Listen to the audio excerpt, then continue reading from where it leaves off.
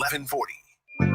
Feeding your passion for local sports in the afternoon. It's the Drive Guys with Kevin Gleason and Kyle Draper on your radio at 1140 a.m. Streaming audio at SacktownSports.com and the Sacktown Sports app. You can also watch the show on YouTube at Sacktown Sports 1140. Here are the Drive Guys with Kevin Gleason and Kyle Draper. Kyle Draper is not with us today. The Kings last night with the big win. So we got to talk a lot today about the finger injury, but not De'Aaron's. Well, I'm sure we will get to that. But Jay is back with us today. And look what he's got going there on his right hand. My goodness. Talk about finger injuries. De'Aaron Fox has this or that. You don't have anything like what you have going on. No. I'm a little more banged up than De'Aaron is right now. Well, I'll say this. I could have played through it like De'Aaron, but I figured I better go get it taken care of right now, Whitey, before I do turn into like Ronnie Lott or something. Yeah. So I figured I could have played through it, but you get to the point where it's like enough is enough. Go get that injury taken care of. Hit the IR for a little bit. You bounce back like everything is good. So that's kind of where I'm at with it right now. As I remember, you injured that finger like playing softball or something a while ago, and you've just been. I know it's difficult sometimes when you got to press buttons. So I'm glad for you that you got it taken care of. Yeah, August 4th, I believe. Okay. And, typical, you go into the ER, you go into the emergency room, urgent care is where I went. You go to urgent care. Urgent care is like, the doctors, they're there to make sure that if you're bleeding out, we stop the bleeding. They're there. If your heart is not beating, we get your heart beating again. Yeah. And so once we do that. You got to like a spear through your neck, like we'll get it out. Right. Yeah. After that, you got to go see your regular folks, right? Yeah. And so the doctor said that I had a fracture to the finger, and without diving super, super deep into it and using terminology that you would need to have a degree for, I was diagnosed with the simplest fracture of your finger. Splint it up, you'll be good 4 to 6 weeks. Goes through the whole situation. I won't mention people's name, our what am I trying to say? Health benefits here that we have for our company here at Sack Sports 1140. So I got referred out to the ortho. Ortho never called me. I had to hunt down the ortho. I had to go to my regular primary care doctor. And then finally I was like, nah, you know what? I don't like the service. I don't like the care that's getting ready to come my way. Refer me to another person.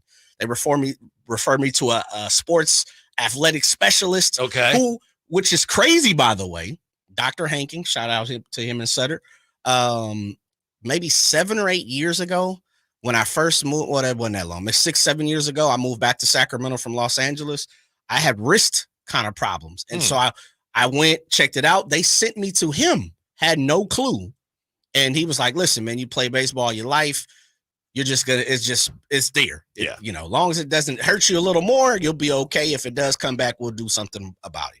Never really has hurt me since 6, 7 years ago. And I walk in, he's looking at me, he's like, what's up, man? What'd you do this time? Right? Tell him, he's like, as soon as he sits down, he shows me an x-ray. He's like, yeah, you see this? Splitting is not going to help that. You see this? Splinting is not going to help that. Unfortunately, when you go to urgent care or ER doctor, this is what they tell you. They see the type of fracture. They see a fracture. They want to get it, handled quickly. But when you get referred, we see this. Yeah, you're going to need surgery. That's exactly what it is. Yeah. And so he's like, the only thing I hate is you've wasted 2 months to get to this point, and we could have got this done a week after. Unfortunately, you were referred to somebody else. If you'd have been referred here, would have been okay. Do you have a pin in it now? I do. I have a couple of screws in that. I could have done that for you for like $40. Well, hopefully that's all I'm paying. Hopefully I'm paying $40. I haven't got the bill, but I'm hopefully it's not too much more than that. But if you just, in simplest form, if you curl your hand up like a C, and I'm describing it for the people on radio, not so much on YouTube, you curl your hand up for a C, right? And you put your other hand into a fist, right? And you ball it up. The ball fist fits into the C of your hand. Yeah. That's basically how the two bones of where I fracture my finger. Connect. The bottom of my C, which would be your thumb, no matter what hand you're using, the bottom fractured. It was pushed in a little bit. And the C kind of fluctuated and moved up a little more, right? So it kind of made a like a half moon shape. That's what I thought when you first heard it, but I didn't want to say anything. Yeah, well, I figured you did. I figured you did. And so he was like, oh, yeah, definitely got to do something about that if you want your finger. Because at one point, I think I showed you, I could not make a ball fist. I would maybe be able to put the okay sign up. Yeah. You know, that type of thing. Well, I'm glad you're doing okay. And I'm joking here, but I know this hasn't been a lot of fun for you. No, it wasn't. But this is my first surgery ever. Wow. I've never had surgery.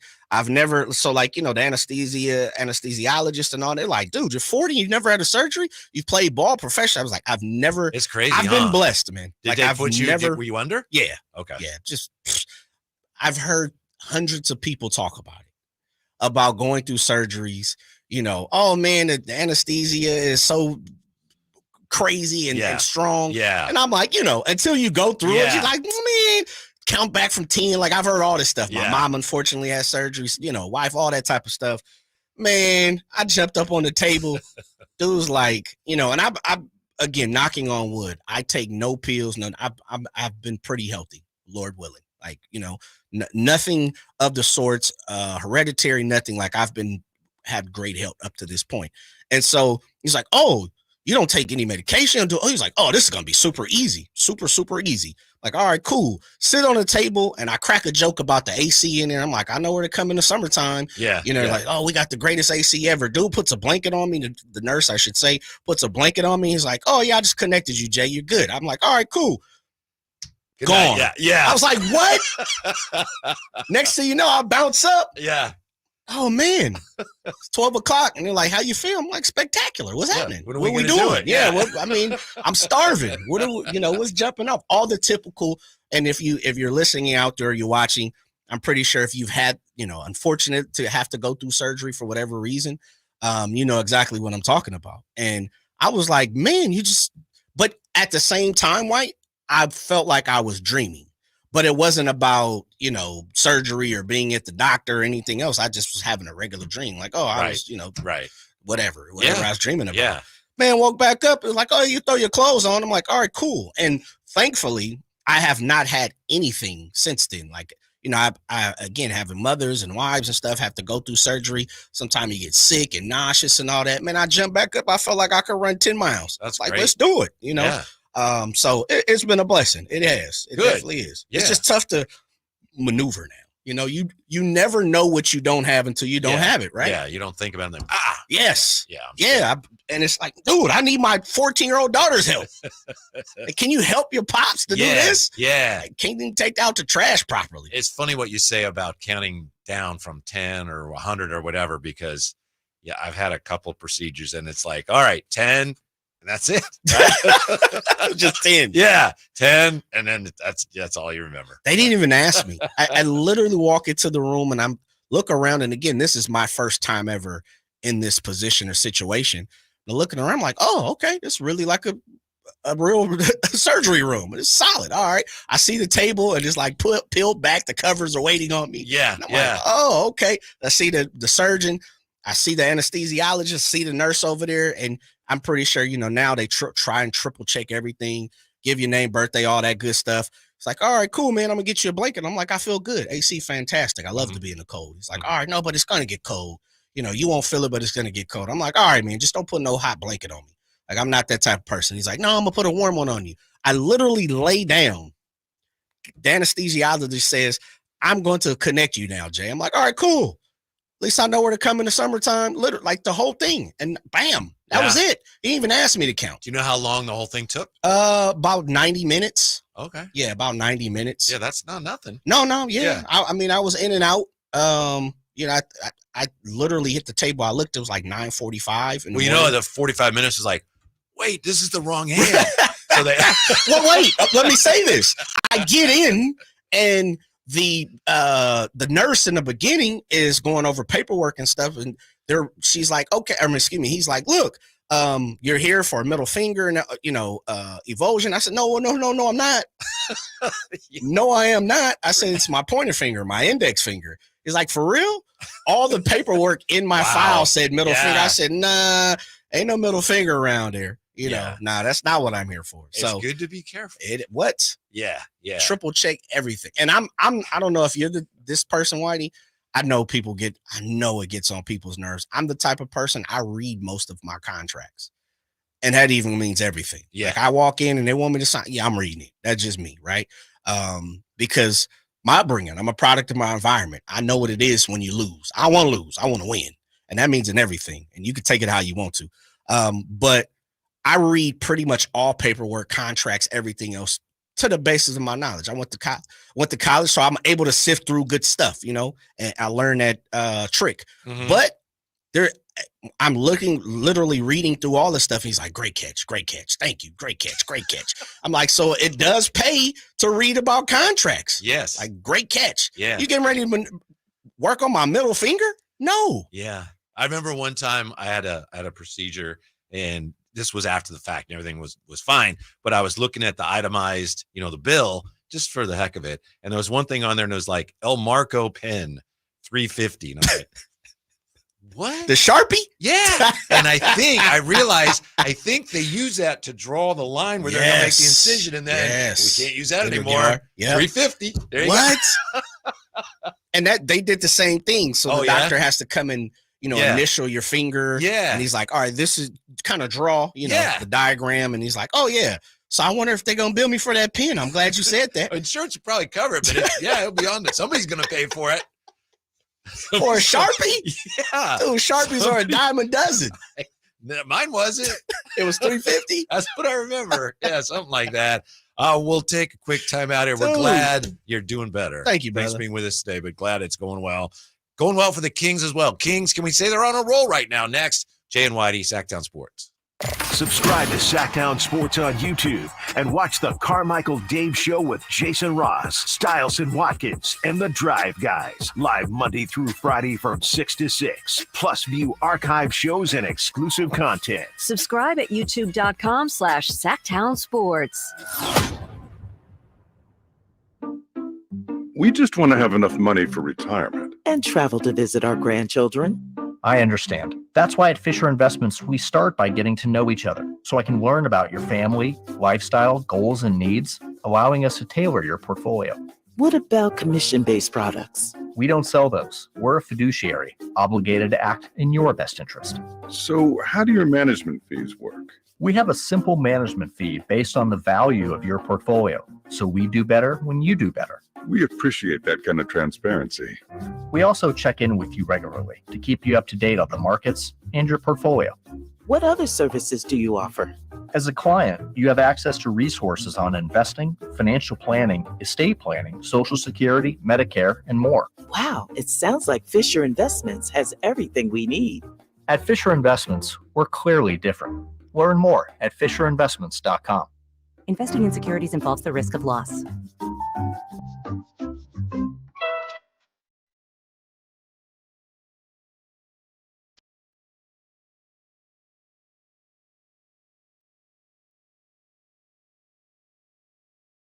Your home for Kings basketball for over 25 seasons. Sacktown Sports.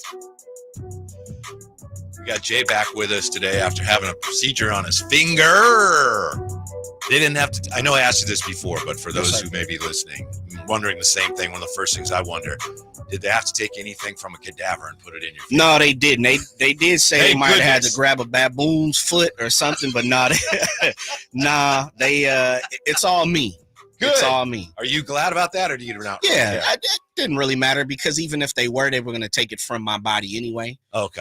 Which I just told, I just learned this. There is a bone outside of your bone on your wrist that is formed like bones within your finger. Oh, And so I had no clue. that's the spare. They put that there. Yeah, pretty much. Yeah, that's The good Lord puts that there in case you need it. Absolutely. So the surgeon's like, hey, if we can't repair your own cartilage and bone, we'll take a graft from your wrist to use. And I was like, oh, how does that even work? They're not even shaped properly. It's like, oh, fits just like a key. Wow. It's crazy, Yeah. man. Yeah, it's So interesting. you're feeling okay? Doing well. Good. Doing well. No Yeah. pain really for the most Oh, part. that's great. Yeah, it's just really, I got Except the when you're boxing banging glove on on. something. Yeah. Yeah. And it was worse prior to, Oh, okay. Yeah. Well, that's good. yeah, because now it's kind of like, all right, it's there Yeah. compared to when it wasn't. Mm-hmm. I'm still trying to use my hand normally. And every now and then I'd hit something and it'd be like, yeah, you need to get that repaired. Ooh, yeah. Are you Feeling feeling style, baby? Have you been feeling any better given the way the Kings are playing with 5 wins in the last 6 games, Jay? Oh yeah, truth. I'll say this, and I know this is not going to sound. If Drapes was in this seat today, he'd be over the top, over the moon. I did have an opportunity for the first time to see meaning the Sacramento Kings pre, post, and halftime. Mm-hmm. As I've stated a few times on this show, because where I moved from, I was outside the area of Sacramento, and I've never changed like zip codes or whatever in my streaming logs and apps. So I always get the opposing team's game. Broadcast. Yeah. Yesterday was my first time seeing Drapes and Chelsea Gray, right? And I know Drapes was like, this is what they're supposed to do, and he was happy. And I'm gonna just mimic that. I'm gonna utilize my inner Draper, and I'm gonna say they should be smacking the Raptors. Yeah. They should be blowing out the Raptors. They shouldn't be losing to the Raptors like they did in OT. Right. So they're taking care of business. Mm-hmm. And that's great. That's a great thing. It's great to not have to come in here and talk about them losing to a terrible team yet again. I'd like to say I think we know that this team is better than the Raptors. I think we've known that they probably are on the same level as the Miami Heat. They snuck one out in Miami. That's what good teams do. Mm-hmm. 2 things I'll say to that. One is, I asked the question as we went to break, Kings, are they on a roll? Or I may have said they're on a roll here.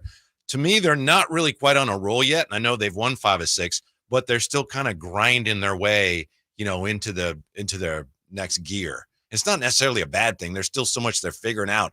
They're winning, but they're nowhere near playing their best basketball yet. True. Yeah. Very true. So DeMar said that after the post game. Yeah, he did. That's that. Right. Yeah. Mm-hmm. Then the other thing is, it was interesting just on social media, how many people last night, how many Kings fans, and I understand it, I'm not criticizing them, but a lot of Kings fans during that third quarter, they were starting to think, oh no, here we go again, because they were conditioned after last year and even after the last game against the Raptors to think that's what this team does when they're at their worst, but they figured it out. Yeah, well, what happens is when you go get a superstar like DeMar DeRozan, and then you have an absolute beast like Domantas Sabonis, and I know what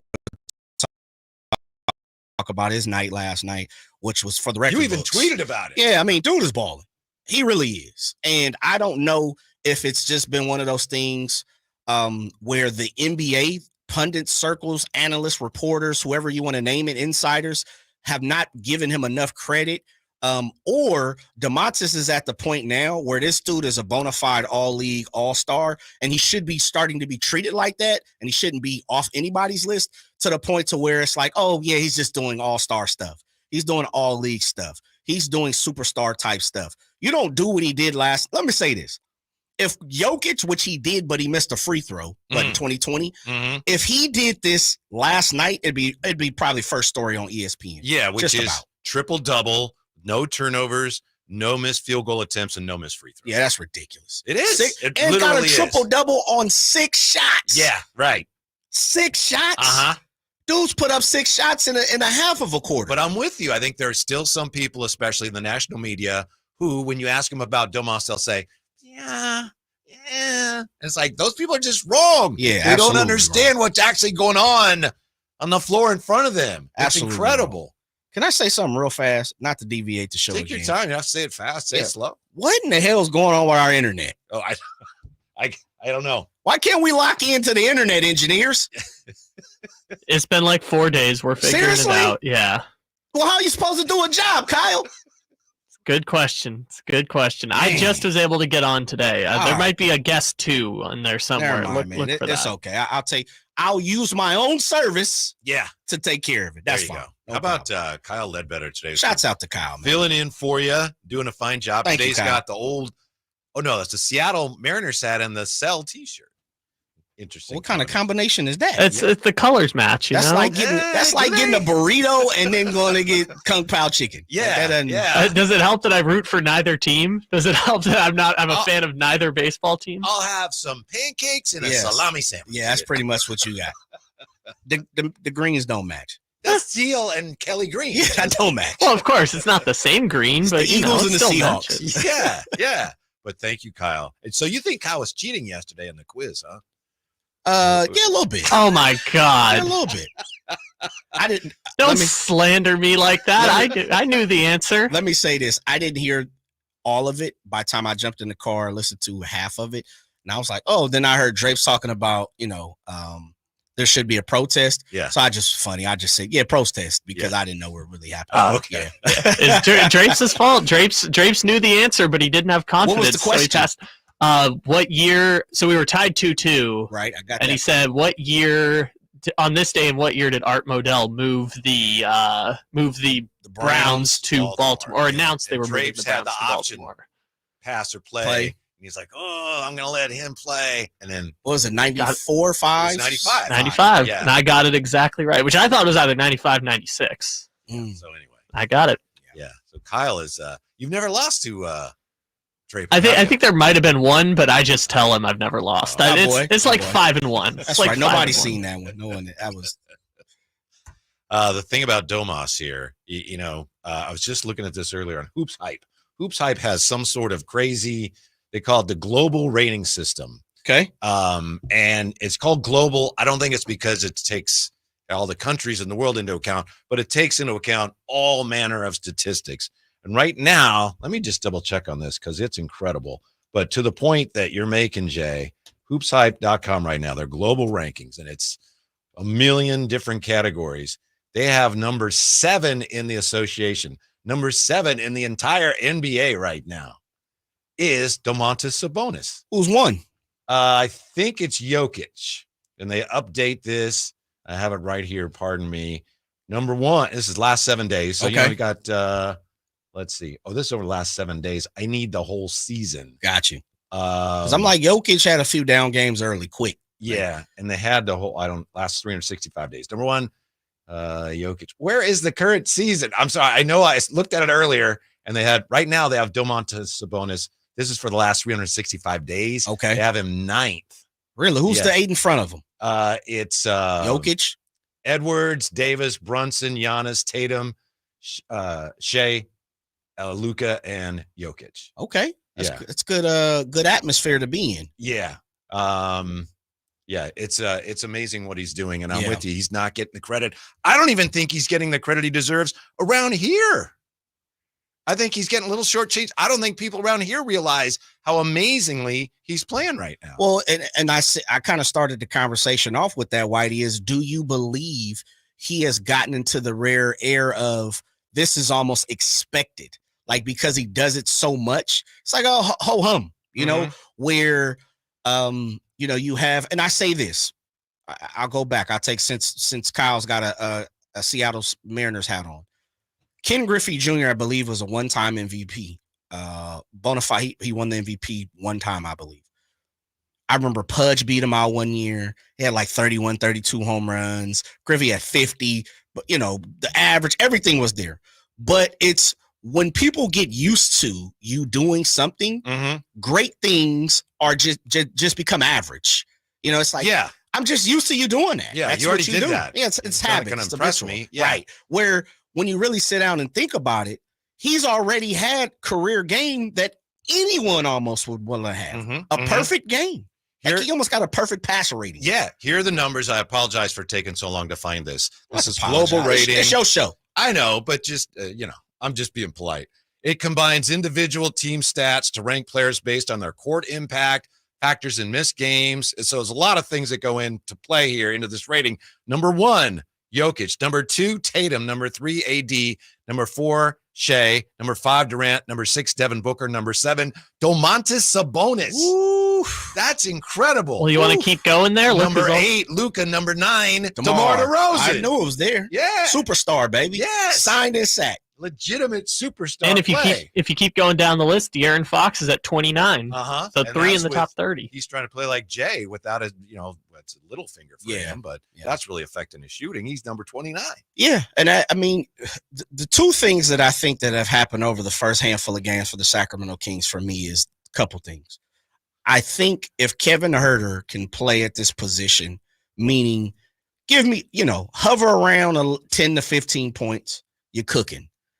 If you still want to upgrade that, and I know there are a bunch of people, and I might still be in that group, but if he's giving you what he's giving now, we'll take it, right? I think that a lot of people want to talk about. I know we'll talk about Keegan, but I set that up in the form of if Domantas Sabonis is going to continuously give you triple doubles, and if DeMar DeRozan is playing at this level, and he pretty much is probably going to be in this same type of area, for me, it's coming down to what De'Aaron and Keegan's going to give you and where this team moves forward. If Domantas Sabonis continues to give, he's going to give you a double-double. But if he gives you these type of triple-doubles where he's like flawless, there's really nothing you can call out of his game. Like I said, on 6 that's bananas, shots, man. which is just that's cartoonish. bananas. Yeah. Like if he continues to give this type of,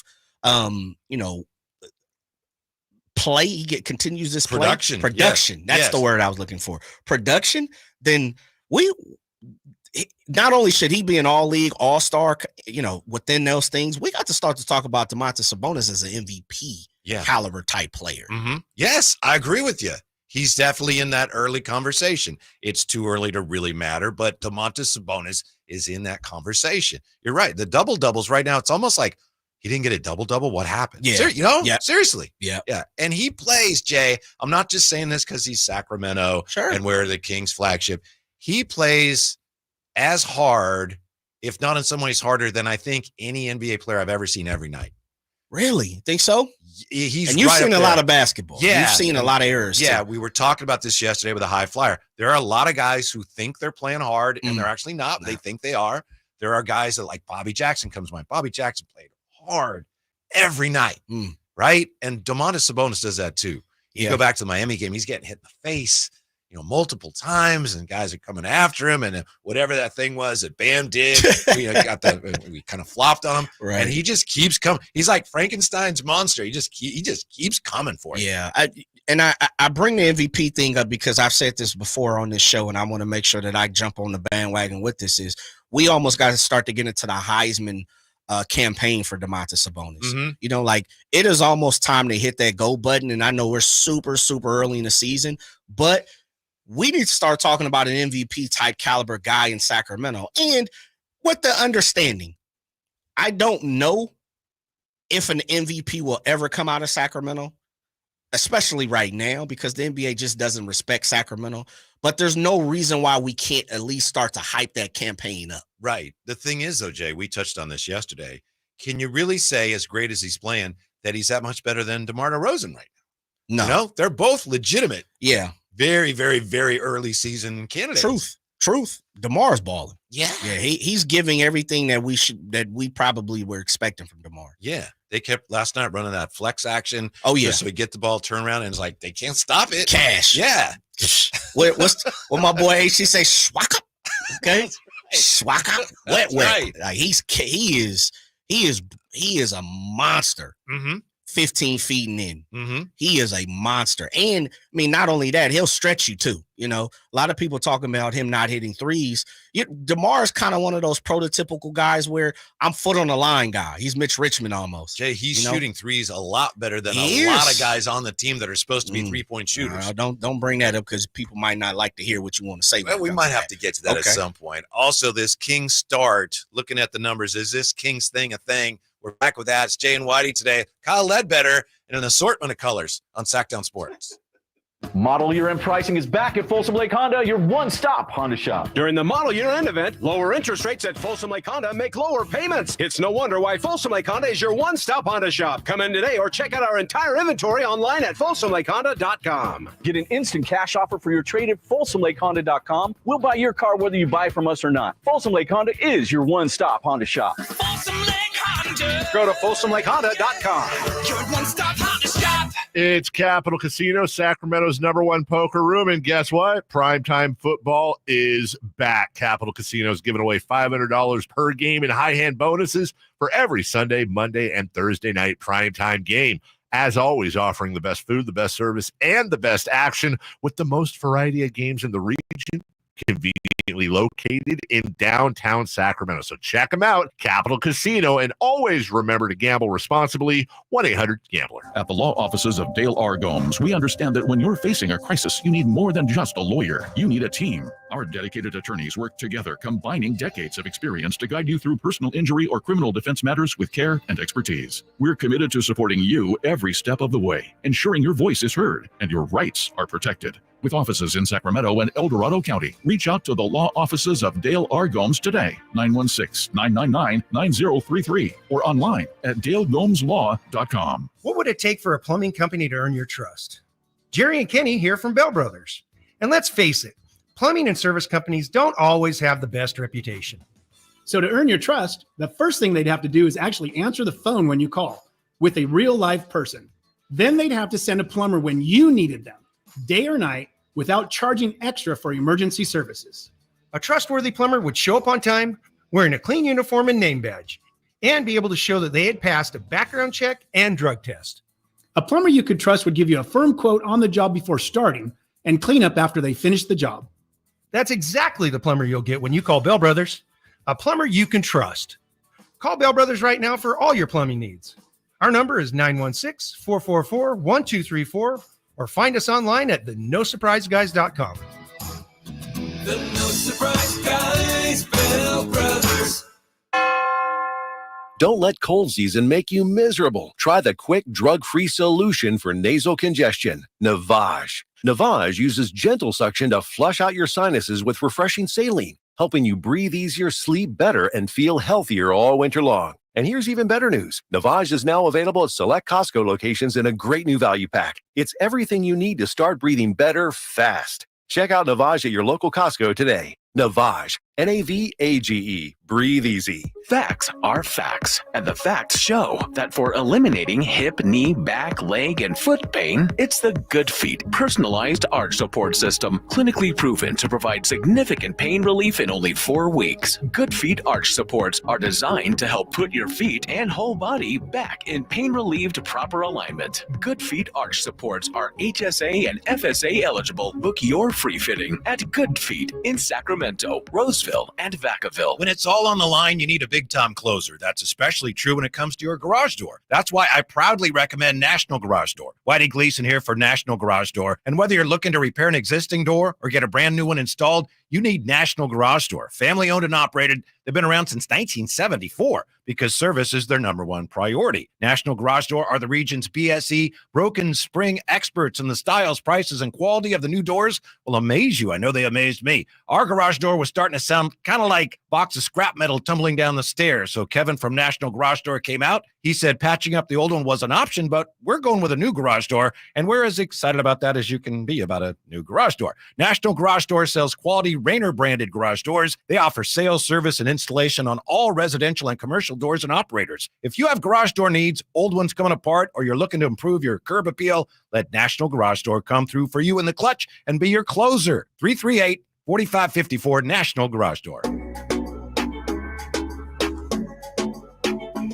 Your flagship station for the Beam Team, Sacktown Sports. We'll get to the phones in just a minute here. Thanks for hanging on. 339-1140, 1-800-920-1140. Drapes has it's a Kings charity event today, I think. Something like that, man. You know, it's tough to. Drapes need an assistant at this point. Yes. You know, I'm pretty sure the Kings could probably provide something for him, but if I was his agent, manager, or something like that. I thought you were. Well, I'd be looking for I'm not. First of all, because I'm not getting paid. Second of all, that's my guy, and if he needed help, I would, just like I would with you, but he needs an assistant. Yeah. So we got Jay in today. Jay, just a couple days removed from his procedure on his finger. Yes, sir.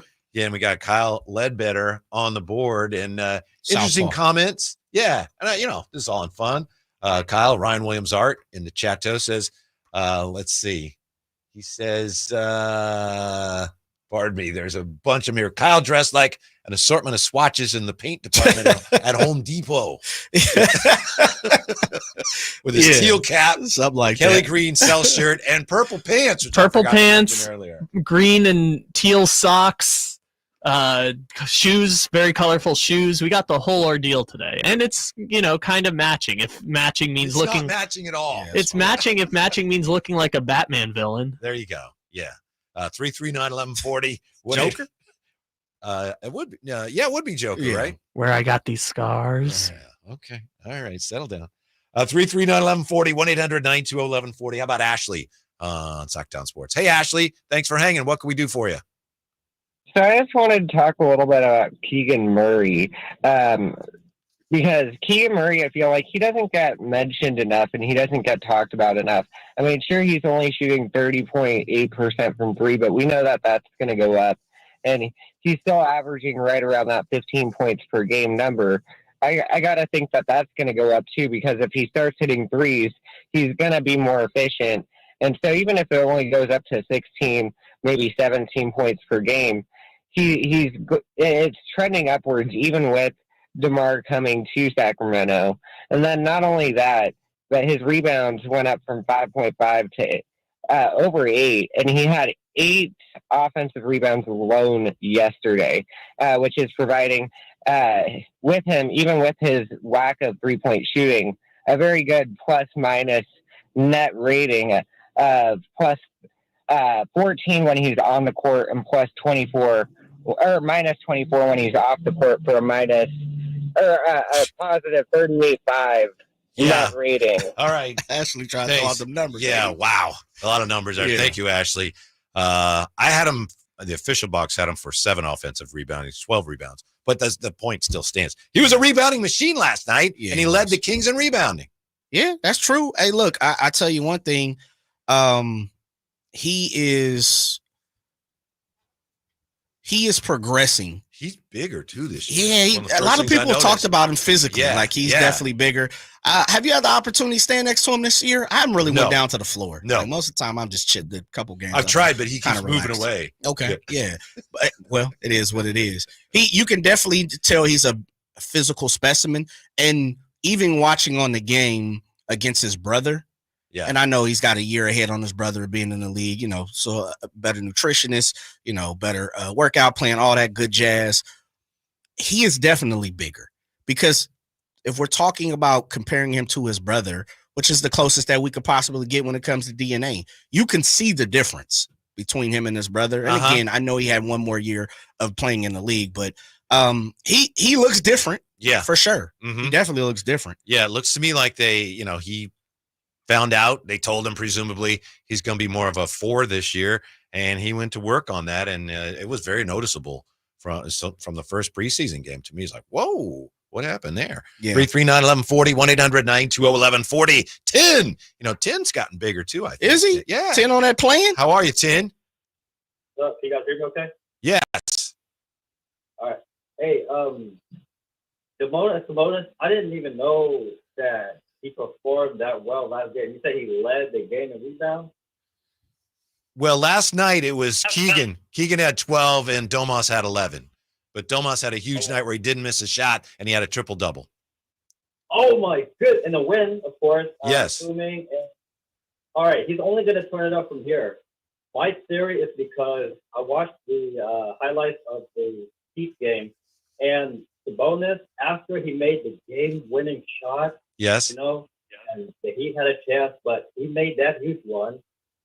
The Heat player, I don't know his name, he tripped him.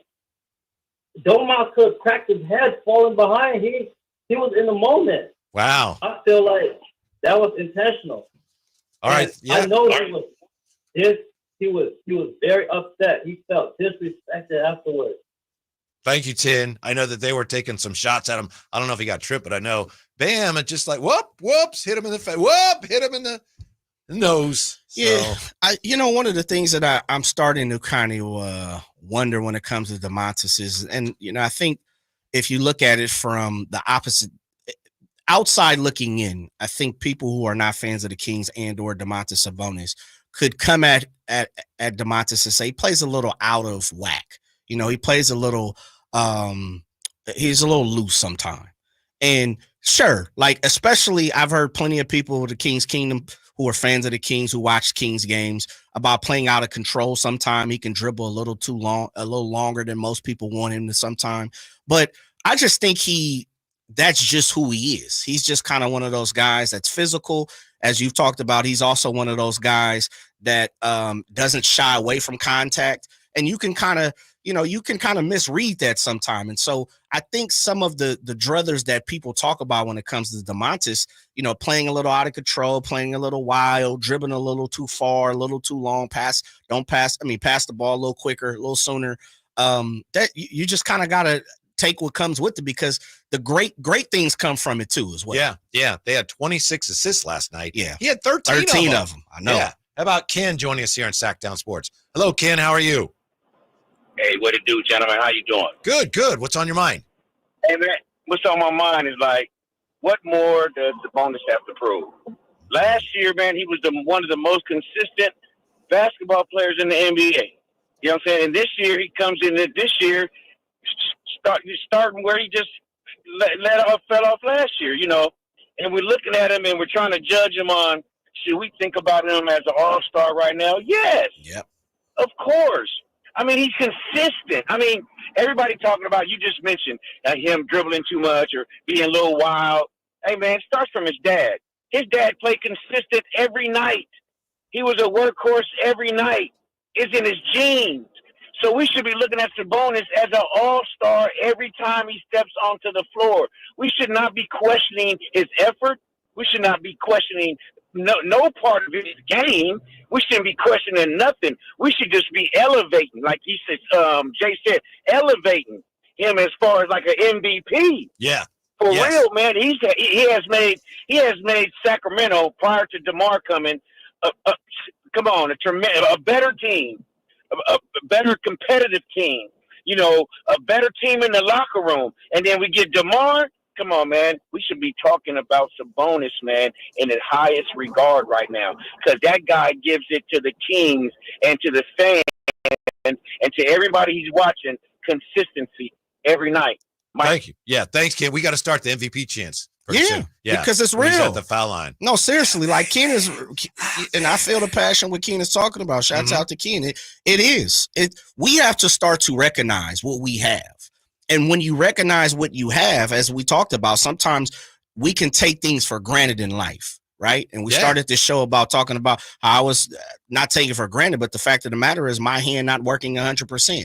Over the last couple of months, I have definitely understood what fingers mean when it comes to something, and I know that sounds crazy. I know what you mean. But yeah, sometimes when you wake up, you don't, the higher being or whoever you believe in or whatever you believe in, sometimes you don't praise them, right? And so I say that to say we have to really look at what's going on with Domantas Sabonis and really inhale and breathe what this dude is doing. He is putting up triple doubles, which feels like at least once a week. We should be grateful. That's Absolutely. what I hear you saying. Yeah, but with being grateful, we need to start to scream at from the top of our lungs. Look at us. Yes. Look at us. Look at me. Look at this guy. Because as we've seen, the NBA is not doing it. Man, I'm telling you, Whitey, and you know this. As I beat on the table like Henry High Flyer Turner, if Jokic would have did what Domantas did last night, man, that thing would be everywhere. Right now, it'd be on the screen right now, and this TV ain't even on, and it'd have popped on. Like, come on, man, be realistic. You're right. Be realistic. Right. The Kings now 5-3, their best 8-game start since 2018-19. Best 8-game start since 2018-19. Is that a thing? We'll answer that when we come right back. Drive Guys on Sacktown Sports. Shop early, save big, all month long during Black Friday build-up at Lowe's. Right now, get select pre-lit artificial Christmas trees starting at just $59.98. Don't wait to save. Shop these deals today, in-store or online, because Lowe's knows deals. Discount taken at time of purchase while supplies last. Selection varies by location.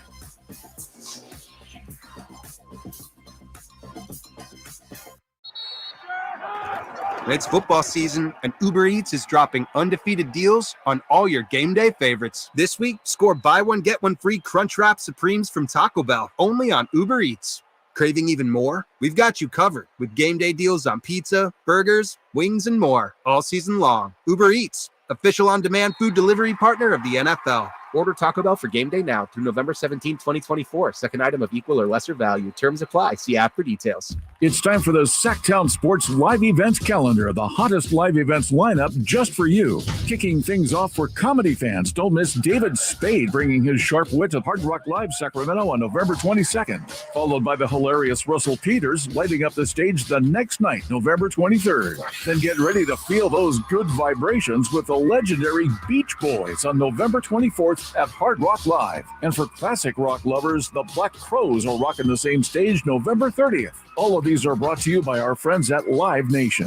The original Jersey Boys, Midtown Men, are bringing their holiday show to Thunder Valley on December 8th.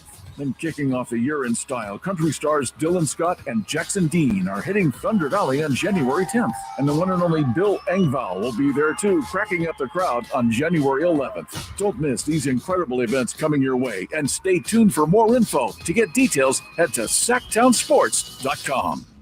Ready to make this Christmas unforgettable? Shop early and save at Prestigio Jewelers' biggest Black November sale ever. For over 30 years, Prestigio Jewelers has offered in-house financing and fine jewelry. Guaranteed credit approval between $400 and $10,000 with no money down options. Prestigio Jewelers, the perfect jewelry, the perfect price, helping you build perfect credit. With locations in Sacramento, Stockton, Merced, and Fresno. Or online at prestigiojewelers.com. There's no better time than now to get yourself into a brand new Jeep because it's Jeep Adventure Days at Sacramento Chrysler Dodge Jeep Ram, offering the best deals in town and a selection other dealers are jealous of. Stop on by. They're just off of Business 80 across from Hagen Oaks Golf Complex. Sacramento Chrysler Dodge Jeep Ram. Ready to pre-game your next big arena event? Head to Beach Hut Deli, a Sacramento tradition for over 40 years, where Aloha is served daily. Located just steps away from the arena, whether it's game day or concert night, it's the perfect spot to gather with friends and enjoy amazing sandwiches. Are you planning a bigger get-together? Beach Hut Deli offers endless catering options to bring those delicious flavors to your next party or event. Beach Hut Deli, good vibes, great food, and epic times await.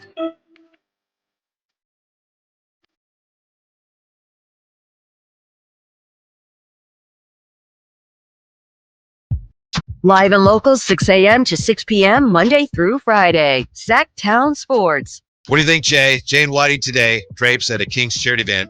He should be back with us tomorrow. He and I should be coming to you from the arena. Kings, a 5-3 start, their best 8-game start since the 2018-19 season. They were 5-3 that year under Coach Yeager. They ended up 39-43. Is that anything? Yeah, they're 5-3. Best start in years. Is that anything? I think it's a little something. Nothing to get excited about, but they should be at least 5-3. They should probably be 6-2. I'm with you. It should be Toronto. Yes. Yeah. Or the Lakers or Minnesota. One of those three. Yeah, I of all of them, I'd probably say the Lakers. I just thought Minnesota had a little too much. And the reason I say the Lakers is really it was LeBron. LeBron did what he was supposed to do and turned on, him being the king, showed people like, look, early in the season, game 2, I'm going to do what I have to do.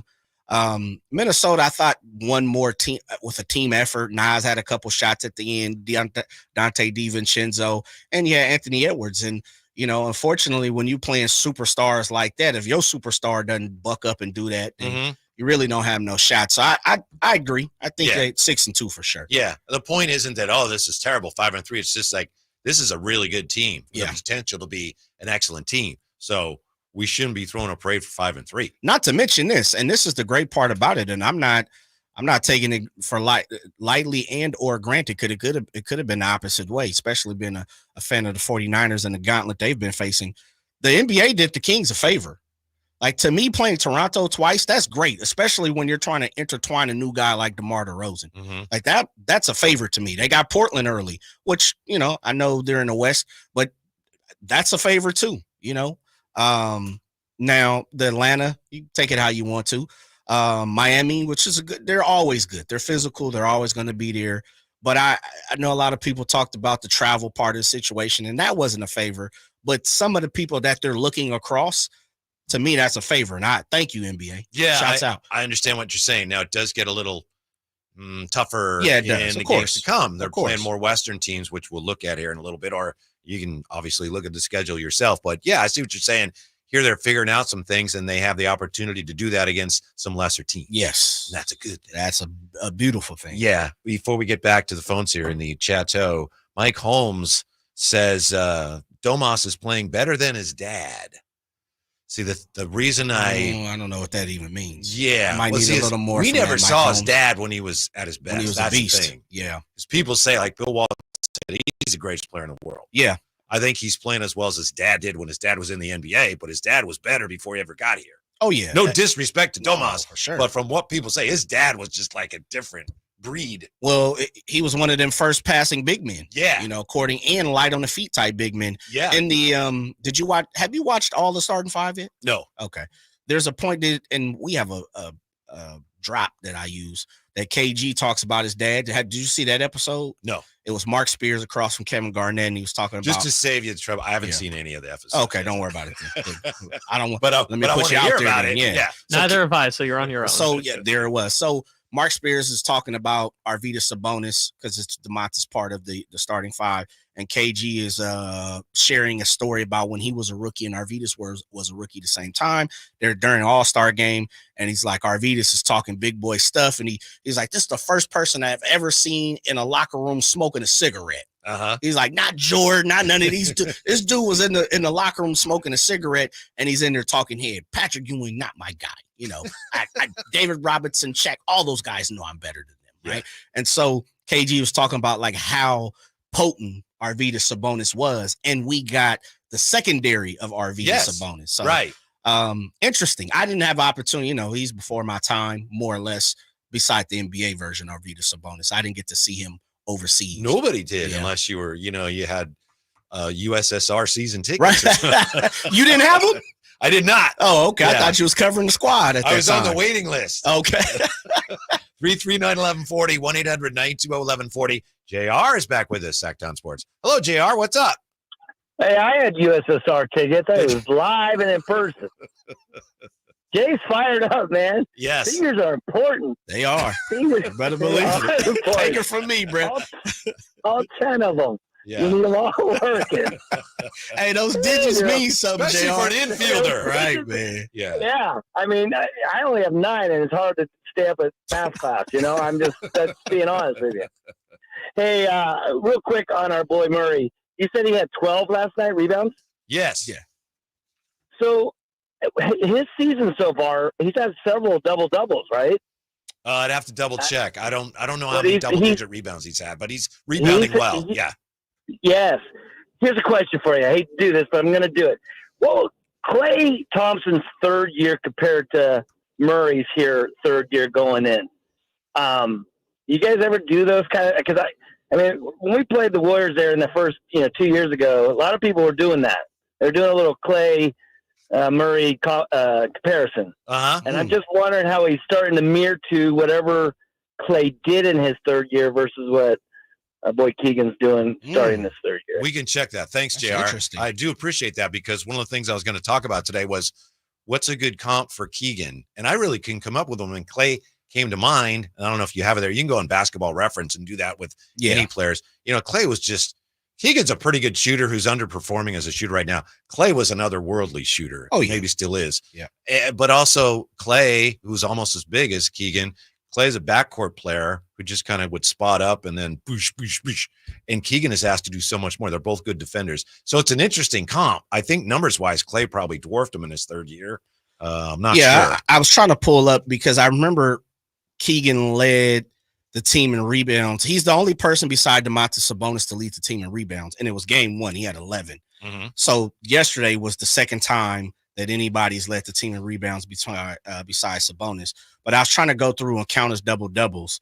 But the comp of Keegan and Klay is interesting because Keegan's just bigger. And, a lot of times we comp guys and they kind of fit. They look the same, so to say. Klay and Keegan don't really look the same when it comes to build, height, those type of things. But they are similar in this. For a long time, Klay was the best defender of the Warriors. For a long time, he was asked to kind of defend the other team's perennial guard and or 3, sometimes 4. I think Keegan's kind of getting that. You know, he's being asked to do those things here for the Sacramento Kings, especially the last couple years. I'm not saying his rookie year, but last year and definitely this year seems like that. It'd be an interesting comp to look at. It looked like you pulled up some numbers. There you go. Yeah. Clay didn't really become Clay until the next year. Fourth year? Yeah, he was at 21-7 that year. And then from there, you know, he's been 20 points a game until he got hurt. But year 3, if Keegan did this year, this would be amazing. Klay Thompson, year 3 at age 23, 18.4 points per game. He only had 3.1 rebounds. He's a guard, but the shooting, 3-point shooting, 42%. So, you know, if Keegan had anything like that, anything near 18 points and shot 42% from the 3-point line, that would be an incredible year. That's the whole thing with Keegan right now. He's doing so many great things, but the 3-point shooting is way off. Yeah, it is. It's not been his bread and butter. What we've come to know, of course, breaking records here in Sacramento as a rookie, but he's doing other things. You know, Drape's made a comment yesterday about not being a box score guy. He's filling up the box scores, but they're not in the points, rebounds, and assist category. It's a lot of the plus and minus. It's the blocks. It's the steals. It's the other things, you know, that a lot of people don't particularly look at, the flashy statistics. And so I think he's playing good basketball. You know, shooting wise, hopefully it comes around. Yeah. We'll see what happens. I'll say this about Drapes, and I'll tell him this tomorrow. Yep. I don't mean to talk about it. He's my guy. But it's funny you mentioned that, you know, he doesn't like to look at box scores. He only says that. He says that a lot, right? I don't like to look at box scores. Sure. He only says that when he looks at a box score. Yeah. That's the only time he did it last night. You know, post game with Chelsea Gray. He's like, Yeah, I'm not really a box score guy, but let me tell you. He's like, "Hey, come on." That's his thing. You know what's funny, man, is because we have the opportunity to do so. I literally, as I was sitting there watching it, White, I'm like, I should text his butt. I should text him, be like, "Oh, why you got that paper in your hand? You better than that." But you know, I was just chilling. I just posted up, relaxing. But that I literally started to text him, be like, "Oh, what's up, box score guy?" Yeah, or, you know, crack a joke or something between all three of us. But yeah, you have to at least pick up the paper and take a peek at it. Yeah. There's good information there. Yes, it gives you something. Yeah, in fact, we've got some numbers we'll look at in just a second here. One thing the Kings did very well last night that you might not have noticed. By the way, who is it here? I apologize. We're getting so many chat messages here. I'm losing them, but I think it's Michael Stoneburner saying, "Jay, doing a great job today filling in." You're not filling in, though. This is your show, too. Yeah, it is. But I get what he's saying. Shouts out to Michael as, you know, I'm filling in for Drapes. How about that? Kind of, but you're always here. So well, that's true. Yeah. Shouts out to Mike, though. Anyway, we're right back. Drive Guys, Sacktown Sports. Feeling good. You need to vaporize that cold. Vaporize? Yeah, with DayQuil VapoCool. It's DayQuil plus a rush of Vicks vapors. Whoa. Come on, honey. Let's let mommy rest. You guys are amazing. And so is DayQuil VapoCool. DayQuil VapoCool, the vaporizing daytime coughing, aching, fever, power through your day medicine. And to vaporize sore throat pain, try Vicks VapoCool drops. Use as directed. Keep out of reach of children. The holidays are here at the Home Depot, so let's get to decorating. Find your perfect tree in our huge assortment of shapes, sizes, and styles. Like the easy-to-assemble Jackson Noble Fir, with pre-lit branches perfect for styling with all your favorite ornaments. Or the Flock Starry Light Fraser Fir, with over 1,900 pre-lit memory wire branches that keep their shape so it's ready right out of the box. Ooh. Find the perfect tree now at the Home Depot. Hi, I'm Justin Gingery. One of the most common questions I receive is what makes us different from other law firms. At Gingery Hammer and Associates, we handle your case from beginning to end. Whether your case reaches a settlement, whether we need to file suit, or even take it all the way to trial. We will be with you along the entire way, and because we are committed to you and your case, we are as invested as you are in making sure you get the outcome you deserve. If you have an injury, just call Gingery. I'm Bob Burke, founder and chairman of Burke America Parts Group, a family of brands that includes RepairClinic.com, an appliance and HVAC parts solution company that's grown into an international brand. Before AmericanEagle.com, we partially launched a new technology platform developed by another firm.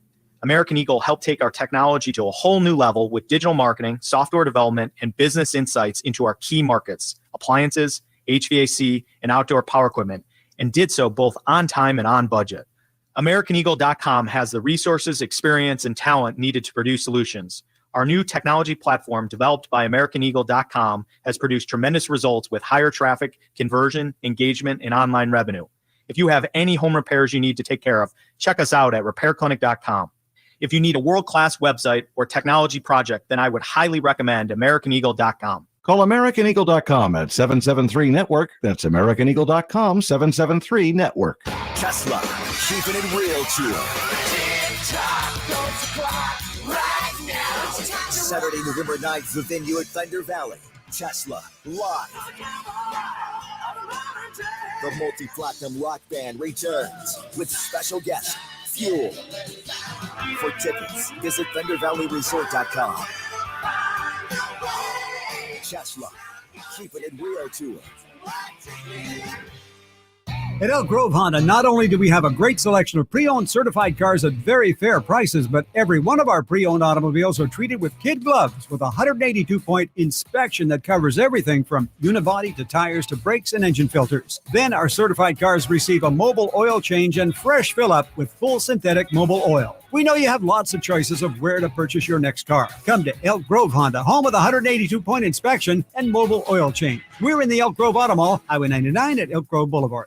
Black Friday is on its way at Fasteners Inc. Tool Outlet, and there's no better place to shop for all your power tools. Low price Makita Bear tools starting at $89, Makita batteries starting at just $49, and many more of the year's hottest deals. November 25th through December 2nd. That's right, one whole week of crazy deals on power tools. So don't forget, our Black Friday sale will be November 25th through December 2nd. Check us out at 6701 Power Inn Road or online at fastenersinc.net. The year was 1948. The Sacramento Symphony was founded. Harry Truman was president. Jerry Mathers from Leave It to Beaver was born. And Walter Keyes opened his first Naturewood home furnishing store 76 years ago on 25th and Broadway. Hi, I'm Frank LaRosa with Golf to Go. All those many years ago, the Keyes family promised integrity and quality in serving families just like yours and mine. Near as I can tell, Walter would have been pretty proud to know that those same values are evident today at Naturewood Home Furnishings. The Naturewood team takes great pride and significant effort to offer Northern California families a vast selection of home furnishings. Furnishings that not only last for generations, but also lead to everlasting memories of cherished times. Visit Naturewood Home Furnishings now during their Veterans Day Save the Tax sale and get started making your own brand of memories. The Keyes family would love to hear them. Naturewood Home Furnishings off Highway 50 at Hazel. Look for the water wheel. KHD1 Sacramento, KYMX HD3 Sacramento. From the Power Business Technology Toshiba Studios. Sacktown Sports 1140.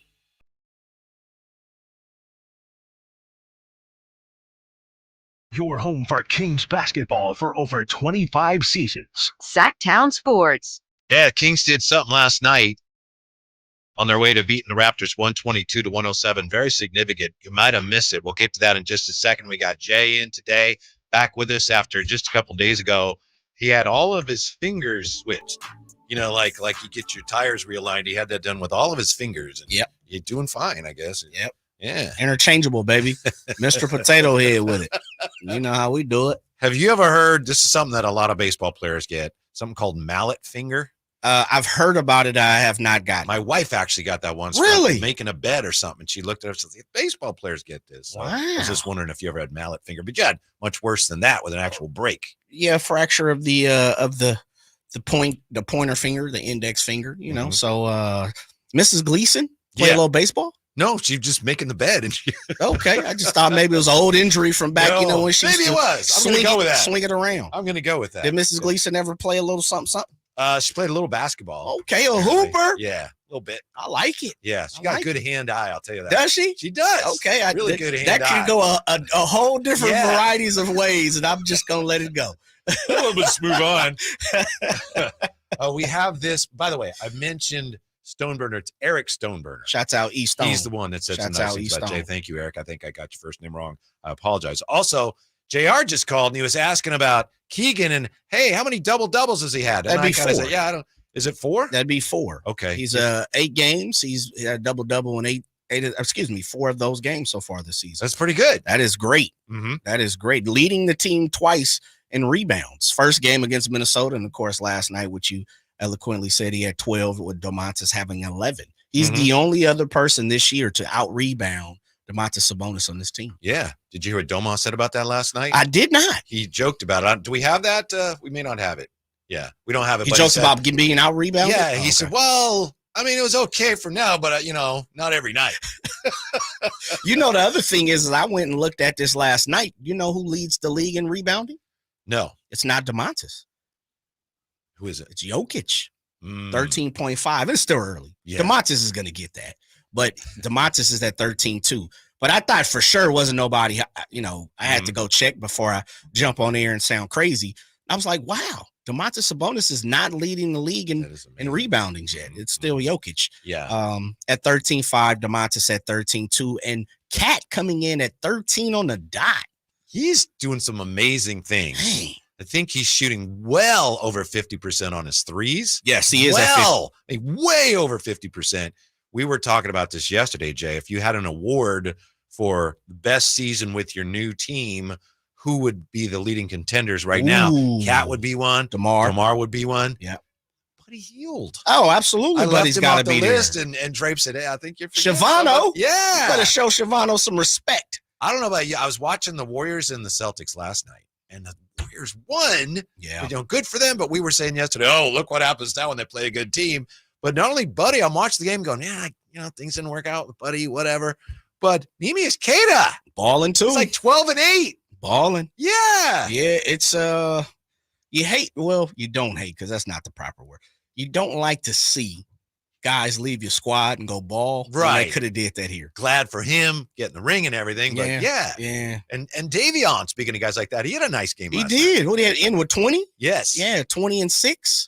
Made a couple threes. Yeah, it's one of those things, man. Behind off on defense as he does. Yes, he did. And this the other part too, and don't take it for granted. When you get comfortable, and again, we've had the opportunity. We are blessed, unlike some people, when it comes to being able to cover the Kings at a deeper value, because we have opportunities to go, and talk to coaches and players and stuff.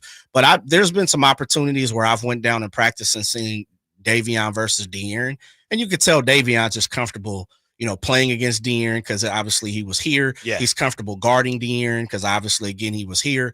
And so you could see Davion was just comfortable. Like this, De'Aaron, that means nothing to me. Just my brother, and we're going to play against each other, and I'm going to give it to him just like he give it to me. Yeah, that's always really interesting when you have two guys who were teammates that just used to, batter each other in practice, and then they're on opposite teams because of trades or whatever. Then they're playing in the game, and you can kind of see some of the history there. Mm-hmm. Yeah. And there was a couple times where you could see Davion went straight at De'Aaron, like, you're not holding me. I'm going to go put this on the glass real quick for a layup, where it's like, dude, where was that at?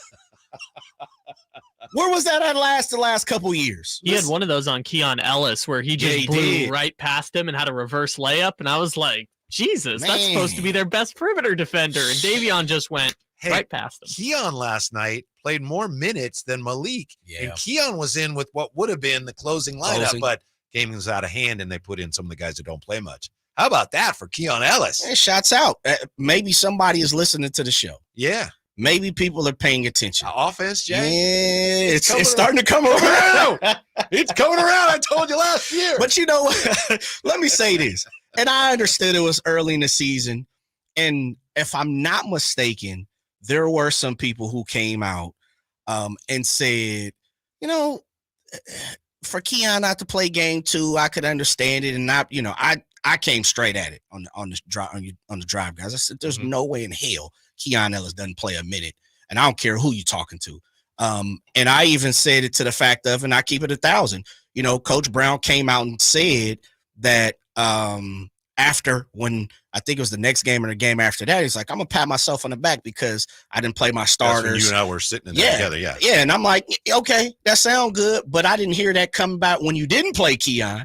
And so with that being said, I would be remiss if I didn't come on the show and also say great job by the coaching staff finally to understand, like, this dude's got to play 20 minutes. And I know Drapes, I thought, said 15 to 18.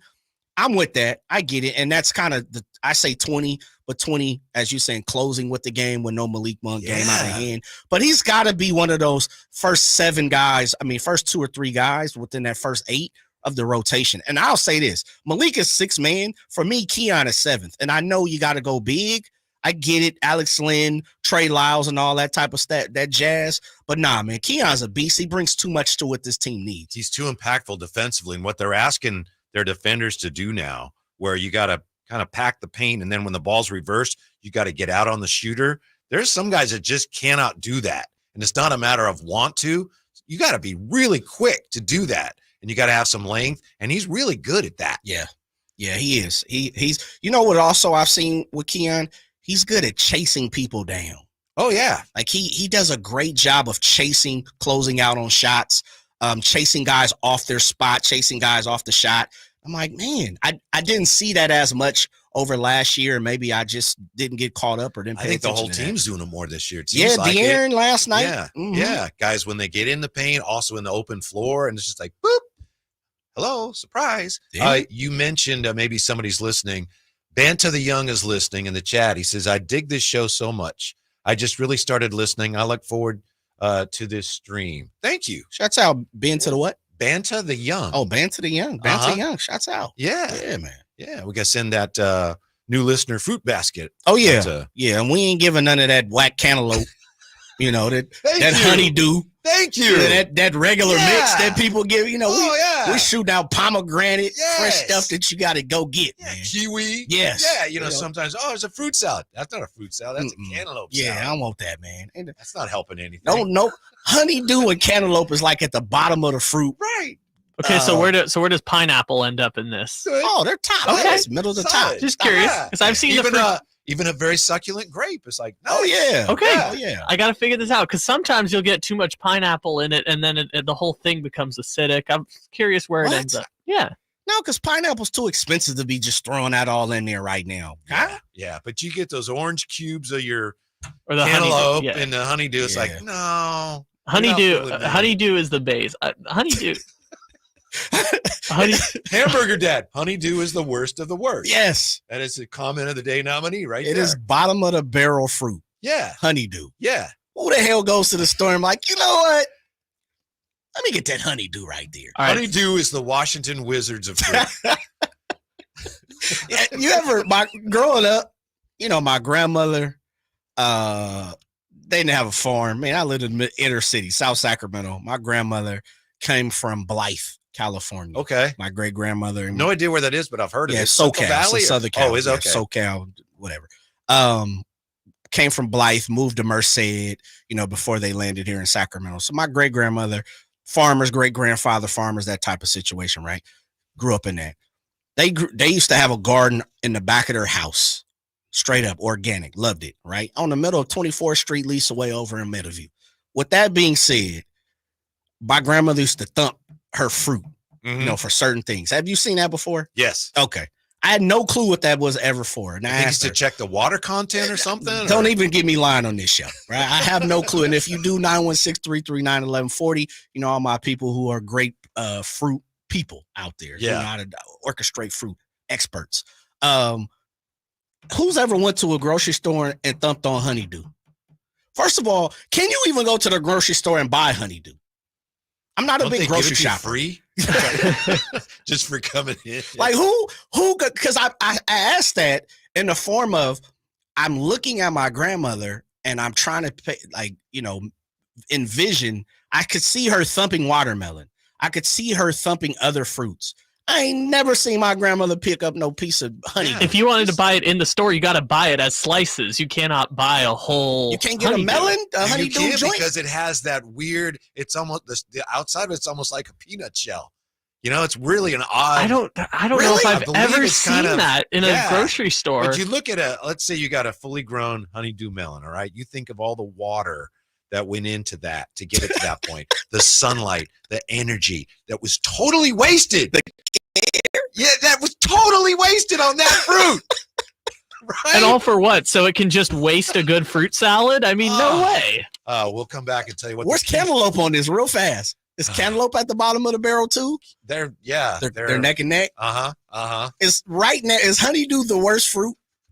To me, finger. I Where we might going take with that? honeydew if it was like I had to eat one or I will die. I'd look at all my options very closely, but I think I would go honeydew over Versus a cantaloupe? Okay. Yeah, I think I'm gonna. This is just a personal preference. I'm gonna toss a pear in there real quick too. Pears are awesome. You got to have a really good pear, otherwise they're terrible. Oh my goodness, Kyle Ledbetter. When we come back, yes, we'll tell you what the Kings did last night. The numbers say they did something very well that you may have missed. Coming up, Drive Guys, Sacktown Sports. Did you miss any part of our live local shows? Don't worry, you never have to miss them again. Check out sacktownsports.com and search our podcast page and play our shows when you want. The Carmichael Dave Show with Jason Ross, Stiles and Watkins, and the Drive Guys. Plus, other podcasts like Return of the Empire, Return of the Roar, the Stingers Up podcast, and Golf to Go with Frank LaRosa. They're all available right now on sacktownsports.com. Hey, it's Carmichael Dave for American Energy Heating and Air with a question. Have you recently had a technician diagnose your HVAC system and you were a bit surprised at how much it cost? Or did something seem off about their quote? Because at American Energy, they take pride in giving you honest, straightforward solutions to get that system up and running. Have their qualified technicians come out and give you a free second opinion. It's free. You got nothing to lose but some dollars off of that original quote. They're making the uncomfortable comfortable. They've been doing it since 1981, serving the greater Sacramento area. A+ with the Better Business Bureau. That's why they keep having customers coming back for more and more and more. You can call them and set that appointment at 916-520-9990. That's 916-520-9990 or AmericanEnergyAir.com. Call 916-520-9990 now.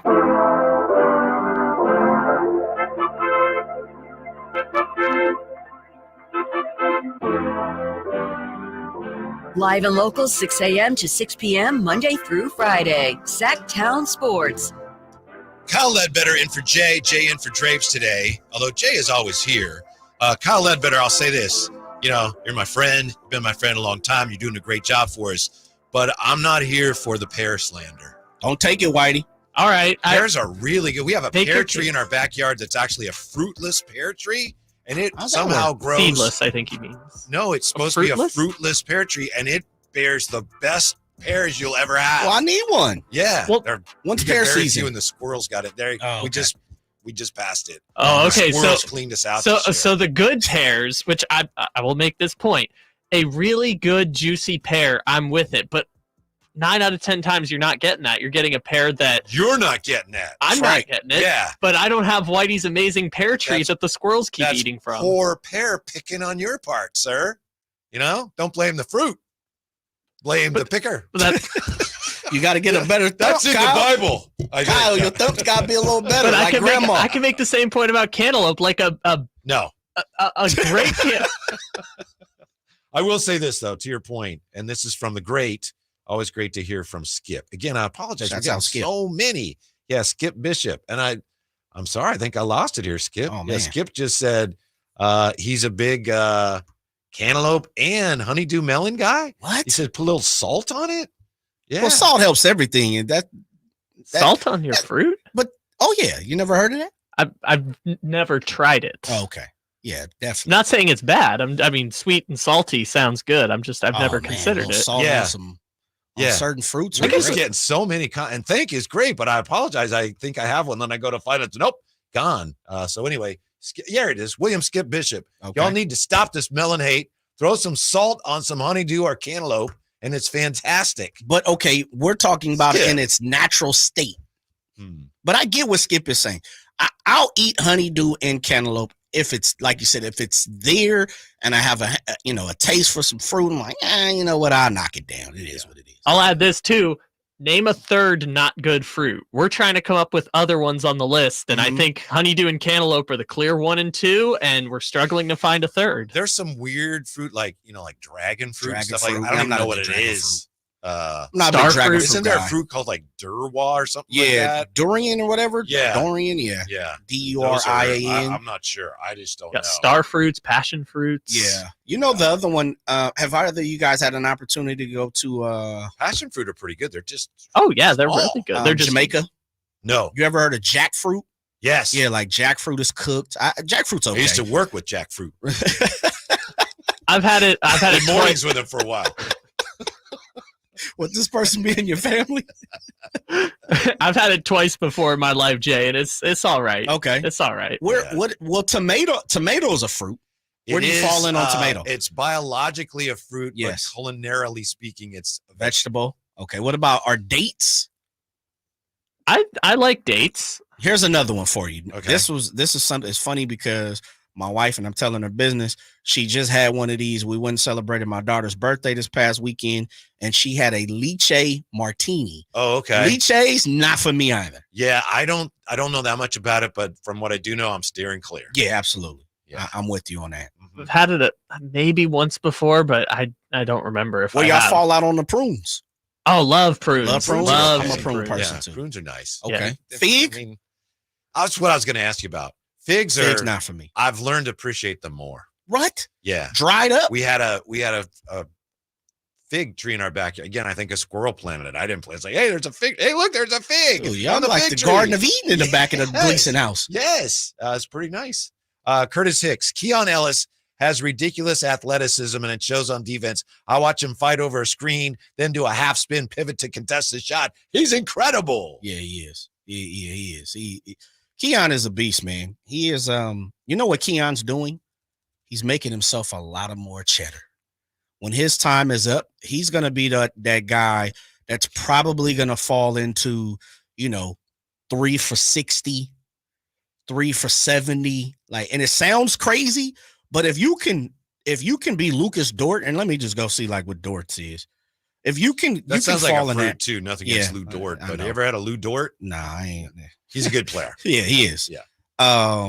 But he's making himself a lot of more money right now, and if he can, as you talk about, if his offense comes around, Lou Dort 4 for 87. Keegan has an impact, and it doesn't seem to bother him whether he's starting or not. And I think he would, I don't know this, I think he would love to start. Maybe that perturbed him a little bit when he didn't, but he plays well whether he's starting or not. He has an impact on the game to the point where the Kings keep having to play him because he's proven himself, like you say. He's making himself invaluable in a way. He is. He definitely is. I'm looking another person he reminds me of, and I think I have to go see, but Alex Caruso, right? He signed a 4 for 40 almost. Yeah. So that Keon's pushing up towards that area. It's super interesting. It's super interesting to see a guy like Keon, who was a two-way guy, who a G League guy, to have to be on a roster, to last year jumping in front of people and starting, to where maybe he was going to start, maybe he wasn't, a fill-in for Kevin Huerter. Maybe he was going to start even if Kevin Huerter was healthy. Yeah. To the point of, as you said, he's forcing his way onto the court, man. Right. He balling. Yeah, and having an impact when he plays. By the way, people now in the chateau talking about apples. Cosmic Crisp. I'll tell you what, if you like apples, try that. It's incredible. Really? One of my daughters said, hey, try these Cosmic Crisp apples. Like, well, where am I copping this Cosmic Crisp at? I think they're readily available at just about any, it's not like you don't have to drive up to some apple farm. Or you don't have to, go to Apple Hill or nothing? No. Cosmic Crisp, is it red or green? It's red. I'm a green guy. I'm a Granny Smith type. I always was too, Jay. That's the thing. Yes. I'm looking at the Cosmic Crisp. Yeah. Okay. You know what? I've seen this bag in my local Target. You might, as one green apple guy to another, you might want to try it. Are you serious? Yes. I like the snap of a Granny Smith. I'm curious now. I used to be with you, Jay, and the thing that was interesting is I ate them so much as a kid that now as I've gotten older, I'm like, I kind of lean more towards red. I've kind of exhausted my love for Granny Smith. 339-1140, 1-800-920-1140. Everybody on their best behavior. We have apparently a first-time caller. Oh, yeah. Kevin joining us. How are you, Kevin? Yeah, welcome to the house. Put your feet up.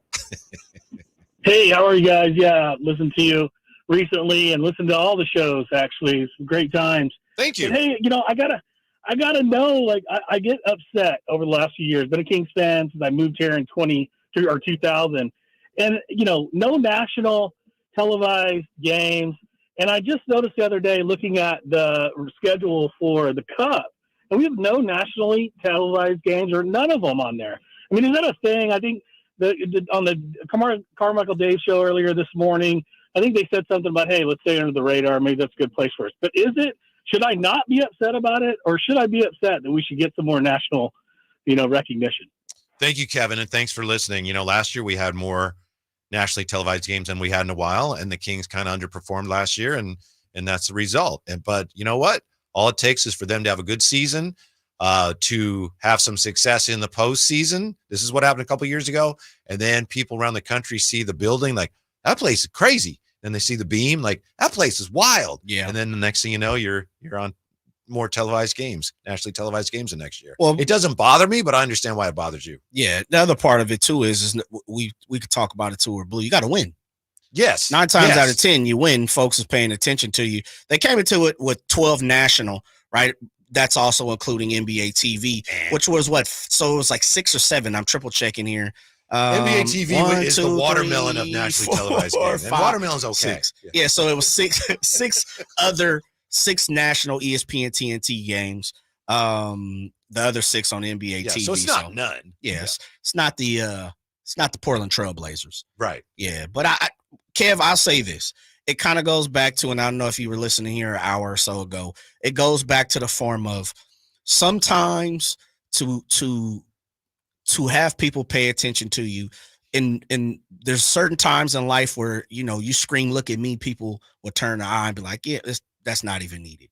I'm also saying we also need to start a Heisman campaign for Domantas. And I've been on record here plenty of times saying the Kings, meaning the organization, the Kings meaning the fans, the Kings meaning people who support them, and not whatever, you don't even know, even if you're not a fan but are supporting the Kings. We have to do a better job of screaming, look at me. Mm-hmm. Even to the point to where you almost become annoying to the NBA, and because at this point, at this rate, unless they win and surprise people, I don't know how we're going to get some of those national games and MVP voting and all caliber, all league caliber type stuff. Yeah, you win more games with DeMar DeRozan, as they're doing now. You're going to be on more TV games next year, presumably, if you have some postseason success. But I'm just wondering, because they had more TV games last year, didn't they? Nationally televised, yeah. So I'm wondering where those national TV games went.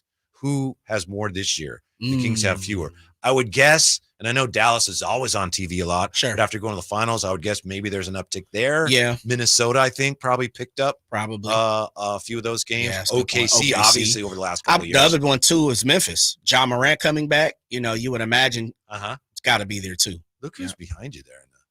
You see who that is? I didn't. Let me see who that is. Yeah, it's a guy in a suit.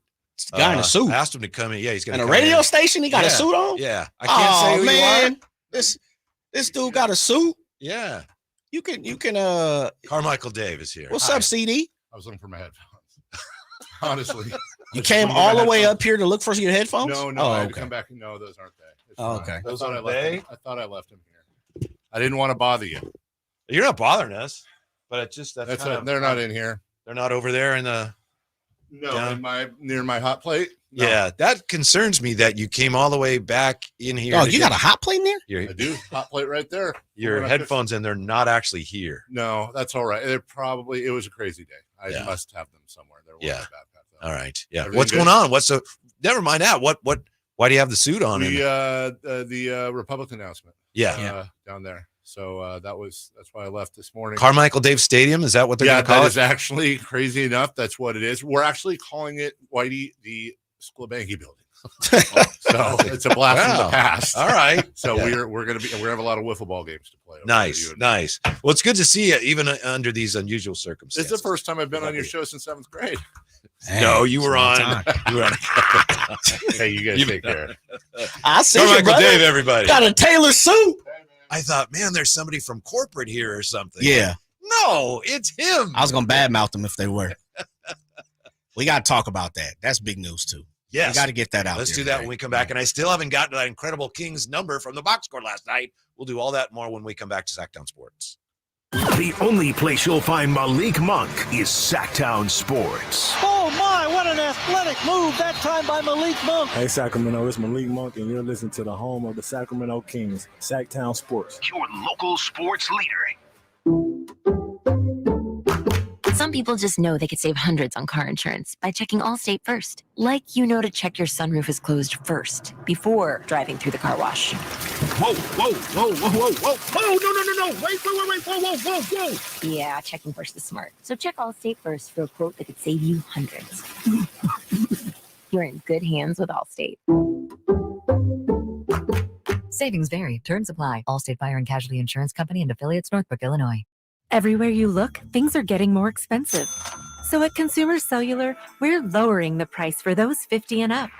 Now you can get unlimited talk, text, and data for $30 a line when you buy two. That's just $60 a month for 2 unlimited lines. So if you're 50 and up, make the switch and save. Come on, you've earned this. Call 1-888-FREEDOM or visit consumercellular.com today. Requires 2 lines of service, age validation, and credit approval, subject to system and area limits, taxes, and other fees apply. The Hagen Oaks Golf Super Shop is the only store in the world to be named a top 100 shop for 40 years straight. Yes, the only golf shop in the world. Hagen Oaks Golf Super Shop is your unsurpassed spot to find the hottest golf gear, best pricing, and elite expertise. Try any club on the shelf on the driving range for free and let our staff show you everything you need to look and play better. You love golf. The Hagen Oaks team loves golf too. Hagen Oaks Golf Super Shop, Fulton Avenue, Business 80. Learn more at hagenoaks.com or 916-481-GOLF.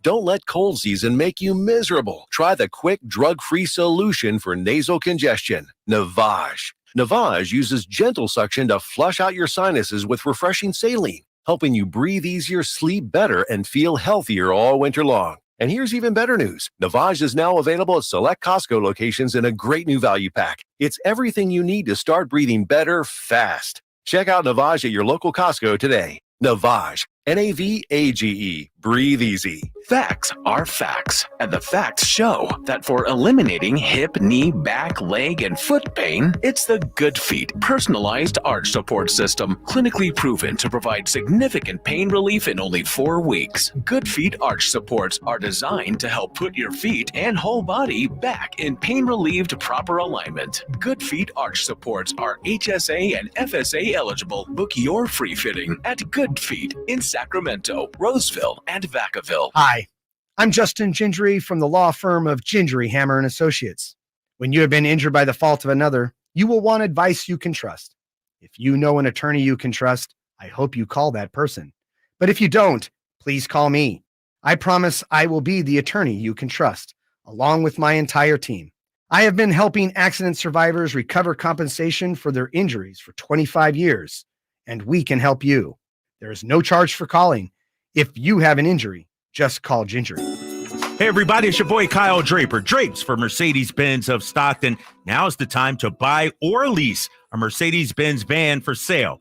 They have Sprinter vans. You could turn it into a worker cargo van, a worker passenger van, or just a plain old passenger van. They are fully customizable. And one of the things I love about their Sprinter vans, because trust me, I had a chance to check them out myself. I hopped in the Sprinter van, and you guys know I'm a big guy, right? Well, I was able to stand up head to toe and fit perfectly. So if you're interested in the Mercedes-Benz Sprinter van for your business or just your personal needs, now is the time to head down to Mercedes-Benz of Stockton. They can help you find the configuration that best suits your needs. Plus, you can take advantage of the huge tax breaks before year's end. Take the short drive down I-5 or go online anytime at mbofstockton.com. That's mbofstockton.com, and tell them your boy Drape sent you. Only one radio program captures the excitement of hunting and fishing as it happens. The award-winning California Sportsman with Sep Hendrickson. Only California Sportsman takes you where the action is. Live on the water, live in the blind, and live with the top pros and experts in outdoor sports. California Sportsman with Fishing Hall of Famer Sep Hendrickson is your premier destination for all things outdoors. Sep's Saturday Morning Outdoors. Ultimate Bass and California Sportsman, 5 a.m. to 8 a.m. Saturdays on Sacktown Sports 1140.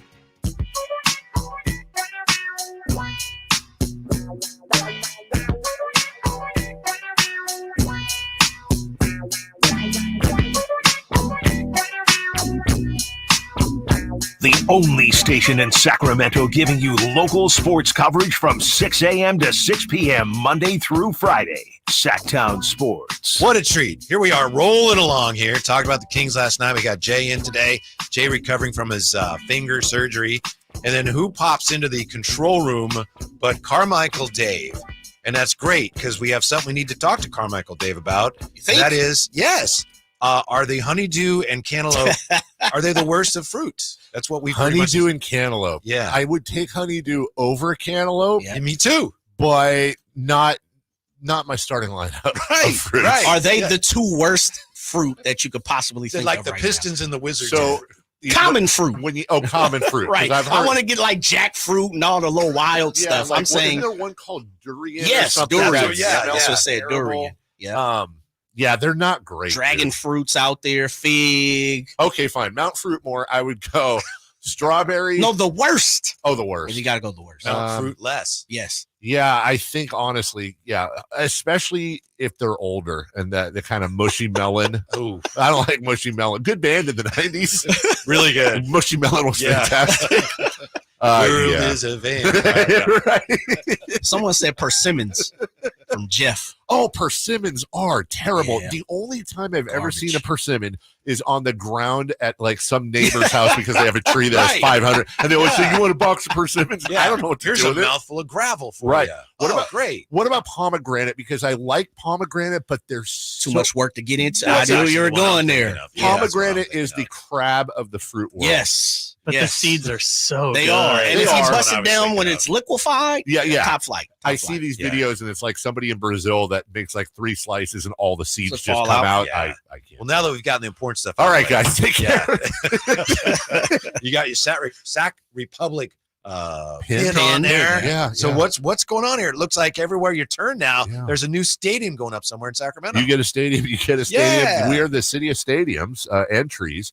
This is a great day, really. And there was a press conference today at 10. That's why I left. And you had the mayor, you had Kevin Nagel, the owner of the Republic, and the Wilton Rancheria tribe, the chairman, Jesus Tarango, whose birthday happened to be today. Oh, okay. Thanks, BD. Absolutely. Great birthday. Happy birthday. You're now the majority owner of the Sacramento Republic. So the tribe is taking over majority ownership. Nagel's still going to hold on to a large piece, and he will be the operating owner, same as he has been. Like the controlling interest. Exactly. Yeah. Exactly. And so that was the first piece of news, was that. Then they announced that they have reached an agreement to build a soccer-specific stadium at the rail yards where they've always wanted to build it. There were some other options. That was the first option they wanted for sure, where the original site was going to be for when they were going to go MLS. So they're looking at sometime around 2027 to open that thing. Yep. So when the A's leave, allegedly, new stadium comes in, soccer specific. So it's all really good news. The fans have really wanted that for a long time. They deserve it. And Nagel's been working on this thing for 7 years now. It's just nice to finally get it done. So following up on that, CD, of course, if you have the opportunity to listen to Sac Sports 1140 in the morning, thank you. Here's CD and Jay Ross and my Jason and my Ross guy. show. Yeah, with Jason Verlaut Ross and Company. with Verlaut and Company. Jason and friends. You've been pontificating as long as I can remember about Republic. There's always going to be something big. It's going to happen. Yeah. Just pay attention. Stay tuned. Don't give up hope. So the biggest question, of course, you know where I'm going to ask is what is MLS? Yep. When where it means, and we know they're up to what, 500 million now for expansion fee, or 750. I think it was 500-600. Because San Diego paid 500. Yeah, Yeah, right, they do that. It's the Snapfruit talking about, Snapdragon, Uh-huh. Snapfruit. Does this open the doors at any form or fashion for this team, meaning the Sac Republic and the new ownership and Kevin Nagel, to push kick the door in and say, "Hey, look at me." And can they make the We stadium want this to bigger if be. they need to? So I'll answer the last question first. They absolutely are building this to expand. 100% easy expansion. So if MLS were to become a reality, they can 100%. Supposed to be 12 and they can build up and to 20. That's right. I think a little more, but yeah. And how would that happen? Building up or east or west? Folding Vertical chairs. or horizontal? That's a great question. Okay. Honestly, that part I don't know. I know they have as what do you say? They have the ability to go from 10, 12, whatever, 12 to 20, 24, something. Just like plywood and folding chairs. Right, exactly. Maybe a hammock. Your question, Jay, is a little more.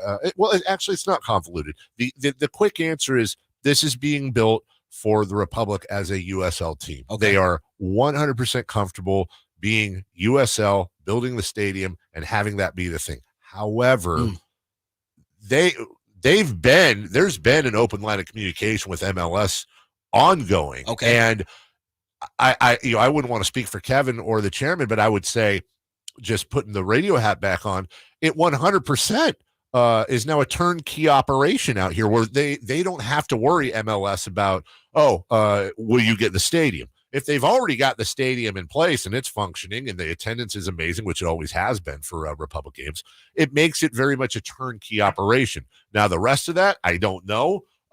Just showing Jay the picture. Which that's beautiful. Apologize to the listeners. A mock-up there. Yes, sensational. So MLS is still absolutely on the table, but that's not why they're fully prepared to just separate. Be a great USL club. The USL is a great league, and just make it great for the fans. Why can I jump in there real quick? Yeah. Just because I'm the commissioner of City of Trees, baby. I'm pushing hard. Yeah. This is me. Yeah. After we elect a new mayor, I'm coming up next, right? Yeah, absolutely. So with that being said, events. Yeah.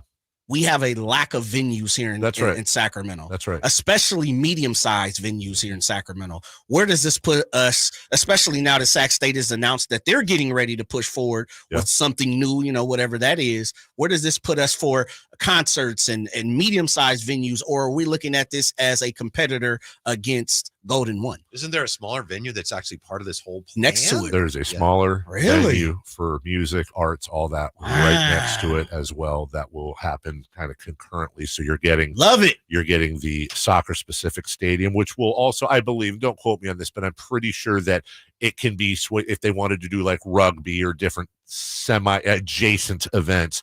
But then they're going to have a music venue, arts venue right next to that as well. So I'm looking forward to 2027 Country in the Park. Going to be right there at some point too. We'll make that happen. And just, you mentioned Sac State, and a lot of people just assumed there'd be this partnership. Or look, Republic fans don't want to watch soccer on a field with football lines on it. Yeah. Sac State's got to have their own thing, and super proud of them and what they're doing. This is just what we've always talked about, guys. This is what we talked about back, in 2012, 11 when the Kings were leaving. Let Sacramento grow. Don't be afraid to let Sacramento grow. That's right. And that's what's happening. And sometimes these efforts that started 5, 6, 7 years ago, they just all happen to kind of come to a finish line right around the same time. And the Sacramento that we see let me put it this way. The Sacramento we saw 10 years ago is just not going to resemble the Sacramento we're going to see 10 years from now. So, what is your ring? Is that a championship ring of some kind? That's a Republic ring. Okay, Republic championship ring. Yeah. I was doing the radio. So color analyst. Yeah. Color analyst. Wow, I got a ring for that. We never got rings for doing the Mountain Lions, did we? Disrespect is big. That's disrespectful. But you know what we got? We got field goal poles. Yes, we did. Are you serious? I called them. I was nervous, and I was doing an interview. Game we did, yeah. And I called them field goal poles. That was because let's go down on the field with Carmichael Dave, see what's going on. Well, the wind's blowing, and the kicker couldn't get it in the field goal poles. And guess who never let me forget that? This guy. I would imagine so. The connoisseur of cantaloupes. Thank you for making time for us. I know you're scrambling around today. Go downtown. My pleasure. Now I'm going right back. Yeah, I had an hour to kill before this thing at 4:00. So what's this thing at 4:00? That actually, you want the boring answer? Yeah, of course. I have a friend who's opening an IT company, and he's having, I don't know, whatever businesses do when they open a meet and greet or whatever at the Sutter Club. So it just happened to fall on the same day. Really? So rather than go home to Roseville, came here to look for my headphones. Now I'm going to turn around and go, pinky out type of stuff. Good stuff, man. There's one thing that most significant to you, or one significant thing about the Kings last night. Just one little tidbit that stood out to you. I'll say this, and it's not a negative, but I'll say I was 100% happy and amazed about everything. I'll say what I said on the morning show. I am a tiny eensy bit concerned that when the team starts playing better defenses and better teams, is the DeMar DeRozan style offense where it does stick with him at times, and he's been phenomenal. Is that something rather than running the ball through Sabonis and being top 3 in passes per game, is the slowed down offense, the more individual offense, is that going to take over, and is that going to hurt them later in the season? it's not a negative. I'm really curious to see how that plays out later in the year. Negative. Huge negative. Terrible.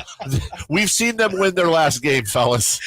You can see them lose more right here on Sacktown Sports. Thanks for congratulations, CD. Hey, thank you. You've been an integral part of that, though, man. Salute. Sometimes we don't, and I'm a huge. I don't know if you listen to the Drive Guys enough, but one of my big things on this show all the time is giving people flowers. Yeah. Congratulations, man. That's big time that you guys getting that done. It is huge for the city. Thank you. And honestly, we all got kids, some older than others, and we will all enjoy that quite a bit. It's going to be something everybody, one day, hopefully, San Antonio style Riverwalk. That a boy. That's the next. Nice. Don't be afraid to grow, Sacramento. Come on, baby. Everybody. Urban to rule. How about Listen that? tomorrow with Verlad and Ross and company.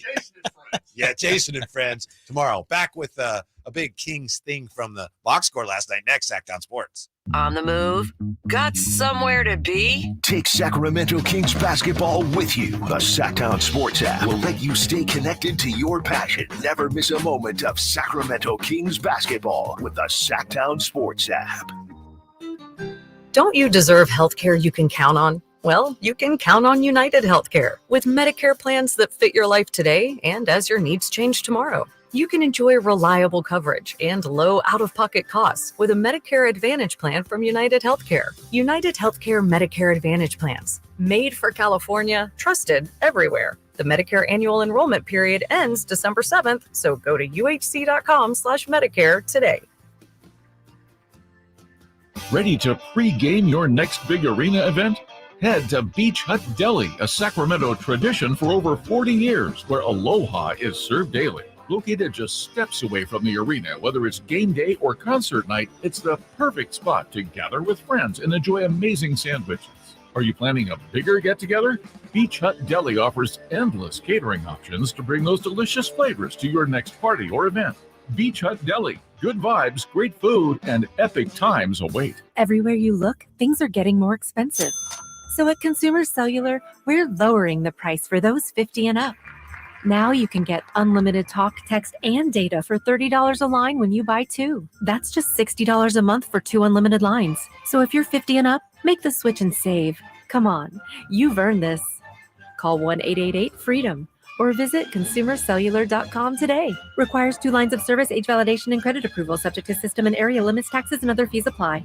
Febreze. So my home is also my office. And before I can focus, every room's gotta be clean. That means tidying up and spraying my Febreze Air Mist. Ooh, that's fresh. Febreze Air Mist scents are all high quality. They fight any weird funk, and they give my air an instant boost of freshness. So not only does my home smell good, I feel good too. After I Febreze, it's time to start my day. Breathe happy, Febreze, la la la la la. Model year-end pricing is back at Folsom Lake Honda, your one-stop Honda shop. During the model year-end event, lower interest rates at Folsom Lake Honda make lower payments. It's no wonder why Folsom Lake Honda is your one-stop Honda shop. Come in today or check out our entire inventory online at folsomlakehonda.com. Get an instant cash offer for your trade at folsomlakehonda.com. We'll buy your car whether you buy from us or not. Folsom Lake Honda is your one-stop Honda shop. Folsom Lake Honda. Go to folsomlakehonda.com. Your one-stop Honda shop. When it's all on the line, you need a Big Tom closer. That's especially true when it comes to your garage door. That's why I proudly recommend National Garage Door. Whitey Gleason here for National Garage Door. And whether you're looking to repair an existing door or get a brand new one installed, you need National Garage Door. Family owned and operated. They've been around since 1974 because service is their number one priority. National Garage Door are the region's BSE broken spring experts, and the styles, prices, and quality of the new doors will amaze you. I know they amazed me. Our garage door was starting to sound kind of like a box of scrap metal tumbling down the stairs. So Kevin from National Garage Door came out. He said patching up the old one was an option, but we're going with a new garage door, and we're as excited about that as you can be about a new garage door. National Garage Door sells quality Rainer-branded garage doors. They offer sales, service, and installation on all residential and commercial doors and operators. If you have garage door needs, old ones coming apart, or you're looking to improve your curb appeal, let National Garage Door come through for you in the clutch and be your closer. 338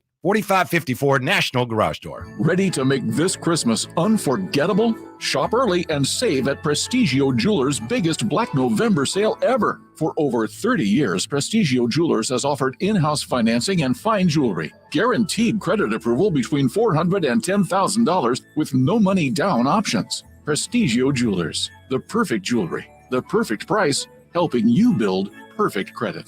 With locations in Sacramento, Stockton, Merced, and Fresno. Or online at prestigiojewelers.com.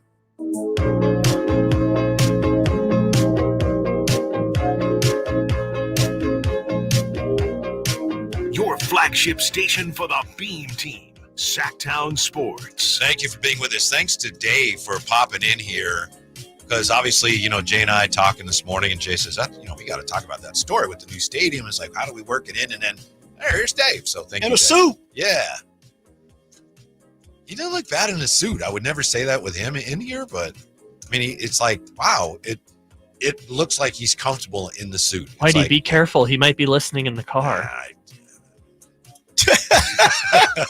Yeah, think about it. Yeah, you know what I mean? In my mind, Dave in a suit would be like, oh, that would be so awkward. But he came in as like, wow, no, he wears it well. Boy, shy. Yeah. It's I saw the news popping around, and last couple of days I've really been taking it easy, obviously, not really paying too much attention to what's going on, but having to pay some attention. And I saw the whispers, and where we have the connections to where you start to kind of behind closed doors get text messages and calls and stuff about it. So I knew that something was getting ready to shake and happen. And I just think it's what Dave said is something that I truly believe. Here in Sacramento, being born and raised, and Whitey, you've been around Sac a long, long time, of course.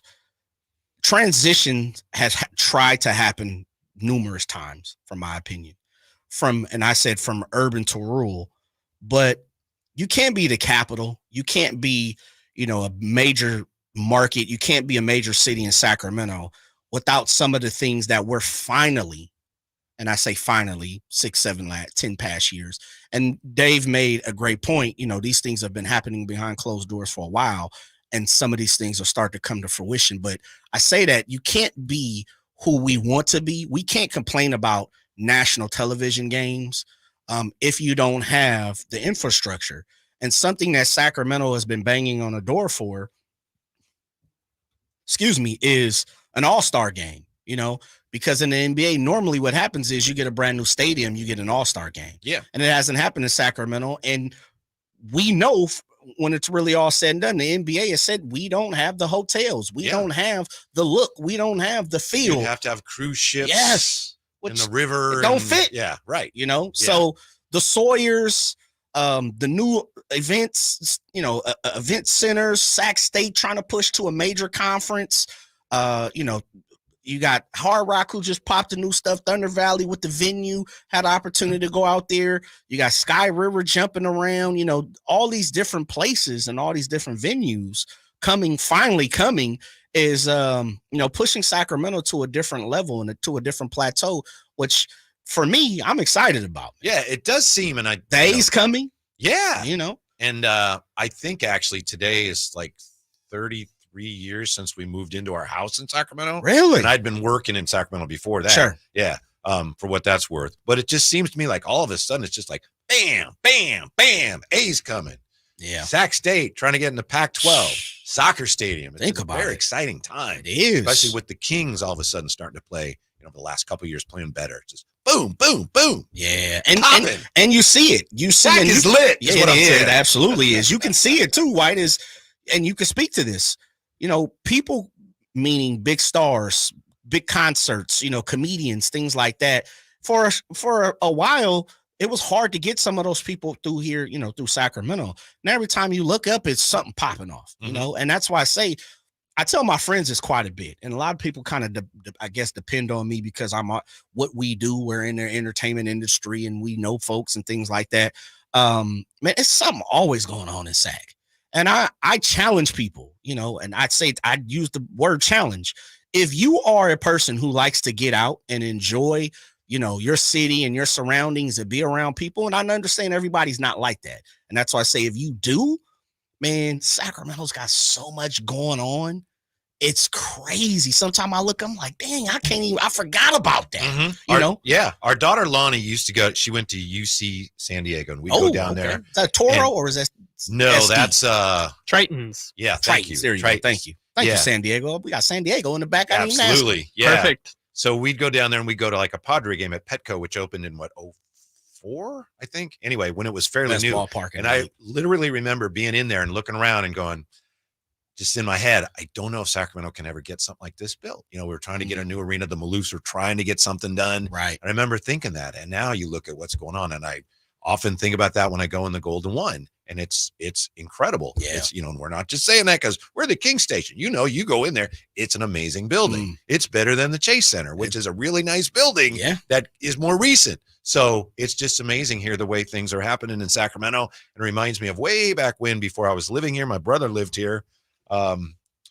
Brother who never, you know, visits me even when he's in the immediate area. But I remember when the Kings were moving here, and there was that debate going on because I'd come up here and visit him. It's like, well, Sacramento, do we want to grow or do we want to stay a small town? So that's been part of there's been that debate going on here for many forever. Years. Yeah, decades. But I think Sacramento is always going to have the best of both worlds, even as it expands. To me, it just always seems like part of the DNA that has still got kind of that smaller town charm. It's got the best of both, in my opinion. Which is perfectly fine. I think, well, and this is just my opinion, I think it's been tried. That part of it has been held on for too long. I think there is room for a place. And I just go back to like where I went to school, Austin. Austin is one of those, Austin, Texas. Austin's taken off, right? Yes. Even compared to when I was going to school in early 2000s, they were still kind of fighting the fact of, you know, man, we want to keep it, you know, small town, raise your children here, keep the crime down, things like that. And I get it. Totally understand. There's nothing wrong with that. But there also was a different fusion because you had UT there. And people, you know, if you haven't been to Austin, the number streets, 2nd, 3rd, 4th, 5th, 6th, like that's where everything goes down, you know? And so I always looked at Sacramento in the form of it can mirror what's going on in Austin. You can have, like you said, small town, hometown feeling, raise a family here, you know, keep certain crime down. And I'm not trying to get into politics, especially not right now. But still have big time options. Yes, man. Yes. And for so long, to me, Sacramento has always fought that. Like the people in power have always said, well, we don't want the big things to come here. We want to keep it this way. You got to find a balance. There's something, and I think we're starting to get to that, Whitey. I really do. I think we're really getting to the point to where you can. Let me say this: if Sac State pushes into a major conference, and you have teams, even if you get to the Mountain West, and the Mountain West has 2 or 3 games, of course, you know, non-league games, and you get the USC. Could you imagine if USC slides to Sacramento? Could you imagine if UW comes here? Could you imagine if Florida State, whose Dave got, comes here to play because you're in the Mountain West? Albeit, don't let them sneak it to a Pac-12 10 years down the road. Like, that's a different level. It wasn't long ago that would have felt unthinkable. Absolutely. And now it's like, yeah, I think I can imagine that. You cop a new stadium. Yeah. You keep winning. I know this year they're kind of in the middle. They're not doing what they have done over the last handful of years when Troy Taylor was here. But they are on the map now. People are paying attention to them now. And if you start to infuse certain things and they got a planetarium or whatever the heck they calling that thing over at Sac State. I've been trying to get, every single time I try to get tickets, it's sold out. Have you seen that? No. Sac State's I want to give it the proper name. I just you call can't it get tickets. There's no way I'm getting tickets. Well, yeah, I need to call up. It's the planetarium. It's every time I try, and I don't want to get on a soliloquy about why I can't get no tickets to this place, but every time I'm on the list, I call people like, oh yeah, sold out, man. My daughter works in the biology department. I'll see if I can pull some strings for you. I don't know, but I'll see. She over there working on them lab rats, or what's going on? Yeah, she's working on snails, I think. Snails, marine snails. Really? Yeah. Yes, I think that's what she's doing, and teaching. May I ask what the marine snail is? Why they're being researched right now? Heat stress. They're seeing how she's been doing this research for years, how they're adapting to basically to climate change, and that has other applications. It's interesting. Yeah. Marine biologist? Yes. Your daughter? Yes. So I'll see if I'll hit her up and see if she's got any connections. When we come back, The president in a minute. Lou, Mr. Woods. The Kings grab a big win on another crazy night in the West. What happened in the West, what it means for the Kings. Also, Anthony Slater is going to join us about 4:15. So stick around. More Kings talk coming up. Drive Guys, Sacktown Sports. Boom, boom, boom. Kevin Herter plays here. It's Herter. He's been hot. He fires. He's still hot. Kevin Herter from downtown has a 15-point first quarter. Sacktown Sports is your proud home of the Sacramento Kings. Attention timeshare owners. This is an urgent consumer alert from the Timeshare Exit Hotline, a national company specializing in helping consumers legally get out of their expensive timeshare contracts. We're offering you a way to legally get rid of your timeshare. So if you're fed up with the maintenance fees that keep on coming and want to learn if you can terminate your timeshare legally and permanently, call today. Even if you've tried before and were unsuccessful in getting rid of your timeshare, call today and see if we can help. We offer a complete 100% unconditional client satisfaction guarantee. Make this completely free call and learn how we can help you legally put an end to your timeshare nightmare once and for all. You have nothing to lose, so call right now to qualify and receive a free consultation. Call 800-838-8614. 800-838-8614. That's 800-838-8614. Paid for by Airtime Media. The year was 1948. The Sacramento Symphony was founded. Harry Truman was president. Jerry Mathers from Leave It to Beaver was born. And Walter Keyes opened his first Naturewood home furnishing store 76 years ago on 25th and Broadway.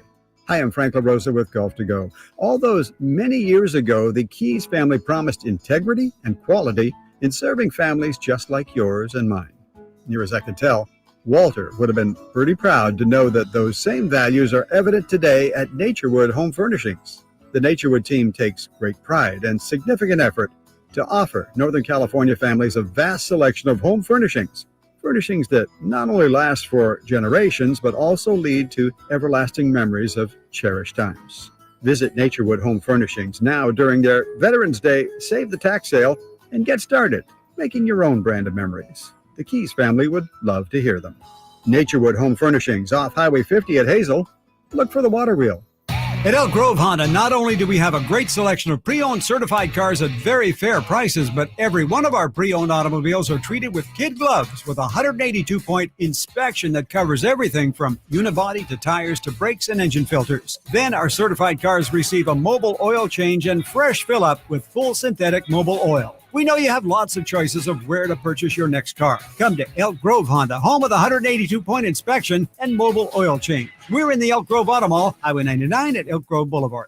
Facts are facts, and the facts show that for eliminating hip, knee, back, leg, and foot pain, it's the Good Feet personalized arch support system, clinically proven to provide significant pain relief in only 4 weeks. Good Feet arch supports are designed to help put your feet and whole body back in pain-relieved proper alignment. Good Feet arch supports are HSA and FSA eligible. Book your free fitting at Good Feet in Sacramento, Roseville, and Vacaville.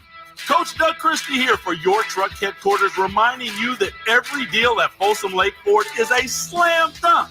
Shop all your favorite models on sale now, including America's best-selling truck for over 47 years, Ford F-Series, plus a huge selection of Broncos, Bronco Sports, and all of Ford's award-winning SUVs at FolsomLakeFord.com. Listen, I know a great play when I see one. And if you want to save on a new Ford, you got to drive the lane straight to Folsom Lake Ford in the Folsom Auto Mall. Right now, buy any new Ford with 0 down on approval of credit. Save big with low interest financing, and Folsom Lake Ford always pays top dollar for your trade. So hurry to Folsom Lake Ford, a 6-time Triple Crown winner for sales and service excellence. That's why they're my trusted dealer, and they should be yours too. Tell them Coach Doug Christie sent you, or shop them online at FolsomLakeFord.com.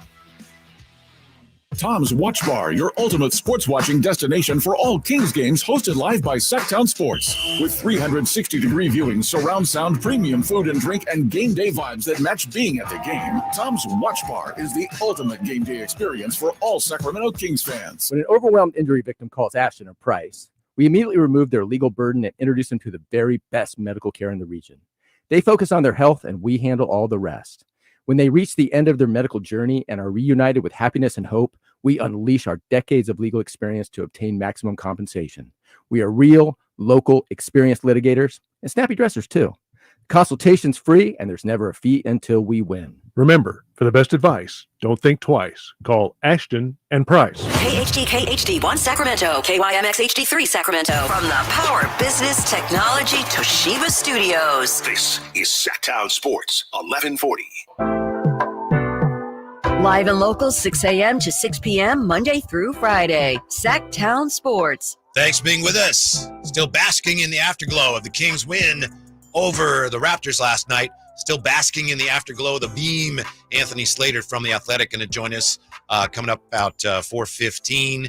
So we got Jay today coming in despite playing hurt.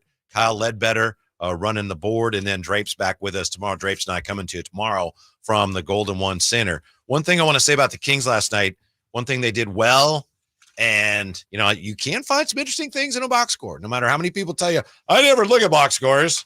I'm looking at one now, but I never look at one.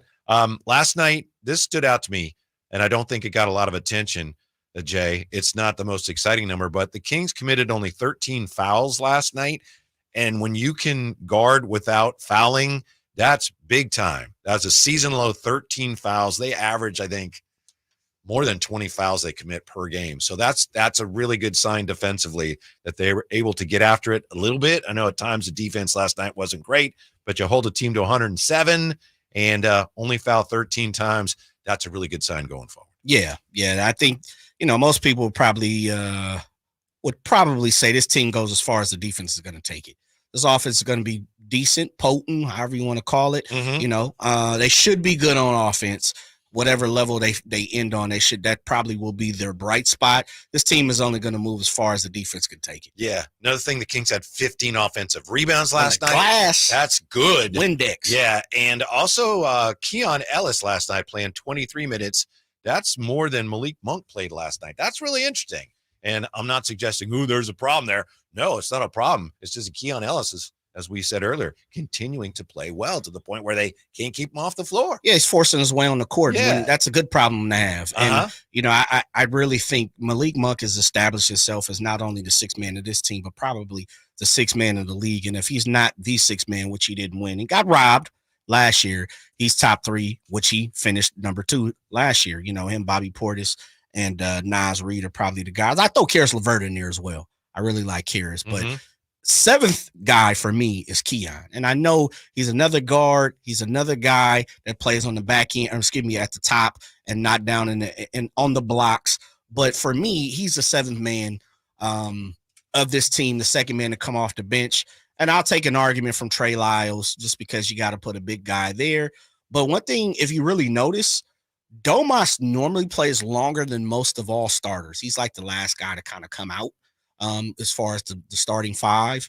And so we've seen, I believe it was game 1, Malik and Keon came in at the same time. Yeah, that's been the pattern. Yeah. And so same thing last night, and for good reason. Mm-hmm. For good reason. Yeah, backcourt having an impact off the bench. I think this is maybe the way they're looking at it, and I'm not trying to get anybody traded, and I'm not saying that they're anxious to get anybody out of town, but looking at this roster, I wouldn't be surprised if the way they look at it is Kevin Huerter's playing well and shooting the ball well. That's great. And he adds so much, not just shooting the ball this year. He's doing a lot of things well. If the Kings have a chance to add around the deadline, Kevin Huerter is probably one of the most likely guys that would have value that they could trade if it comes to that. If it did come to that, then you have Keon, who you could slide, right into the starting lineup. Yeah. I'm not trying to run Kevin Huerter out of town. That's the way I think is a logical way to look at this roster. Yeah, very true. You have 2 for 1, and there's some spots you don't have any. So many guards. Yeah. Wholeheartedly. There's some spots that of need for the Sacramento Kings, and 1 and 2s, guards, point guards, and shooting guards are not that. Yeah. Real quick, just looking at last night's games, and I know we're about to start the NBA play tonight, but last night in the West and what it means for the Kings. The Warriors went into Boston and they beat the Celtics. I know, man. 118 to 112. Jaylen Brown didn't play, but I know a lot of us, we talked about it yesterday. It's like, oh, the Warriors, they got that nice little 6-1 record, but they got to play in Boston tonight. And they won the game with Steph scoring 27. Come on. What's going on? Buddy Hield, what's going on? Well, I don't know what's going on, but they're playing good basketball. Yeah. So I'll just say that. Steph coming back. I think this was his second game or third game. I think it's the second game. Yeah, he played against Washington. 27, 7, and 9. Yeah, he's close to a triple dub, baby. Yeah. Like Ice Cube said, dropping triple doubles. You know, the one thing about shooting, Whitey, and you know this, I'm not telling you, and if you're listening, I'm pretty sure I'm not speaking anything that you haven't heard. If you're hitting shots, you can beat anybody. One thing the Warriors are doing, they're shooting at a high clip. Yeah. I mean, we talked about Buddy Hield shooting over 50% from three-point land. Kuminga looks okay. And that's without Podziemski, who's been hurt the last week and a half. Steph was banged up for a week and a half or two. You know, they won without Steph. I know. They and it wasn't like they was playing the Trailblazers every night either. You know, so it's interesting in the fact of, can they continue to shoot the rock like they're doing? Yeah, there's a couple times this week now where a lot of us have said, well, let's see him win without Steph. Okay, they did. Yeah. Well, let's see him win in Boston. Okay, well, they did. Also last night, the Cavs beat the Pelicans. Pelicans are 3-6. Yeah. Grizzlies beat the Lakers. The Lakers fall to 4-4. They did not have a good road trip. Coach Redick was not happy last night, Jay. Well, he shouldn't be. He said, everyone but LeBron. I question your effort level. Yeah, so if LeBron had scored 12, was he going to say everybody? Hell nah, he wasn't going to talk about LeBron. LeBron had 39 last night, though. He was everywhere. He was doing his thing. He and Ja were given too small to each other. Yeah, they were. Ja I like said, that. I just don't like them. And I'm with that. Me too. I like that. That's what you know what? That's what I be looking for from the Kings sometimes. You just don't get it. Yeah. That's okay, though. Yeah. I guess. Mavericks beat the Bulls. Suns beat the Heat. Nuggets over the Thunder in a big game. Yeah, that's a big one. And also by 2, right? Yes, 124-122, and the Clippers won. So right now in the West, as you may know, you've got Phoenix and Oklahoma City and the Warriors at 7-1, 3 7-1 teams, and then the Rockets, Mavericks, and the Kings and the Nuggets are 5-3. Isn't that crazy? Man. 3 teams are 7-1, and then 4 teams are 5-3 atop the West. It's going to be like that all season long. It is. It really is. It's gearing up to be a dogfight yet again. Yep. A dogfight. You and Drapes have been talking about it, you know, for the first 8 games, throughout the first 8 games. It's going to take 50. 50 to probably comfortably get into the playoffs. Yeah. 8th seed right now is Minnesota at 4-3. Memphis is 5-4. Who you lost to. Yeah. And then the Lakers and the Clippers are 4-4. And the Clippers are 11th at 4-4. So and they're still playing with, and I know this is no surprise. Tomorrow night. Kawhi Leonard. Yeah. It's interesting. It's going to be interesting. That, you know, the Kings are playing well. As I kind of said a little earlier, I thank the NBA schedule makers for kind of laying some of these should win, got to get wins early for the Kings, twice against Toronto, Portland being mixed in there as well, to allow the Kings to get their sea legs and stretch them out a little bit. DeMar get acclimated to what the squad is doing. Give you a chance to get right. Yeah, because, you know, you're going to have to see OKC. You're getting ready to see the Boston Celtics. You're getting ready to see the Denvers. You're getting ready to see those type of teams. Phoenix couple times. Phoenix Memphis don't look like no joke either. So what does all that mean for the Kings? We'll find out from Anthony Slater when he joins us next. Drive Guys, Sacktown Sports. Subscribe to Sacktown Sports on YouTube and watch the Carmichael Dave Show with Jason Ross, Stiles and Watkins, and the Drive Guys. Live Monday through Friday from 6 to 6. Plus view archive shows and exclusive content. Subscribe at youtube.com/Sacktown Sports. Hey, what's up, everybody? It's your boy Drapes here for Mercedes-Benz of Stockton. Now that fall is here, now is the perfect time to head to Stockton and check out a new Mercedes-Benz. I had the opportunity just last week to drive an all-new S-Class 550, and let me tell you, it was a sweet ride. The moment I hopped in, I felt like I was in a world of luxury. From the steering wheel to the sea cooling and even the power of the engine, I was impressed. And then, of course, when I hopped into my Mercedes-Benz EQS SUV, I felt the same thing. So hurry in and take advantage of the Mercedes-Benz incentive bonuses up to $15,000. And they have tons of pre-owned vehicles as well, including C-Class sedans, GLC SUVs, and a whole lot more. Take it from me, you won't be disappointed. So take the short drive down I-5 to Mercedes-Benz of Stockton or online at mbofstockton.com.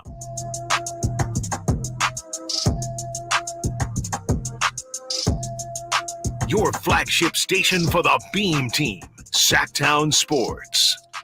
All right, we're talking about the Kings, of course. And I know a lot of times Kings fans don't really want to talk a lot about the Warriors, but Jay, we were just looking at what the Warriors did last night. We got to try to figure out what's going on here. And our next guest can help us with that, among other NBA things. Joining us every week, of course, he covers the NBA at large and the Warriors for The Athletic, Anthony Slater. Slates, thanks for your time. What in the world is going on with Buddy Hield and the Golden State Warriors? They're all their promises of depth and defense and better vibes has come true through 8 games. Now, I would say it was a pretty soft 7 games, which included, they had a nice win in Houston, I should say, but the other 5 wins were not that impressive. And then we were waiting for this 3-game stretch where it's at Boston, at Cleveland, at Oklahoma City, and they passed test 1 last night, which I do think kind of seemed to wake some people up in the league that, they are playing well. Buddy Hield's scorching. The younger guys are getting better. The veterans came into camp in shape. They added some coaches, Jerry Stackhouse, Terry Stotts, that seem to be helping, and they're playing really well. Yeah, they are, Slates. I'll leave it there because I think if we ask any more Warriors questions, we'll be flambasted at the point. So, but we had to face it. Yeah, Jay. we do. Yeah. We do. We absolutely do.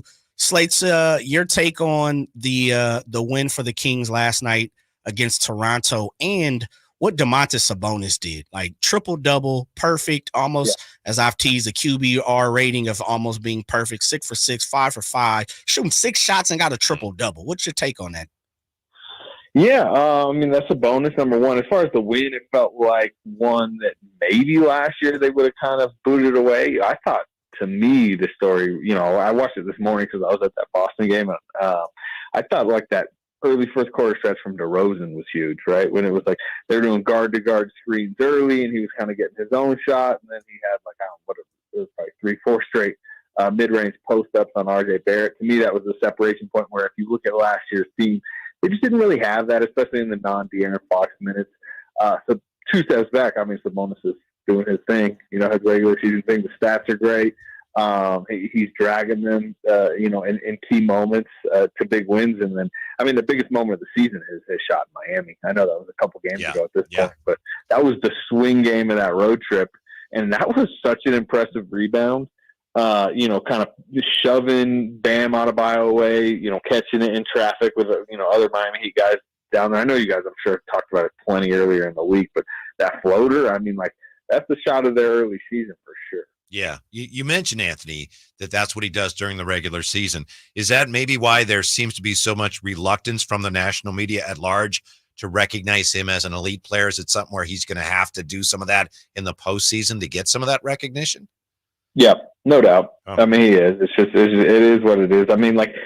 He cannot have a more statistically impressive season or even 2 seasons than he did the last 2, right? Like, what could he do better statistically than, wasn't he just like eclipsing like Will Chamberlain double-double records? And, you mentioned the triple-double last night. It's perfect, but, it's a bonus. Like, I'm not to the point, like, I didn't see last night's line and like, wow, so, look what he did. It was like, it's kind of a normal bonus home game against the Raptors.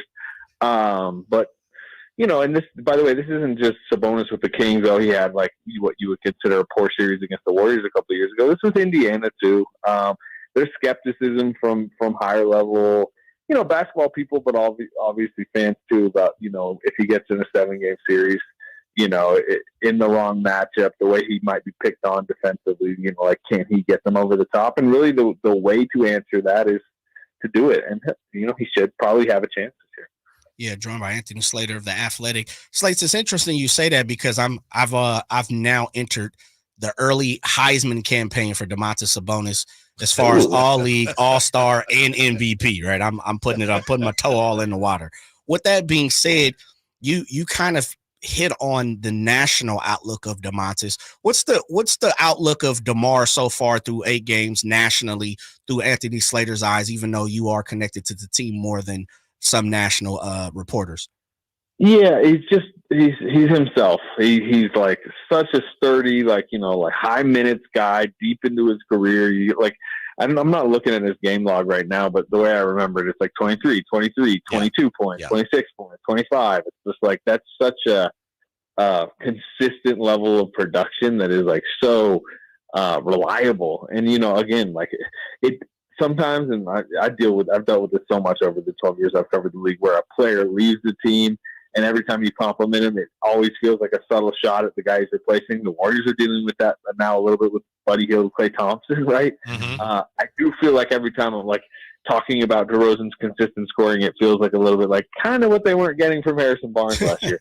You don't want to, go over the top with like what feels like criticism of Harrison Barnes, because Harrison Barnes gave 6 like incredible seasons, 82 games a year, great in the community. Like he did his job. But Harrison Barnes was limited in his own ways, particularly as a go-get-it-yourself scorer. And that's what DeRozan is. And you're seeing through 8 games, what that type of upgrade can be. And I understood some of the fit questions coming into the season, and maybe at key moments against bigger teams, maybe come playoff time, we'll see some of the weaknesses that can potentially, kind of emerge from this core. But right now you're seeing why they got him and why it was considered an upgrade, and why he is who he is, historically, and who he was for so many franchises. Like, I thought he kind of won him the game last night. Again, maybe if they don't have him, they win the game anyways. They squeak by, but I thought that fourth quarter stretch was him just that clinic he put on. Yeah. And to your point, Anthony, and you probably saw this or heard this, that's 8 straight games for him with 20 or more, and that's a record of Kings, Royals, Rochester, whatever franchise record. No one had done that in their first 8 games with the team. But as far as the fit question, your answer there was really interesting, and I just want to make sure I understood and maybe clarify it. I was going to ask if we can put to bed the notion that DeRozan is a bad fit, but you're saying when you get to better teams, maybe even the postseason, there's still some things that that need to be proven there. I worry about the defense. I just worry about the overall defensive personnel on this team. I think it's a fair worry. They're 11th right now. I think they've had a soft schedule. But they've been impressive. But yeah, DeMar DeRozan's kind of a smaller wing. You pair him with, a non-rim protecting center. Mike Brown's going to have to be creative with the schemes. These guys are really going to have to lock in not only on game plan, but effort and execution. And, the flip side of that is if they keep scoring the way they're scoring, top 5 in offense, as we saw a couple years ago when they were the 3 seed, you can score your way, to at least the playoffs, and then we'll see beyond. But yeah, I have a few question marks about how they're going to defend at the level. But by the way, these are good conversations to have that weren't being had about the Kings 4 years ago, which was in a potential second round series against X team, how would they get stops? A couple of years ago, what should they do at the deadline to get off a guy or something? That's true. We'd be already talking about draft position almost. We'd talking about the lottery already. Joined by Anthony Slater of The Athletic. Slates, anything so far, I would say anything. That's probably not the best way to come about it. What has surprised you so far NBA season? Is it the Cavs 8-0? Is it Golden State? Is it Cat shooting 57% 3-point line? What's been surprising so far for you? That's a good question. I'm going to see the 9-0 Cavs tomorrow in Cleveland, actually. Warriors Cavs tomorrow. Should be a good game. I'd probably, maybe it's just the negative in me. Maybe that's who I am, but Milwaukee is that's a situation that I think a lot of people in the league are spotlighting and monitoring. It's gone about as poorly as it could have, and obviously looming over that is Giannis' future, which could really shake up the league if it just doesn't go well this year, and it hasn't to this point. It's 1-6 now. And Philly, next to them. As you look out east, it's just, I would say those two teams who are supposed to be right up there, competing with the Knicks, with the Celtics, with the Cavs, are in a bit of turmoil. Obviously, the Embiid situation is hectic. How about what's So you have Embiid suspended and the knee thing going on. Paul George had the knee; he just returns, and now Maxi's out a couple weeks. Yeah. Like they got a chance to really spiral. So maybe that's the negative side. I mean, we can talk positive. I mean, it probably would be the Cavs, right? 9-0. Yeah. Are you still there, Anthony? We lost you a little bit. Can you hear me? Yeah. Okay. Sorry. All right. No, all good. Like some hotel rooms, baby. I know. 5 stars now. You mentioned the Bucks. Now I was going to ask you about the 1-6 Bucks. How close? Giannis is Giannis. Whatever. Blah blah blah. How close are we to the day when the Kings can pry Bobby Portis away from the Bucks? Bobby Portis having a bad start to the season, so this might be if you're a buy low type of guy in fantasy football, through 2 weeks, the running back that you liked preseason that only got 6 carries or whatever. Well, he got his house robbed or something too, right? Yeah. I haven't seen that, but you might be right. If that was the way, I just see he is. And he's an interesting offensive player. He's had his playoff moments. I think there's at times where he can really kind of like juice a second unit with his energy and his scoring. But he's like kind of the last couple of years. I think he's been exposed a little bit on the defensive end. And to answer your question, I think he'll probably be available. I think if this keeps going this way in Milwaukee, they're going to have to do a lot of stuff. Yeah, I mean Chris Middleton. Give up for him, yeah, I mean, he'd basically be replacing, like he'd be fit into the Trey Lyles role, and I'm not sure right now that Trey Lyles isn't a better option. Yeah, Trey Lyles is not shooting well either yet. No. I want to ask you about the shooting because we know the Kings are not the biggest team. They talk about this all the time. We're not the biggest team, and I know it's early, but they're shooting a 3-ball now. What are they? 20-something in the league. They're 26 in the league at 325. If you're a smaller team, you're not making more of your threes. That's just not sustainable, is it? You can't win that way. You got to hit more of them. I look at Fox as culprit number 1 right now, but I like that he's taking them. I know what is he 29% right now. It's an 8-game sample. It's always just so interesting this time of year. We all do this where, if this was a January 8-game sample that he shot 29%, it would probably shave his percentage from 38 to 36.5, and it wouldn't be that big a deal. Right. But, right now he's a 29% shooter. They're scoring well. I got the stats up here. I'm looking at their O rating right now. We're talking 5th in the league, 117.4 per game. So they're finding ways. They're still doing their back cuts. If you employ DeMar DeRozan, you're going to suddenly start shooting a lot more mid-rangers. So, your 3-point numbers suppressed a little bit. But that doesn't mean it's inefficient offense if he's going to hit it the way he had. Right. The bonus. They're built not to be some crazy high-volume 3-point shooting team, comparatively to the league. I saw Boston last night. They're shooting 51 a game right now. Yeah. NBA record. It's just teams are taking so many that if you have Sabonis and DeRozan, you're going to be, probably lower volume, maybe even a little bit lower accuracy, but at least through 8 games, the numbers would tell you that's not stopping them from scoring efficiently, scoring in the 2-point range and free throw line and all that. So I think they're fine offensively right now. Oh, absolutely. Yeah. And you're right. And DeRozan last night, they kept running that, the flex cut, and then he's just destroying people. But it's kind of funny because, he's not the greatest 3-point shooter. And I think right now, going into last night anyway, his shooting numbers through 8 games, they were the highest it's ever been, just barely. But he's shooting the 3-ball well, but it's Malik and Trey Lyles and Fox and Keegan have struggled. So, that should take care of itself at some point. So, but it better. I just think it's important for them against better teams to, don't you think, Anthony? You don't have to take a lot of threes, but you got to make a decent percentage of them in today's NBA. I'd almost say you have to kind of take a lot. That's almost becoming where you don't want to get outmassed. You don't want to take 25 threes less than your opponent on any given night just because, then you got to almost play perfect in every other area. I don't worry too much about percentage. So, Keegan Murray's a very good 3-point shooter. Yes. I think Kevin Huerter's back looks like himself. I think he's going to have stretches. He's kind of a hot and cold shooter, but he'll have stretches where he'll jump his percentage up for the season because he'll get really hot.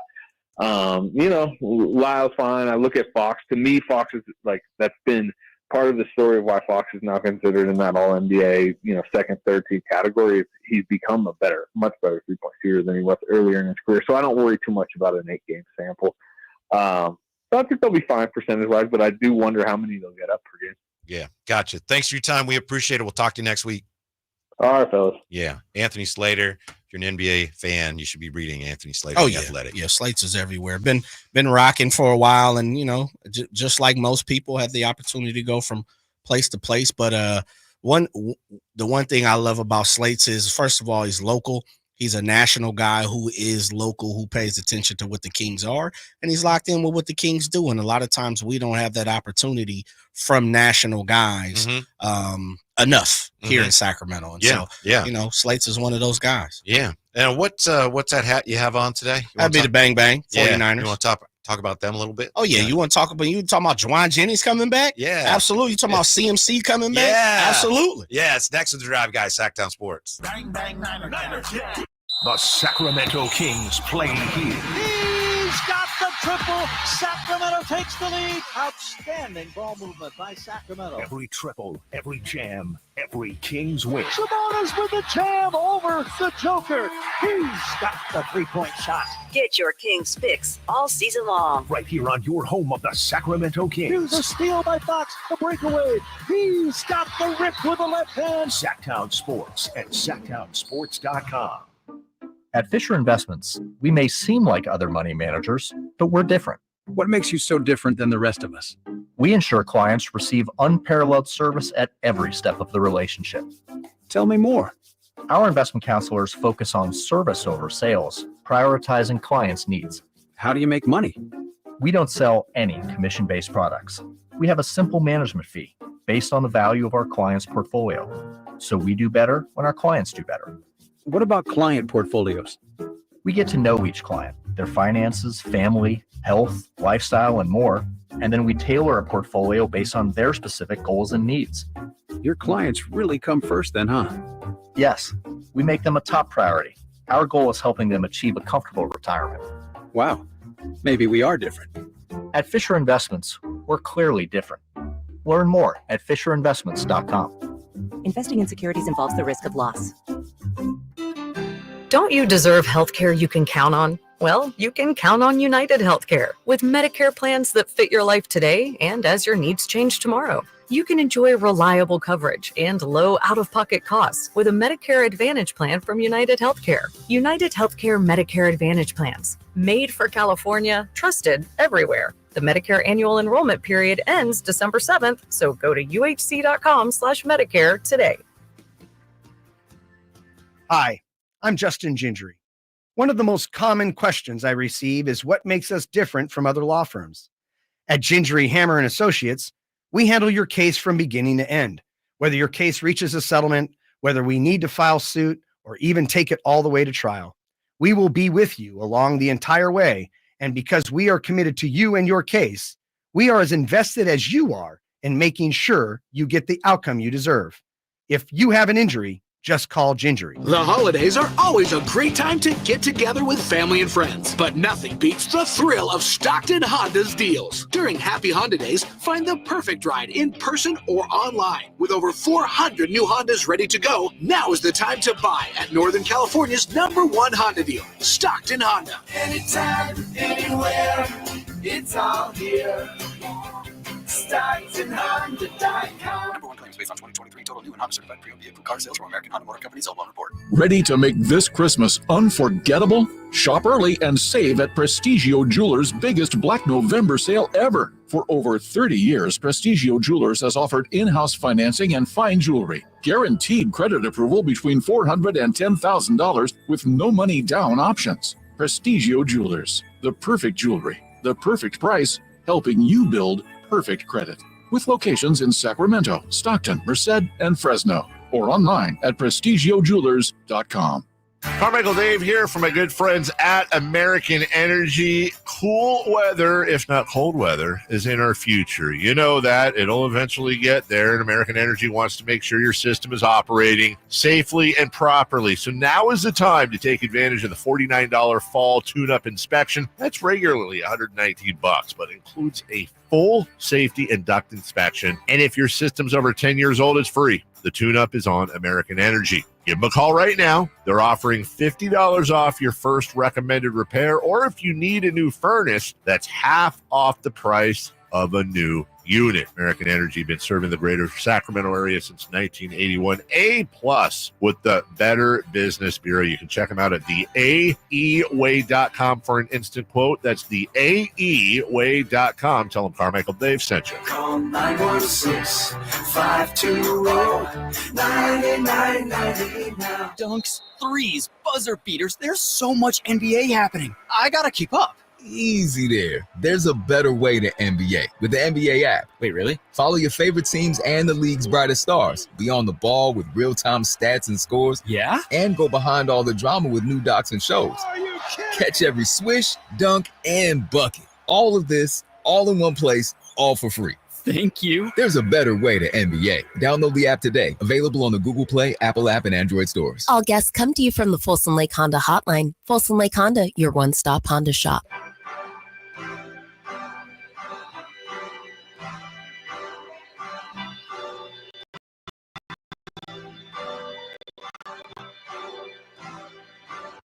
Sacramento's official home for the San Francisco 49ers. Sacktown Sports. Finally, the 49ers have a game again. That bye week just seemed to last forever, didn't it, Jay? And yeah, it did. 49ers are back, and it looks like CMC is back. Juwan Jennings is back.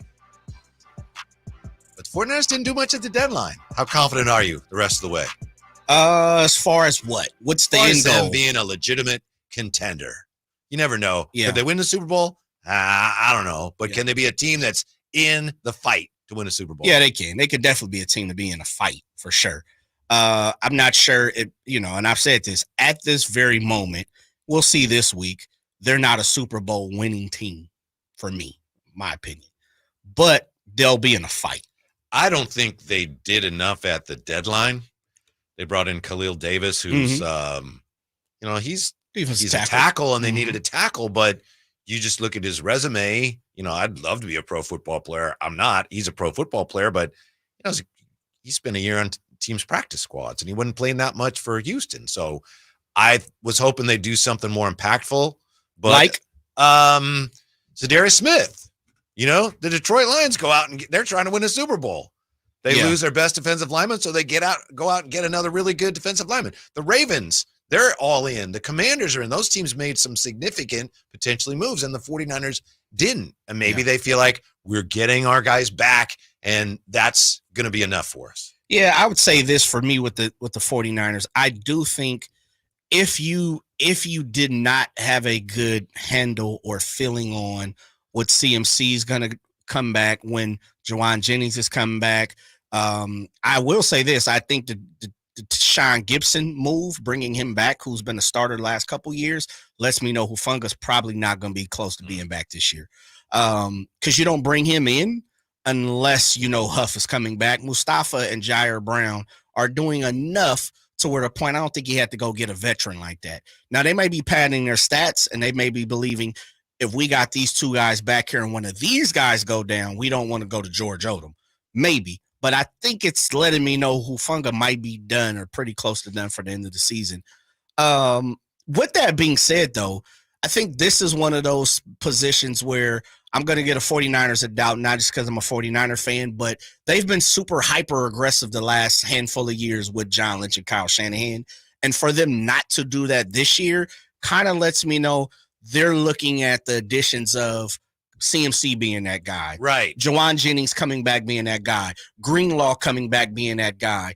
And so Feliciano kind of being that swing guy, McKivitz and Burford kind of coming back and being fully healthy. So I think that's where they're looking at for their additions to be. But I hear what you're saying. Yeah, and they're still without Ayuk, though. Yeah. So it must obviously have been a situation where they say, given our cap space, given what we'd have to give up to get some of these guys, we're just better off counting on the guys that are coming back, but I was hoping they'd do something a little more dramatic. We'll see. Maybe the return of CMC is very dramatic. Richard Sherman on the Richard Sherman podcast says CMC told him that he's ready to go. I heard it from the horse's mouth. He feels really good, and he felt like he could have probably played last week, but they wanted to be overly cautious and just give him more weeks of practice and more time to really work that thing out and feel comfortable and feel confident, and he does.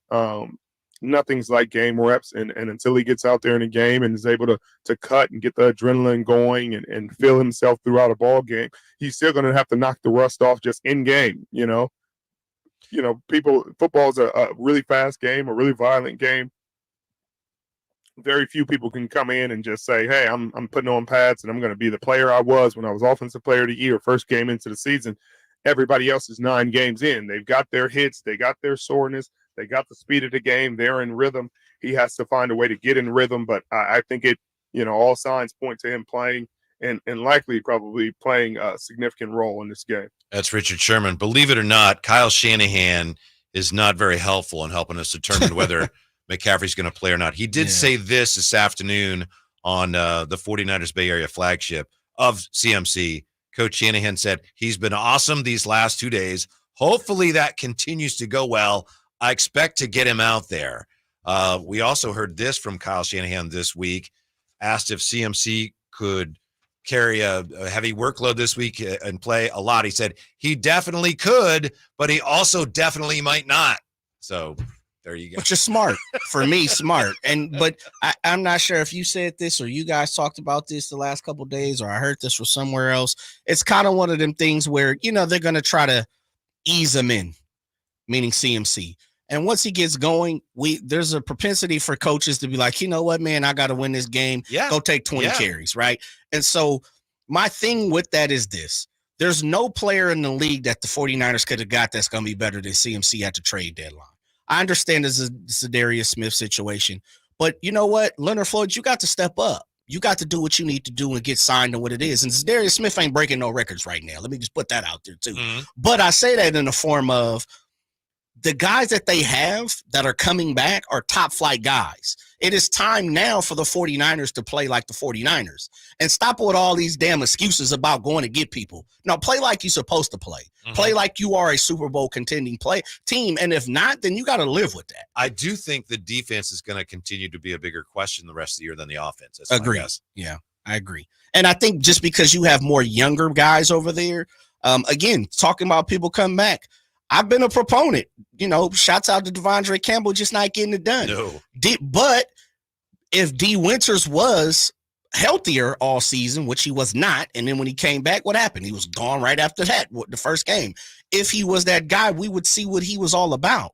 And maybe he would be the scud missile that folks have been talking about for the last year and a half. Mm-hmm. He just can't get his sea legs. He can't get healthy. Here's why I don't think the 49ers are going to get there this year. I think they're going to fall short of where they were last year.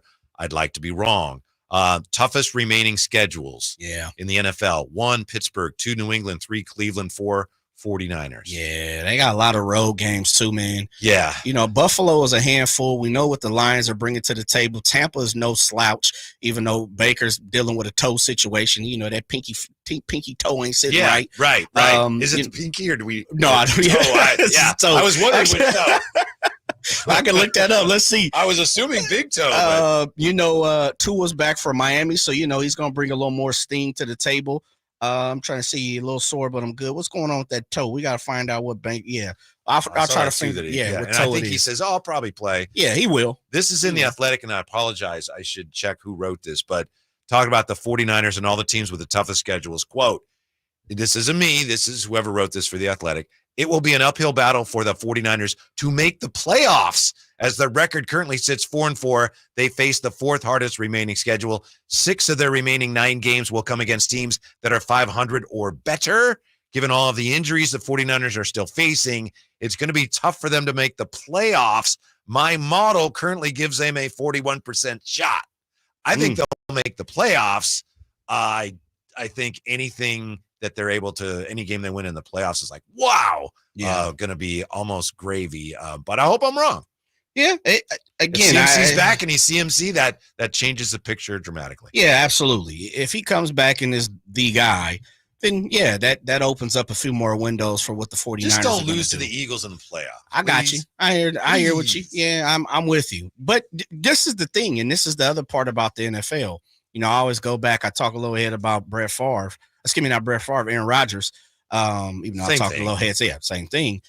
Aaron Rodgers snuck into the playoffs a championship year, and I always go back to the Giants kicked the ball to Deshaun Jackson, he ran the ball back and it allowed the Packers to get in, and they at 8-8, they won the Super Bowl, right? Yeah, and so you're right. It might be one of those things where the 49ers have been so far in advance and, been Super Bowl favorites that it hasn't getting done. I'm thinking maybe the back door might work for the 49ers, not being the team to be hunted for. And I heard the Midday talking about this, and it's a good point.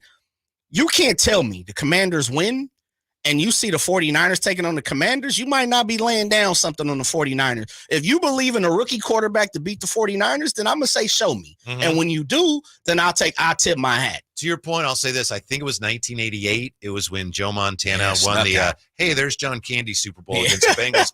I think at one point they were 6-5. Yes, they snuck it out. 10-6, right? They won the Super Bowl. Yeah. So I hear what you're saying.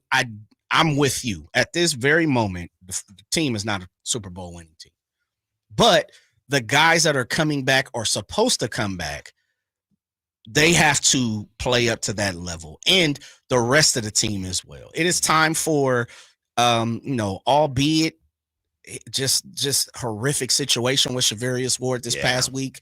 I'm not sure what you're going to get from him now. He may came out and dedicate the rest of the season and ball out and be the guy that we know. He may not. And guess what?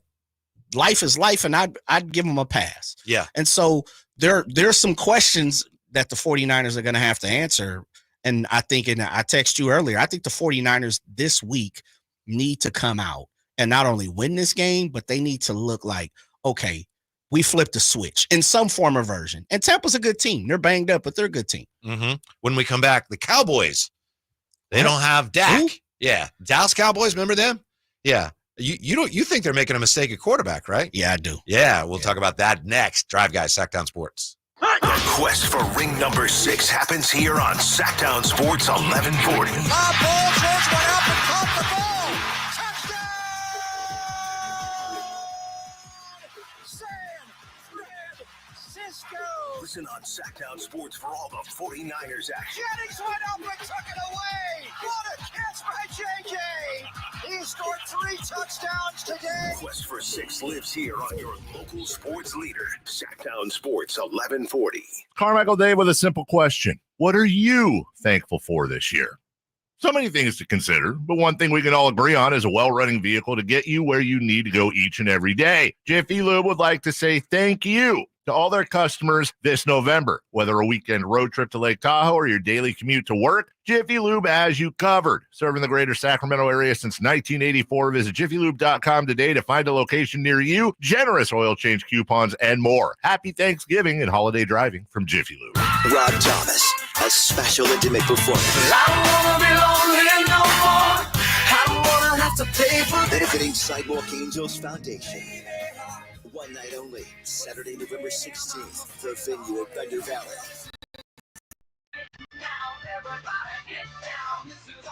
Rob Thomas, live.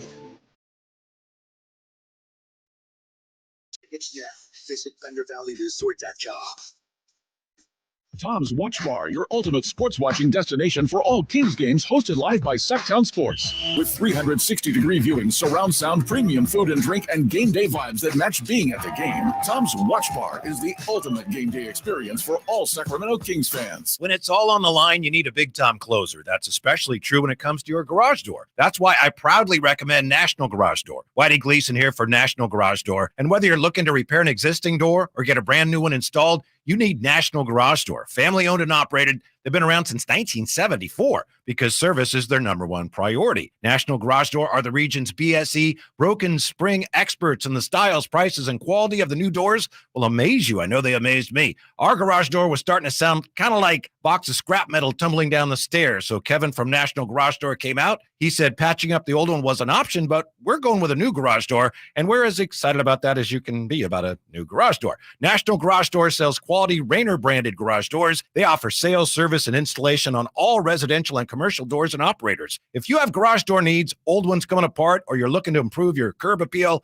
let National Garage Door come through for you in the clutch and be your closer. 338-4554 National Garage Door.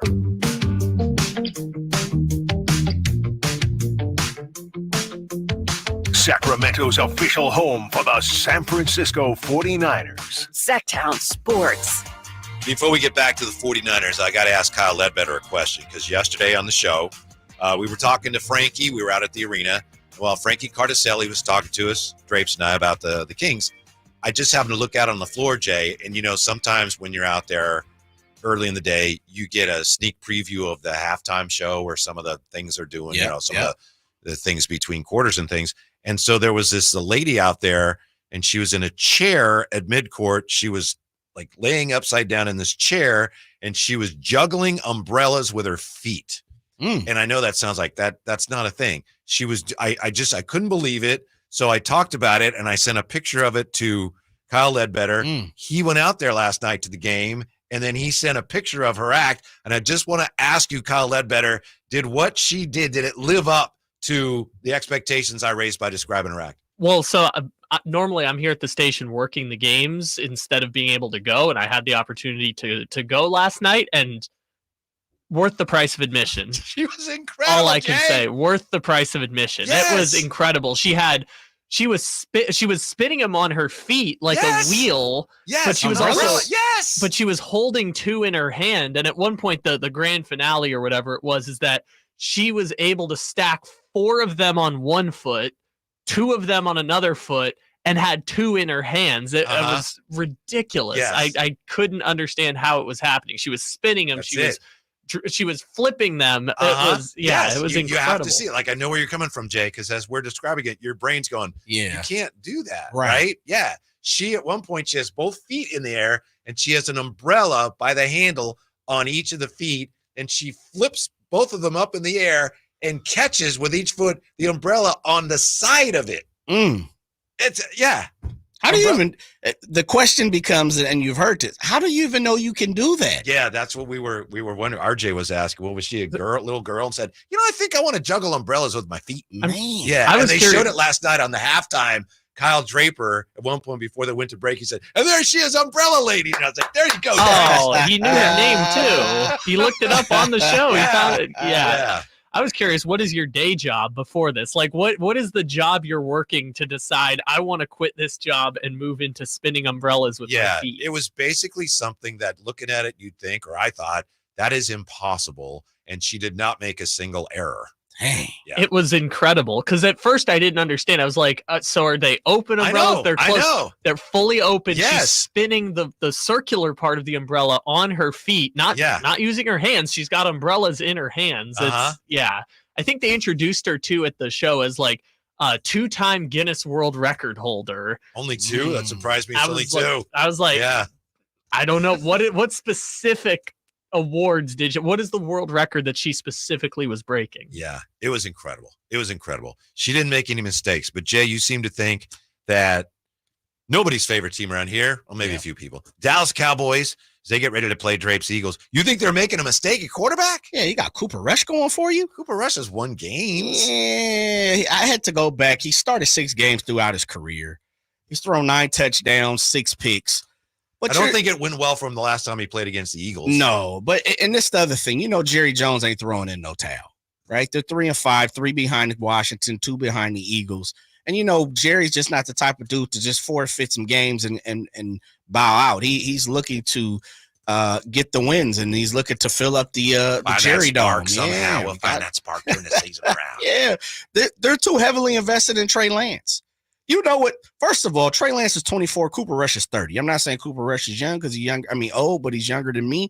But he's OG, and we know what he's doing. He's not presenting any type of quarterback play that Trey Lance probably is not going to. Are you saying Cooper Rush is at his best when he has a strong running game and a really strong defense behind him? No, I'm saying Cooper Rush is at his best when he's on the sideline holding a IBM Macintosh, a tablet. That's what I'm saying. That's but Trey Lance is.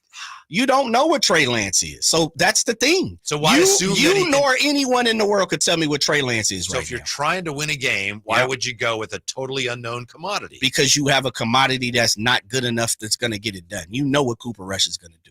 He's not going to take this team, construct it the way it is, and take this team to beat the Eagles or they got Carolina still on their schedule. They got some winnable games, but he's not leading this team to the playoffs. I get it. You could tell me what Trey Lance ain't either, but I would also say that's more of a mystery than what Cooper Rush is going to do. Yeah. reading the story. Didn't you send a link? I think so. Yeah. I think reading that story, it's interesting because it sounds like Mike McCarthy didn't necessarily want Trey Lance in the first place. He didn't. And when a coach talks about how, we love the guy and he works hard, but we run an offense that's different from what he's used to running, and we've had to start over, and he's got to learn, the footwork. That's the coach saying, I ain't playing this guy. Yes, true. I get it. But this is the other thing, Whitey, and you've heard me say this a few times on this show. I'm tired of the recycled quarterback. Cooper Rush ain't doing nothing. He ain't presenting nothing but being a backup guy. Mike McCarthy's not going to win any Coach of the Year awards anytime soon. He's in more danger of losing his job. But don't you think if he thought there was any chance Trey Lance was going to be any better than Cooper Rush, he would play him because he wants to win? I'd say no, because Mike McCarthy and his job's on the line. Yeah, but his job probably was on the line coming into the season. And the fact that Dak is hurt, it might have saved his job, because now it comes to the point like, we're not really expecting anything from you. And if Cooper Rush is your quarterback, we sure in the hell ain't expecting nothing from you. Okay, I know Cooper Rush isn't that good. Man, you better not bring no Cooper Rush statistic on this show and act like this dude is a good quarterback. Cut your mic off now if you about to talk about Cooper Rush being good as a quarterback. He's the only one who can cut his mic off. I'm not saying he's great. I'm saying in 2022 when he had to take over for Dak, he wasn't that bad. Y'all got to stop it, man. But he won games. I get it, but that's 4 of them. Ooh, what did they do? That's the point of the recycle quarterback conversation. And that to me is lazy football take right there. And that's what the NFL, and it's not against you, Kyle. It's what the NFL does. Well, they do that too much. Scared too. It's about being the coach. I'm not saying he's right, but he's about a coach who, I need to win this game. This guy, I don't feel he knows my offense. This guy, he's not great, but he knows what we're doing. I'm going to go with that guy. But it's not producing anything. What is Cooper Rush? It's the same coach argument. Feels he has a better chance to win with Cooper but Rush. We're talking about Mike McCarthy, who's probably 1 foot out the door anyway. I'm just saying that is what the NFL does. And that's okay, because I'm not here to sit up here and be like, I know more about the NFL than head coaches. But I'm saying as a consumer, as someone that is watching this, and someone who definitely can't stand the Cowboys, I could care less if they won or not. What I'm also saying is this. Give some other people a chance. Mike McCarthy is a recycled head coach who's not been good anyway. Well, so talk to Jerry. I get it, but that's what people do. They normally keep inside guys as part of the good boy circle, and that's what NFL does. Cooper Rush is not a good quarterback. I don't care what the hell this dude. I don't think Trey Lance is either. We don't know though. Well, he hasn't proven that he is. We don't know. This man has started 4 games. How could you possibly know what this guy is in 4 games? Well, you also have the preseason and practices. Man, that stuff means nothing, Whitey. Come on. PJ says, do we roll out Quincy Carter? Yes. That might be a better option. Curtis Hicks is with you. If Mike McCarthy's job is on the line, then what do you have to lose? Start Trey Lance. I understand that, Curtis. I'm just saying the way he looks at it, and he's not a great coach. The way he looks at it, my only chance to save my job is I got to win some of these games. So when he looks at that, in his estimation, he has a better chance to win with Cooper Rush. So what? And how many games has he started? Not 6. a ton. 6. Yeah. Yeah, he started 6 games. Yeah. What I guess what I'm saying is, and I understand. I'm speaking as a consumer too. Part of it is this. Yeah. I just get tired, White, of watching the same people get the same job when they're not very good at their job. And all we're talking about right now is the NFL. And and this is me, when you're looking at mediocrity, which Cooper Rush is, and I don't mean to be picking on Cooper Rush, but that's fine. He's an average quarterback, man. He is a backup guy. And to be honest, if Cooper Rush wasn't a backup guy, he could be out the NFL. Nobody would give a damn. He's doing nothing but producing a backup role. But if Trey Lance, go ahead. Yeah, Sorry. I have no clue at this point what Trey Lance is. I get the practices and all that, but damn, at least give him an opportunity. Let's see what he can do. And that's my grovel with sometimes we continue giving same people opportunities where they've already shown who they are. But then there's opportunity. No one knows what Trey Lance is. We don't know. Well, because he hasn't played enough. When he has played, he hasn't played well. True. Is that fair enough? Yes. So, but That's a small sample size. Mm-hmm. Your daughter is a marine biologist. I'm pretty sure you picked up the phone right now and said, honey, small sample size versus a big sample size. She'd probably give you some statistics that would say, Pops, I'm going to need a little more knowledge off this. She's been studying snails for how long now here, Mr. Gleason? Oh, it's been a long time. So she's got a large sample size. Definitely does. She's got a Dak Prescott, not a Cooper Rush, But not then a why are you translate. so Trey certain Lance. of what Cooper Rush is and only 6 starts? Because he's a little older. Trey's 24. Mm-hmm. Cooper Rush is 30. That's a little different. That means there's not as much upside. I got you. And that means also just the same argument or whatever, the same, not argument, but what you're saying is your backing is 30 years being in the league for 8, 9, 10 years. We kind of have more sample size on who you are. Yes. Versus Trey Lance, he's already kind of been kicked to the curb. He's also been injured quite a bit. Yeah. We don't really know what this dude is yet. I would love to see. And I'm not Trey saying he Lance could play. be good either. Yeah, we don't know. I We don't understand know. your point. Right. I would love to see Trey Lance play, but trying to look at it through Mike McCarthy's eyes, it would be this guy hasn't played. He hasn't started in a long time. Cooper Rush, he isn't great, but he is better equipped to handle what he's going to see from the Eagles than I think Trey Lance is, because he's basically a rookie. I know he's not technically. I get what you're saying. saying. That, I mean, I don't. Because Cooper's a vet. Yeah, Okay. I would love to see Trey Lance play. I would love too, to see it. especially as a consumer, right? Yes. Oh yeah. So that's my point. Is I don't really care. Cooper Rush ain't doing nothing for nothing. He ain't You're bringing not no watching the value game just to see Cooper Rush. Nah, he ain't bringing no Let value as a Cooper cook. consumer.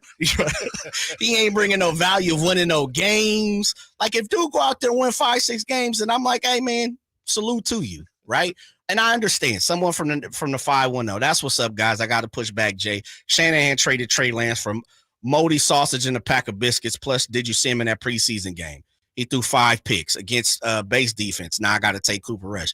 I get it, but you know what? What I'm saying is this: we know what Cooper Rush is. That 5. He's talking about preseason games.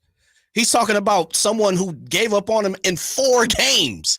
If that's how you guys want to operate, then that's cool. But guess what? Then we wouldn't see Brock Purdy. There's a lot of guys who didn't get an opportunity. I mean, who should have got an opportunity. Brock Purdy always played well. Even Very in the true. preseason. I get it. I understand. I'm just saying I don't think Trey Lance has gotten a full opportunity. I mean, a full chance of what he could possibly I'd love to see him. I really would. I'd love to see him, especially in their position. Mm-hmm. Like they need something. And that's Yeah. why I'm saying, like, you know what Cooper Rush is going to do, man. He's going to go out there and be 18 for 35, and he's going to throw for 191, and that's cool. You know how it is. You follow the 49ers a long time. His first camp, Trey Lance, people were drooling over him. Like, physical attributes. Yeah. What Domas is doing is dang dominant, dude. That's next with the Drive Guys on Sacktown Sports.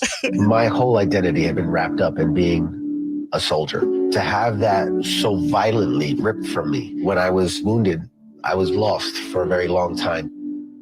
When Wounded Warrior Project came into my life, being around the other warriors, people that had similar experiences that I did, it was a game changer for me. Having King join the group, that was the beginning of a really good friendship. It's a good time. I first heard about Wounded Warrior Project through CQ. And at first I was kind of like, I don't know if I qualify. But having been a part of it, it's kind of taught me that it's not just the wounds that you can see, but it's those that you can't. When you do something like a peer support group with Wounded Warrior Project and come together from different walks of life, man, the growth is incredible. If not for Wounded Warrior Project, I really don't think that I'd be here today. See how we help warriors combat stigma at woundedwarriorproject.org/combat stigma. My friends swim no matter the season, but my moderate to severe plaque psoriasis can sometimes take me out of the moment. Now, thanks to Skyrizi and clear skin, count me in. With Skyrizi, Risankizumab Riza, a prescription-only 150 milligram injection for adults who are candidates for systemic or phototherapy. 3 out of 4 people achieve 90% clear skin at 4 months. Don't use if allergic to Skyrizi. Serious allergic reactions and an increased risk of infections or a lower ability to fight them may occur. Before treatment, your doctor should check for infection and tuberculosis. Tell your doctor if you have an infection or symptoms such as fever, sweats, chills, muscle aches, or cough, or if you plan to or recently received a vaccine. Thanks to Skyrizi, there's nothing on my skin, and that means everything. Ask your doctor today about Skyrizi, the #1 dermatologist-prescribed biologic in psoriasis, and visit skyrizi.com or call 1-866-SKYRIZI to learn more.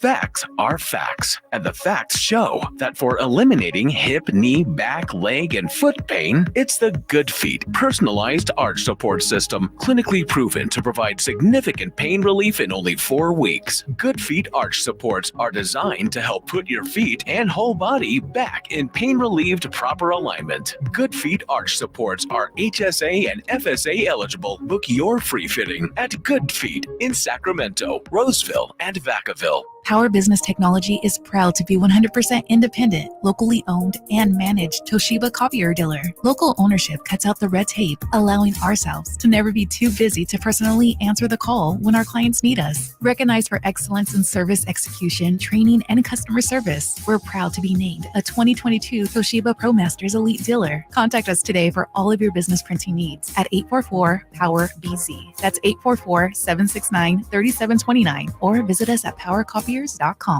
Did you know that replacing garage doors is the biggest return on investment homeowners can get on improvements? Jason Ross here, and let me tell you about the Overhead Door Company of Sacramento, a family-owned and operated company with third-generation owners that's been in business for 71 years right here in Sacramento. With new garage doors from Overhead Door Company of Sacramento, you'll not only get the wow factor, but you'll also know that you're working with a well-respected and proven company. Residential and commercial, brand new garage doors, or repairs to existing doors, they do it all.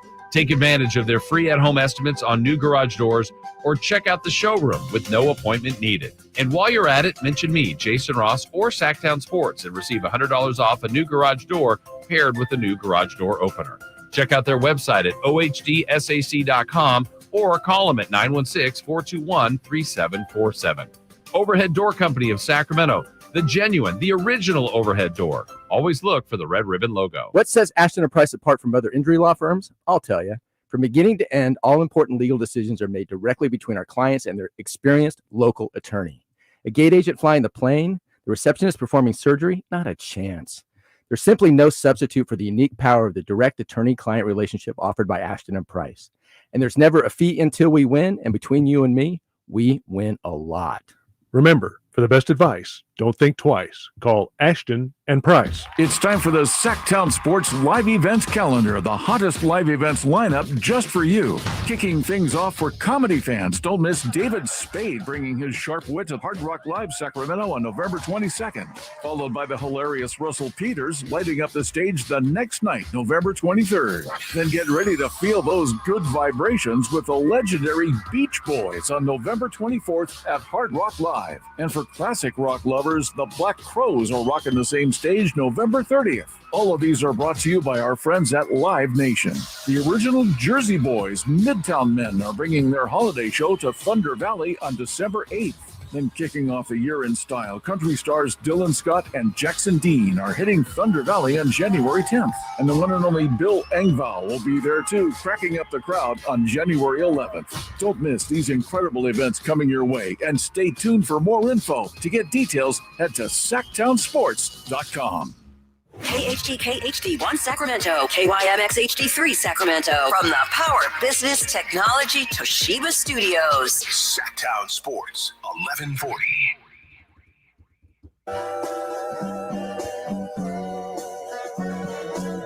Your home for Kings basketball for over 25 seasons. Sacktown Sports. The campaign for Domantas Sabonis as MVP has already started. And I'm with the gentleman who, and I don't want to put words in his mouth, it looks to me like he has started it on social media. Yes. We got Jay today, playing hurt, nursing that finger that he just had a surgery on. We got Kyle Ledbetter keeping the show on track, and Drape's back with us tomorrow. But I know you were very impressed, as all Kings fans were, with the game Domas had last night. And on X, you were suggesting that this guy needs more attention. Needs more attention, White, from the NBA pundits, the circles, the NBA Todays, the NBA on TNTs, the Ringers, the SIs, all of those guys, the Athletic. He should. This dude is an all-star. He's an all-league guy. And I think he is. We had Anthony Slater on, as we do every single week from the Athletic. He said it. And he almost mimicked what we talked about. It's like, oh, ho hum. Yeah. He does this all He the said, time. I looked at his line last night. It didn't really jump off the page. How did it not? How did it not? But again, let that had been Cat, let that had been Jokic, let that had been guys like that, we'd be talking, it'd be everywhere. A perfect game. That's why he's the greatest center to ever touch the basketball, including Kareem. Like, that's what we get with Jokic. But Domantas Sabonis throwing up a QBR rating of a perfect, a triple-double on 6 shots, man. Yeah, with no turnovers, with no missed field goal attempts, with no missed free throws. Come on, man. That's unheard of. 13 assists. Unheard of. 11 rebounds. Unheard of. Mm-hmm. That is unheard of. I don't think anybody's done that. And looking at the records, you've probably seen some of this. When they're talking about the last time anybody did this, you keep seeing things like no one has done this since at least 1977. Right. Which suggests we don't know. Someone might have done it before that. We're not really sure because it's that rare. Yeah. It's just one of those things why we have to live in the moment. I'm trying to do a better job in life of living in the moment. It's hard. It is, especially what's practice, going on. Yeah. Yes, life is hard right now. Domantas is balling at a level that is, if you put his name, his statistics, they always do this, right? Guess the person, and they throw up 2 silhouettes. Yeah. And they and they show you statistics. If you threw this up, and people didn't know it was Domantas Sabonis, people be raving over what he did last night. Mm-hmm. And I'm just one of those guys where, I said it when Carmichael Day was here. We got to show some people some love, man. You're doing incredible stuff, incredible feats. And it just so happened to be here at the G1C. It just so happened to be for the Sacramento Kings. Mentioned this earlier, but I think this is worth repeating. Hoops Hype has something called global rating, and it's a metric evaluating a player's performance. And bear with me here, some numbers, but we're getting to some juicy stuff. Rating system combines individual team stats, ranking players based on their court impact, factors in missed games. Anyway, here are their global ratings for this year so far. Number 1 is Jokic. Number 2 is Tatum. Number 3 is AD. Number 4 is Shai Gilgeous-Alexander. Then 5th, Durant. 6th, Booker. Domantas Sabonis is 7th on this list. Man. Yeah, and 9th is DeMar, right? Yeah, 8th is Luka, 9th is DeMar, and then 10th is Cat. So, that's big time. Yeah. It's only 8 games. Anthony Slater I think he's being nice. He's like, things are kind of skewed after 8 games sometimes, and that's true, and that's fair enough, but those numbers just jump off the page. 2013, what's Domantas at? 2013-7? I don't have it in front of me, but yeah, actually I do have it in front of me. 20.3. Yeah. 13.1 and 7.3. Yeah, 2013. Exactly right. That dude. Russell Westbrook won an MVP averaging the triple-double. That's pretty damn close to a triple-double there, White. Yeah. We're talking about 3 assists away, man. And probably is going to lead the league in rebounds yet again. Mm-hmm. And one of the things people have been talking about here, at least in Sacramento, about Domantas Sabonis is pushing that point average to 20 points a game. Not landing in that 17, 18, 19. Mm-hmm. They want that 20 just looks better on paper. If you get close to a triple-double, putting up 20, leading the league in rebounds, which I believe he's going to do again, even though he's like 0.3 away from Jokic, who leads right now. And we're talking about an all-star run. We're talking about the Kings making it to the second round. And I know, we're wishing upon a star. I know we're touching the rainbow and looking at the pot at the end of the rainbow. But I'm just saying, man, this dude is doing stuff that other guys right now in the league, man, it'd be on every person's front page. Mm-hmm, mm-hmm. A perfect triple-double. If Domantas Sabonis doesn't get a double-double now, I'll speak for myself. Honestly, my first reaction is, well, why not? What happened to him? Yeah. Because he's double-double is easy That's for him. it. Yeah. But let's be honest, because we mentioned again, we talked to Anthony Slater. He laid it out. Why isn't Domantas getting more national recognition? Anthony said, that's it. This is what it is. He said he just hasn't had the success in the postseason. And it's not just here in Sacramento. It also was in Indianapolis. He didn't have a lot of team or individual success in the postseason. So that's one of the reasons why people don't give him his due. It's not the only reason, but I'm sure he's aware of that. And that's, part of the Kings' mission this year is taking care of some of that. Yeah, I'm sitting here trying to think. I want to make sure I'm 100% right here. I want to see what Domantas Sabonis' averages throughout his career. Because I get some of that. We're talking about 3-time All-Star. Last 2 years, yes. 3rd-team All-League. And he should have been All-Star last year. Everybody knows he was the guy. This guy's putting up 15, 10, and 4 throughout his career. So he has averaged a double-double. Yeah, and those are fine numbers. Sure. But they pale in comparison to what he's done since he's come here. Sacramento. And hence that's why I said I wanted to go to his career, because Anthony talked about his career. Mm-hmm. He brought up the Pacers, which was the second team. Of course, he was drafted by Oklahoma City Thunder. But Domantas definitely has gotten better and better and better. Like his first year, he played 81 games, started 66 at 5.9 points a game, total rebounds at 3. Now, I'm just going to kick into after OKC, he played 1, 2, 3, 4 and a half, right, with Indiana. 11, 14, 18, 20, 18. 18, 9, 18, 9, 18, 9. So really, if you want to round up, that's 19. Since he's been here, he's been at 18.9, 19.1, 19.4, and now at 23. He's not only gotten better pretty much every single time and been around normally where he is. You're throwing in All-Stars, MVPs, All-NBAs, Defensive Player of the Year, by the way, got a vote last year. Remember that? And got an MVP. He was 8th last year in MVP voting. Mm-hmm. And so I'm going to kick back on what some of Slates is talking about. He may not be getting the superstar eye from a lot of the NBA, but he's also got enough respect that this dude has got accomplishments. And so when we look at players that have accomplishments, Whitey, how many guys throughout the league who have accomplishments, all multiple-time All-Star, All-NBA guy, lead the league in certain statistics, are getting questioned the way Domantas is getting questioned? And that, like, I was going to follow that up with Slates, but Slates is our guy, and he's a local guy. That's a question for me for certain guys that come on this show once, a month or once 3 times a season. Slates is every week.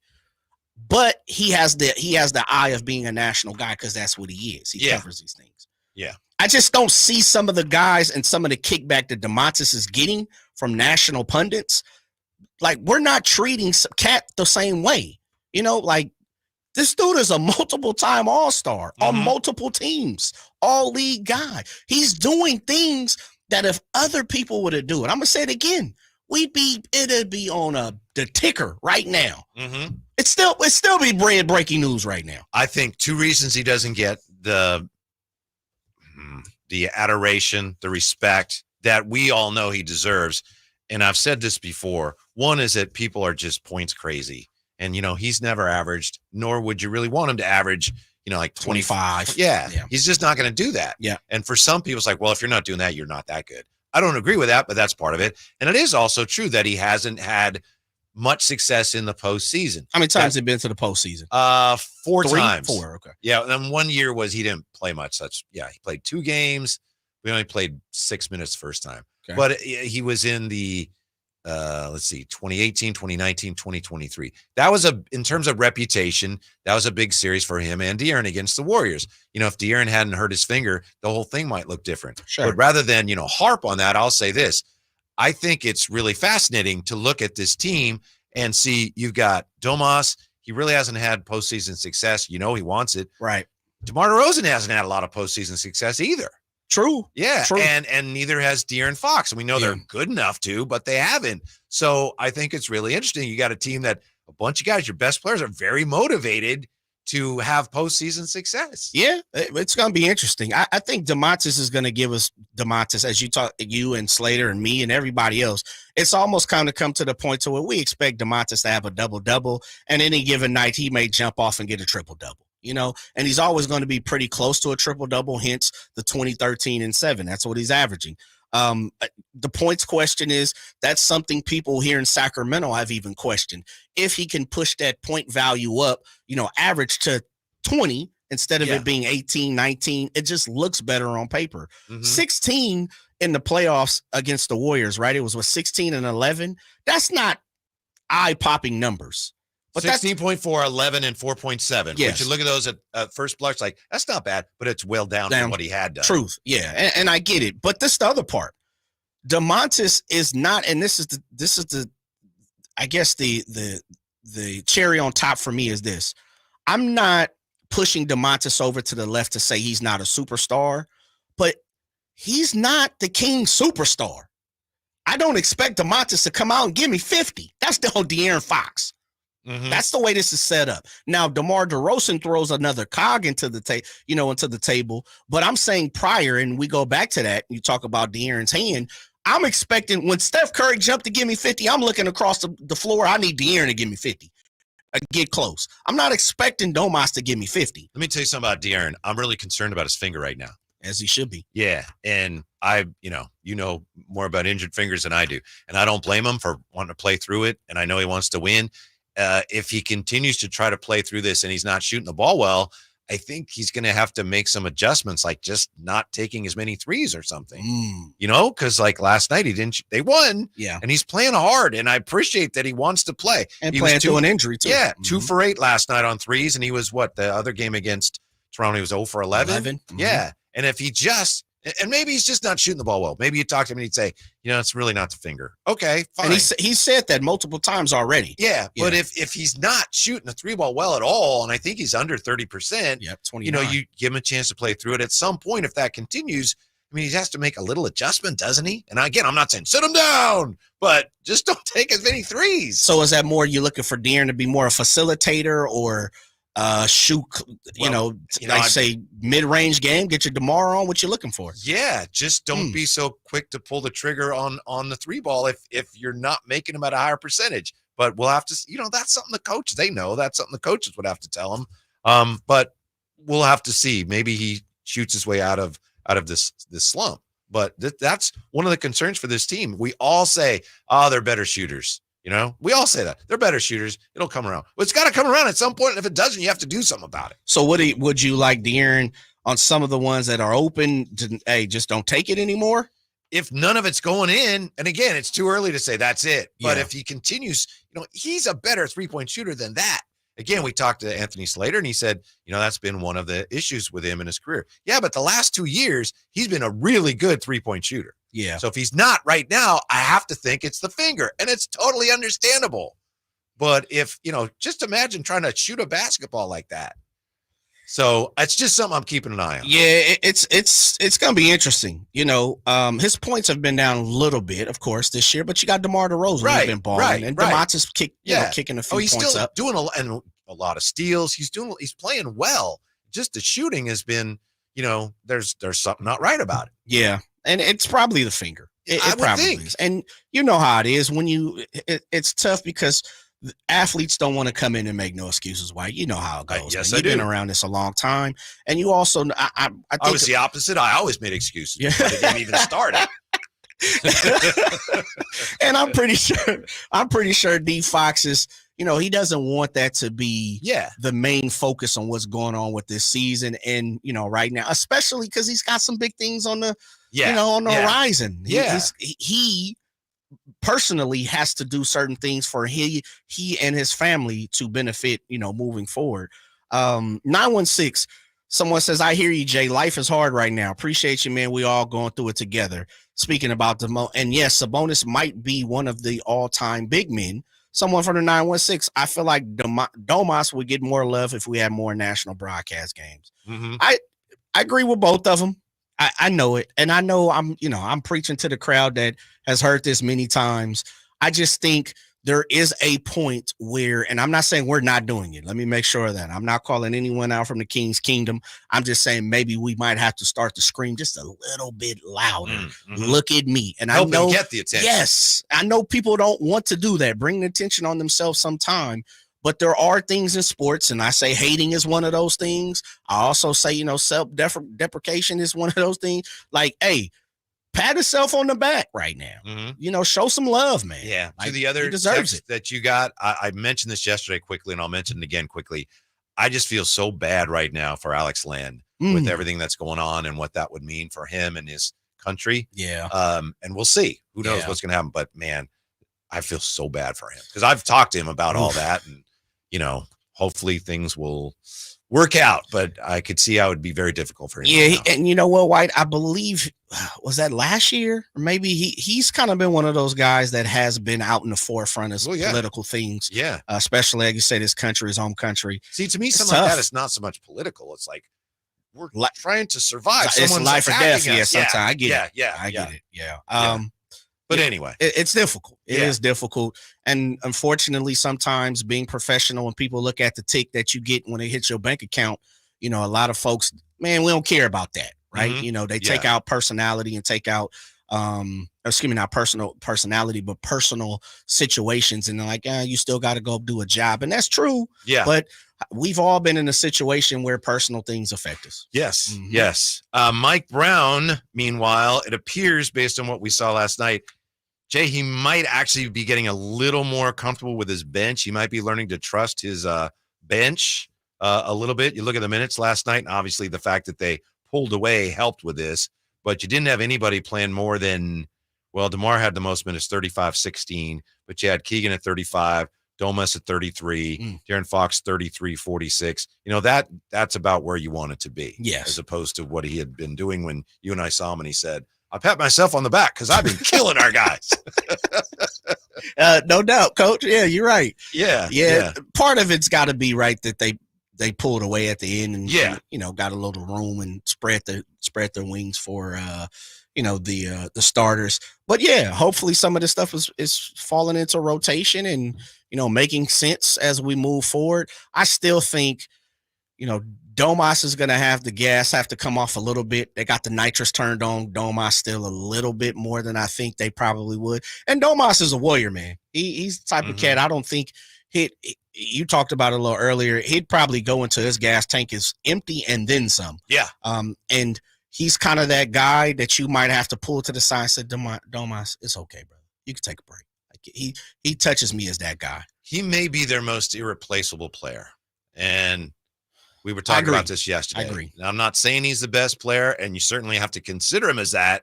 But as far as what if, for whatever reason, he weren't able to play, that'd be the one guy that I think you'd feel the most if he couldn't go. Yeah, absolutely. I mean, you talked about Alex Lynn. What's Alex Lynn? You have that over there? What's he averaging minutes per game? Do you have that? So happen to have that up or no? No, I will check that for you. Nowhere I could do that. Yeah. I'm Okay. gonna be lazy. Last night, I can tell you he played 14 minutes and 26 seconds, and he got the crown as a defensive player of the game. And that 14 minutes has got to be the most he's played this year. I would imagine so, right? Mm-hmm. Domas he's going to need a break somewhere throughout the season. And correct me if I'm wrong, Whitey, and I'm trying to think here. Have you had an instant since Domas has been in Sacramento where you've looked up and Domas like he's tired? No. Have you? I can't think of a time. Think of a few games maybe where you'd go, he must be tired. Yeah, but not where. Oh, look at that stretch, like a stretch of games.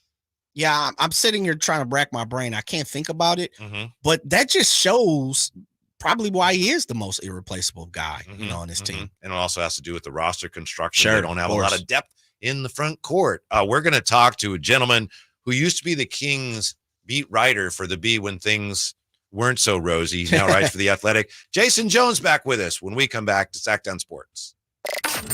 Did you miss any part of our live local shows? Don't worry, you never have to miss them again. Check out sacktownsports.com and search our podcast page and play our shows when you want. The Carmichael Dave Show with Jason Ross, Stiles and Watkins, and the Drive Guys.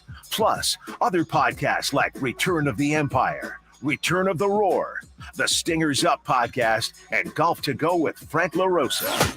They're all available right now on SacktownSports.com.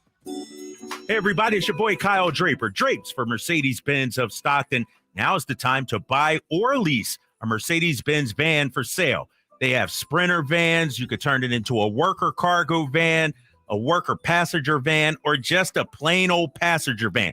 They are fully customizable. And one of the things I love about their Sprinter vans, because trust me, I had a chance to check them out myself. I hopped in the Sprinter van, and you guys know I'm a big guy, right? Well, I was able to stand up head to toe and fit perfectly. So if you're interested in the Mercedes-Benz Sprinter van for your business or just your personal needs, now is the time to head down to Mercedes-Benz of Stockton. They can help you find the configuration that best suits your needs. Plus, you can take advantage of the huge tax breaks before year's end. Take the short drive down I-5 or go online anytime at mbofstockton.com. That's mbofstockton.com, and tell them your boy Drape sent you.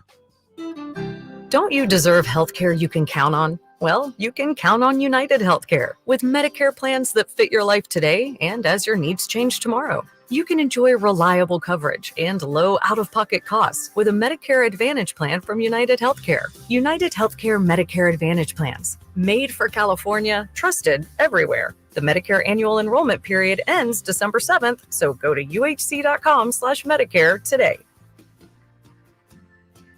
Black Friday is on its way at Fasteners Inc. Tool Outlet, and there's no better place to shop for all your power tools. Low price Makita Bear tools starting at $89, Makita batteries starting at just $49, and many more of the year's hottest deals. November 25th through December 2nd. That's right, one whole week of crazy deals on power tools. So don't forget, our Black Friday sale will be November 25th through December 2nd. Check us out at 6701 Power Inn Road or online at fastenersinc.net.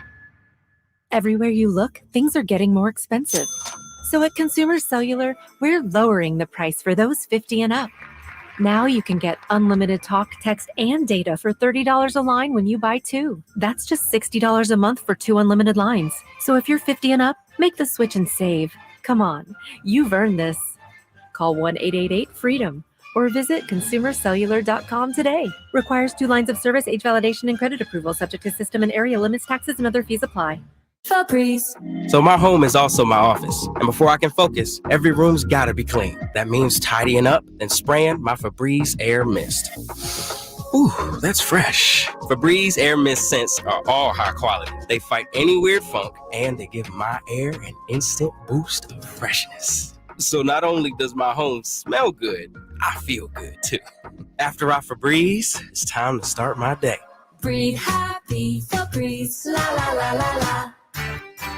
Hey, it's Carmichael Dave for American Energy Heating and Air with a question. Have you recently had a technician diagnose your HVAC system and you were a bit surprised at how much it cost? Or did something seem off about their quote? Because at American Energy, they take pride in giving you honest, straightforward solutions to get that system up and running. Have their qualified technicians come out and give you a free second opinion. It's free. You got nothing to lose but some dollars off of that original quote. They're making the uncomfortable comfortable. They've been doing it since 1981, serving the greater Sacramento area. A+ with the Better Business Bureau. That's why they keep having customers coming back for more and more and more. You can call them and set that appointment at 916-520-9990. That's 916-520-9990 or AmericanEnergyAir.com.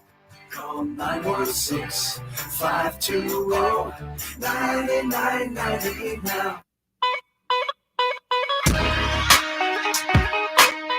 Live and local, 6 a.m. to 6 p.m., Monday through Friday. Sacktown Sports. Yeah, warning. We may have to talk about some unpleasant things with our next guest, right, Jay? Talking about Long Beach representative? I ain't talking. He used to live in. I don't know if he still does. He used to live in Vallejo. Well, I ain't gonna talk about his personal business. Yeah. You know, All right, well, I'm still in the V. Everybody know that. I'd be remiss if I got to talk about the Dodgers. Look what he's man. wearing. Oh my gosh! Are you serious? Former. You got a Niners hat on, man.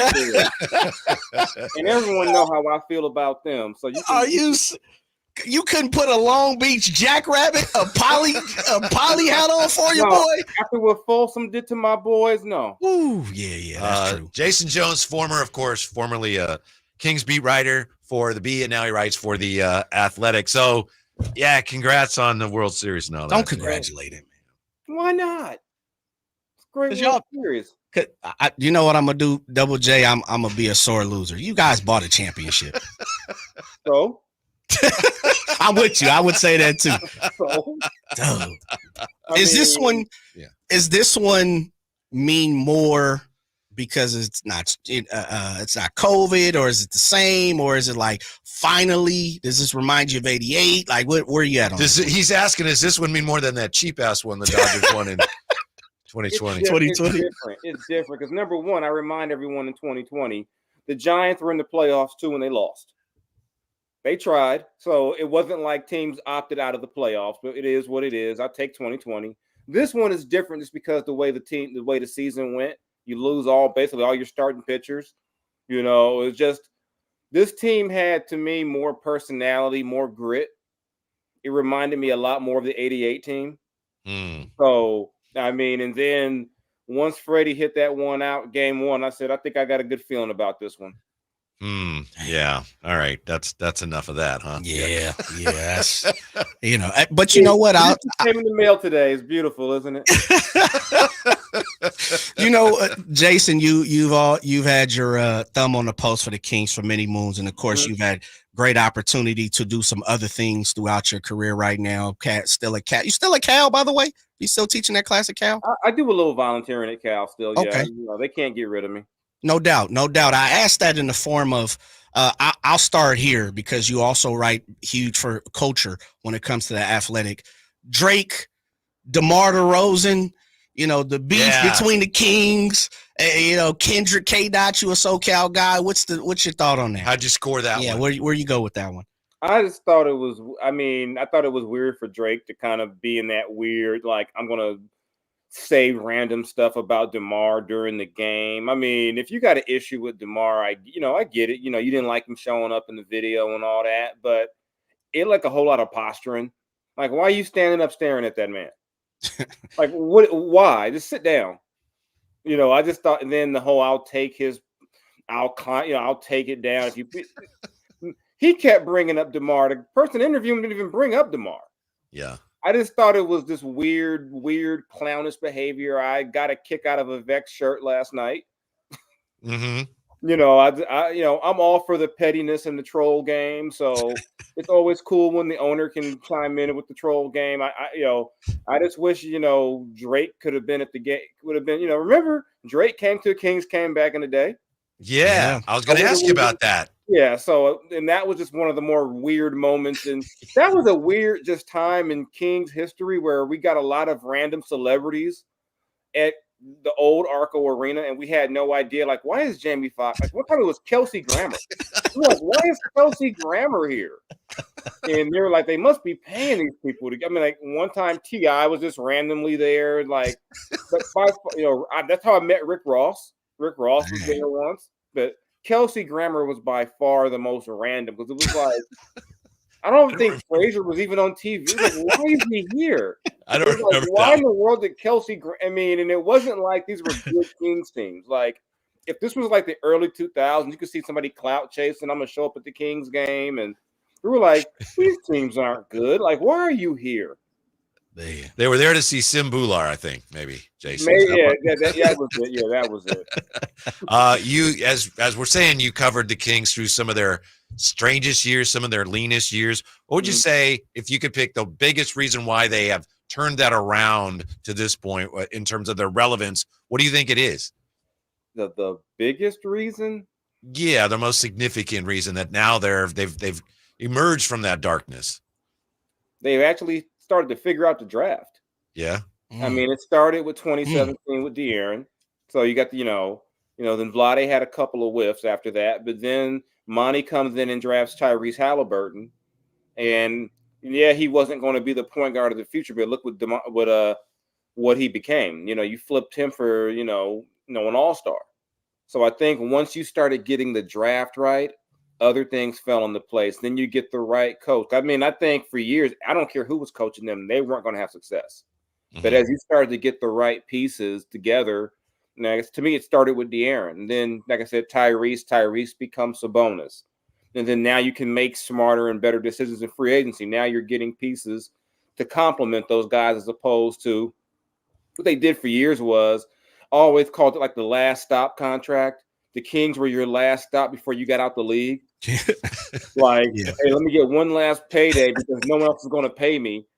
And and they stopped being the last stop team. Now, you get a guy like DeRozan who can still play, as opposed to getting DeMar DeRozan in 3 years or 4 years and going like, you know what? Remember when DeMar was really good?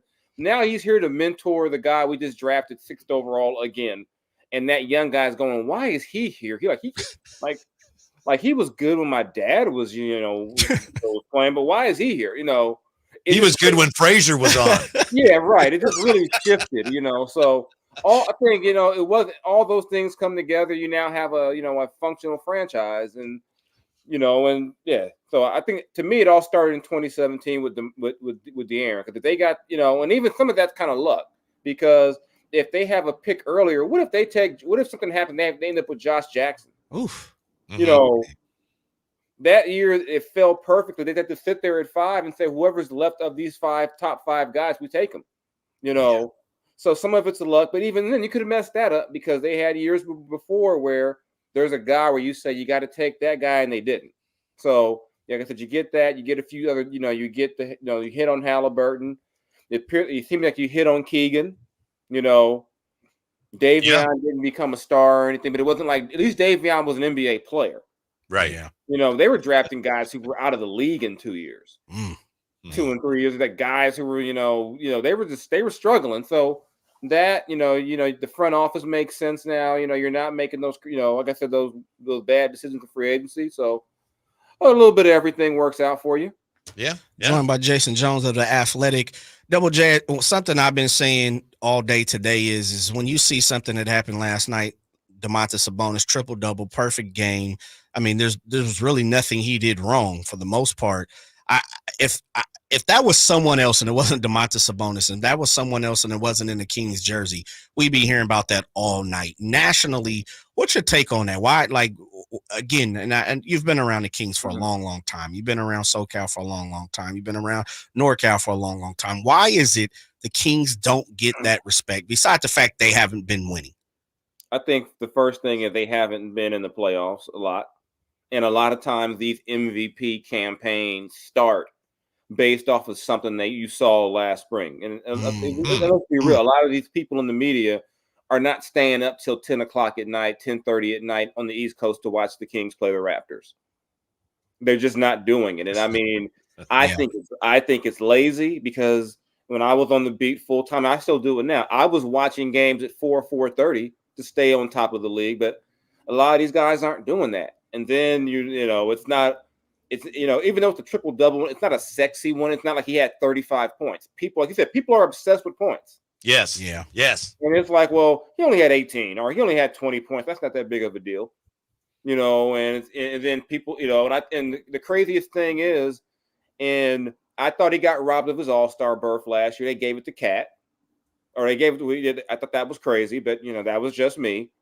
And I think also in terms of the postseason, fair or unfair, the last memory people have of him is Draymond stomping on him. So it's just, there's just not that, and then even on the Netflix deal, he's like the most normal of the Netflix, he's like a regular guy playing basketball. There's nothing crazy. And to me, that's not a bad thing. I really enjoyed the part. I enjoyed the stuff about, his fun. I enjoyed all the stuff about him, but just on a bigger scale, people are like, well, Ant says crazy things, or that guy. It's just, I mean, it's hard to explain when a guy no sizzle there, right? There was just no sizzle. Yeah. He's just a regular, really good basketball player, and that sounds crazy to say, but like you said, if that had been Joker, I'd have got an alert on my phone. Easy. Perfect game from the Joker. And it's like, oh, Sabonis did what? Okay. Yeah. But I think there's also some credence too, and then in terms of personality of the kind of the Kings big three, the personality of the trio is De'Aaron. I think, it's crazy, like you said, it's kind of like who's the best versus the most valuable. And it's like Sabonis may be the more valuable, but maybe De'Aaron's the best. But even now with DeMar on the team, DeMar has the whole rap beef thing around. So, get the attention for that. So, I'm listening to the Joe Budden podcast. They're talking about DeMar. They're not talking about what type of game Sabonis had during all that. Like, while they were beefing, Sabonis was, it's just not, it's just not a sexy thing. And then even before, until he gets some postseason success, I mean, and I've mentioned it before, he kind of came with a reputation as a guy who was maybe soft in the postseason. Yeah. Jason, yeah. Doesn't that also, to a degree, apply to DeMar? He just passed, was it Barkley for 29th on the all-time scoring list. He's going to, if he just continues to play, he's going to pass Jerry West. He's going to be top 25. So I'm not in any way suggesting he's not a legitimate big-time superstar. But as far as the postseason success, isn't that also for him kind of something that he hasn't proven he can accomplish? I think he has a little bit of a better resume, and everyone kind of understands he kept running into LeBron. Yeah. So I think everyone understands, well, you kept running into LeBron. And I think, sure. And I forget how many times was DeMar an all-star in Toronto? What, 5-6 times, something like that? So I think, I think DeMar has probably a better. I've never associated that with DeMar in the postseason, mainly because once Toronto got rolling, every time they got eliminated, it was because of LeBron. It wasn't because DeMar wasn't good. And and Sabonis hasn't had a long run in the postseason yet. Right.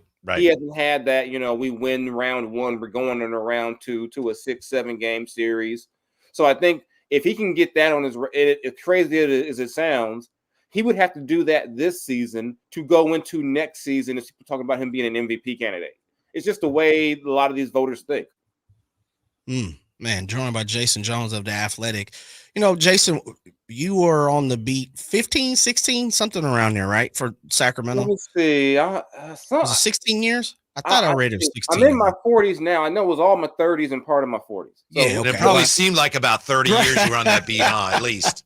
I gave at least 20-something% of my life to the Sacramento Kings. That's saying a lot, brother.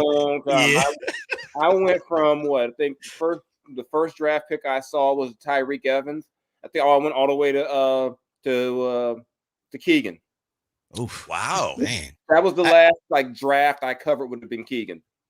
So I asked you that in the form of this: coming into this season, and you've been around for the lows of the lows and not too many highs. What's your take so far on this season and just the thought process of what's going on here in Sacramento with DeMar being here, relevant superstar, and some of the goals and aspirations that the team may be looking at or looking for, and some of the fans are looking for it. I think goal number one is you got to avoid being 7 and under. You got to get in that top 6. You want to avoid having that, that playing situation. I think that, I love the way DeMar has fit already. I was wondering kind of how will they make this work. He's done I think maybe DeMar's a professional basketball player. I mean, clearly you drop him off anywhere, he's going to fit in and he's going to get 20, 25 points. So I think that's been good for him. There's always going to be questions about, when depending on the matchup, if you get a team with, a lot of size, a big 4-man and a 5, who can help Sabonis in the paint, that type of thing. But I mean, they're playing the way they have to play. I think, you have to know your identity. And I like what I've seen from them so far. It was 8 games in. I hate when people on TV do, well, who's the MVP? Now I'm like, come on, man, it's been 2 weeks. Chill. Should you be worried? I'm like, to me, there's only a few teams that should be worried. Like if you're 1-7, 1-6, you might want to be a little worried, but the Bucks. If you got some issues like that, but I think the Kings are going to be in a good spot most of the season. We'll just have to, let this thing play out, obviously, but the West is going to be tough. Phoenix looks good right now, but like I said, I'm not going to proclaim anyone anything. What is it, November 7th? Yeah. I'm not going to go crazy today, but the DeMar fit has even been better than I would have guessed early on. Yeah. Well, how about this fit, Jason? You got a unique perspective on this. Buddy Hield with the Warriors. Oof. Yeah. I'm going to tell you right now, me knowing Buddy a little, this is a dream come true for him. And Buddy's always felt like, man, I can shoot like Steph, man. If I played with a guy like that, man, I mean, I played in that system. I mean, I'm telling you right now, Buddy's in heaven right now. I mean, this is like Buddy's dream come true. You know, it's like, oh, you're going to replace Clay with me. I know how Buddy thinks. He's like, I'm replacing Clay. Watch this. You know, I think it's a good situation for Buddy in the sense that he doesn't have to be the first or the second or probably even the third best player. It's like, just go over there and shoot. Don't think, just shoot. And that's perfect for him. I mean, I was watching the presser last night, and he's talking about, yeah, it's a big game because they're going to say we ain't played nobody yet. I mean, it's like vintage Buddy Hield. Or I have to call him Chavano. I told him he had to go by his business. I said, you got to go by Chavano and do like a dual personality thing. He's like, man, you didn't grow up with a name like that. They made fun of me. Like, man, you tried being Chavano in the Bahamas. I'm like, I think I think the name's cool, but I'm happy for him to be having. I mean, I always liked Buddy, just personally, just dealing. He's always was fun. He'd do things at practice, like, hey, media people, you want to write about how we shoot threes? Why don't you shoot threes? Yeah, and we get, and a lot of times they'd be like on the road or whatever. Because road practices are way more laid back. You get out, have fun with the guys and stuff like that. Like I said, Buddy's a real fun guy. I'm happy for him. He's the one who told me that the food in the Bahamas has seasoning, like the fast food. He told me he hated like American fast food because it had no seasoning. So I went to the Bahamas last year, and Buddy was not lying. That was the best KFC I ever had in my life. I was like, really? Yeah. So Buddy's I'm always going to have a soft spot in my heart for Buddy Hield, just because he was always a lot of fun. He was always good to me. So, I'm enjoying. I don't think he's shooting like 51% from three right now. Two. Yeah, you're right there. Something crazy. Yeah. I don't think he's going to keep doing that.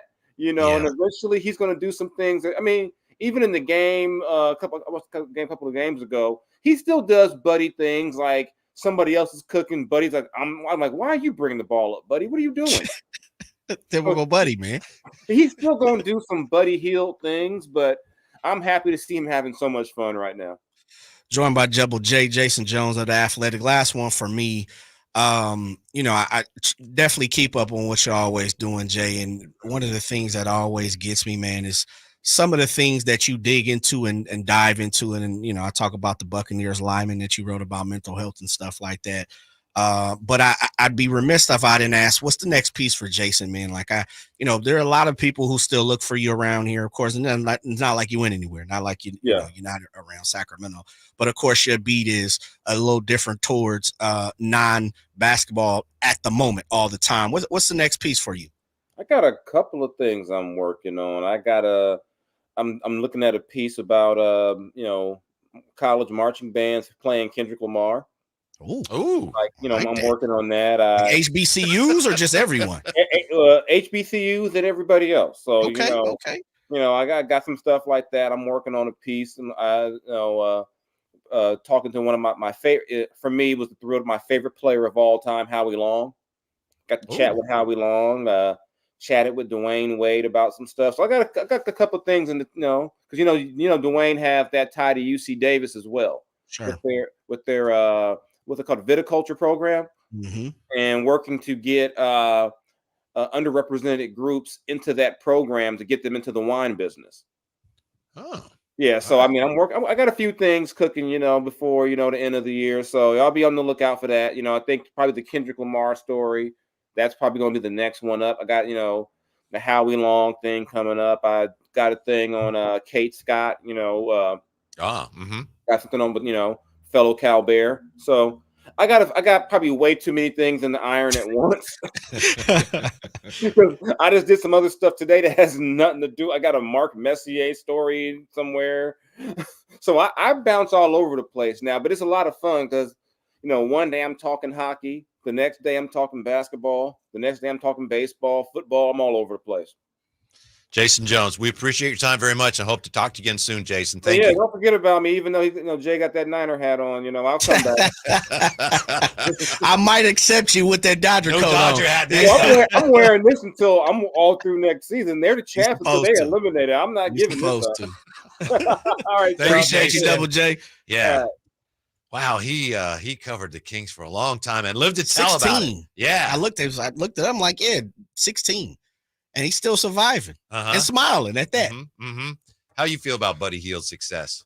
I never hate on the person, man. Salute to Buddy Shavano, as Double J said, getting it in. Yeah, I mean, I'm glad. Just don't do it against the Kings. I almost Kings. didn't think to ask him about that, but that was really interesting. Yeah, it was, man. Yeah. Shots out. Just don't do it against the Kings. And Yeah. you know when he comes here, he gonna turn the volume's going up. And to me, that may push Buddy to dribble the ball off his leg. Be more keen to some of the things that we've seen. Yeah. When he Watch out, Buddy. Keon's behind you. Oh, he pokes it out there. Pokes it loose. Yeah. Sometimes you try too hard, it hurts. You do it? Does it hurt? Does No, your finger hurt? I'm good. I'm good. Thank you, Jay. No, appreciate you, brother. Yeah. Thank you, Kyle Ledbetter. Same. Yeah. Thank you. Cooper Rush fan. Back there. Big Friday coming up. We'll be coming to you from the Golden One, of course. And stick around because we got UC Davis basketball coming up at 7:30? Who they play? At Idaho. Okay, at Idaho, yes. Bengals. And stick around because Golf to Go is next on Sacktown Sports. Thanks for listening.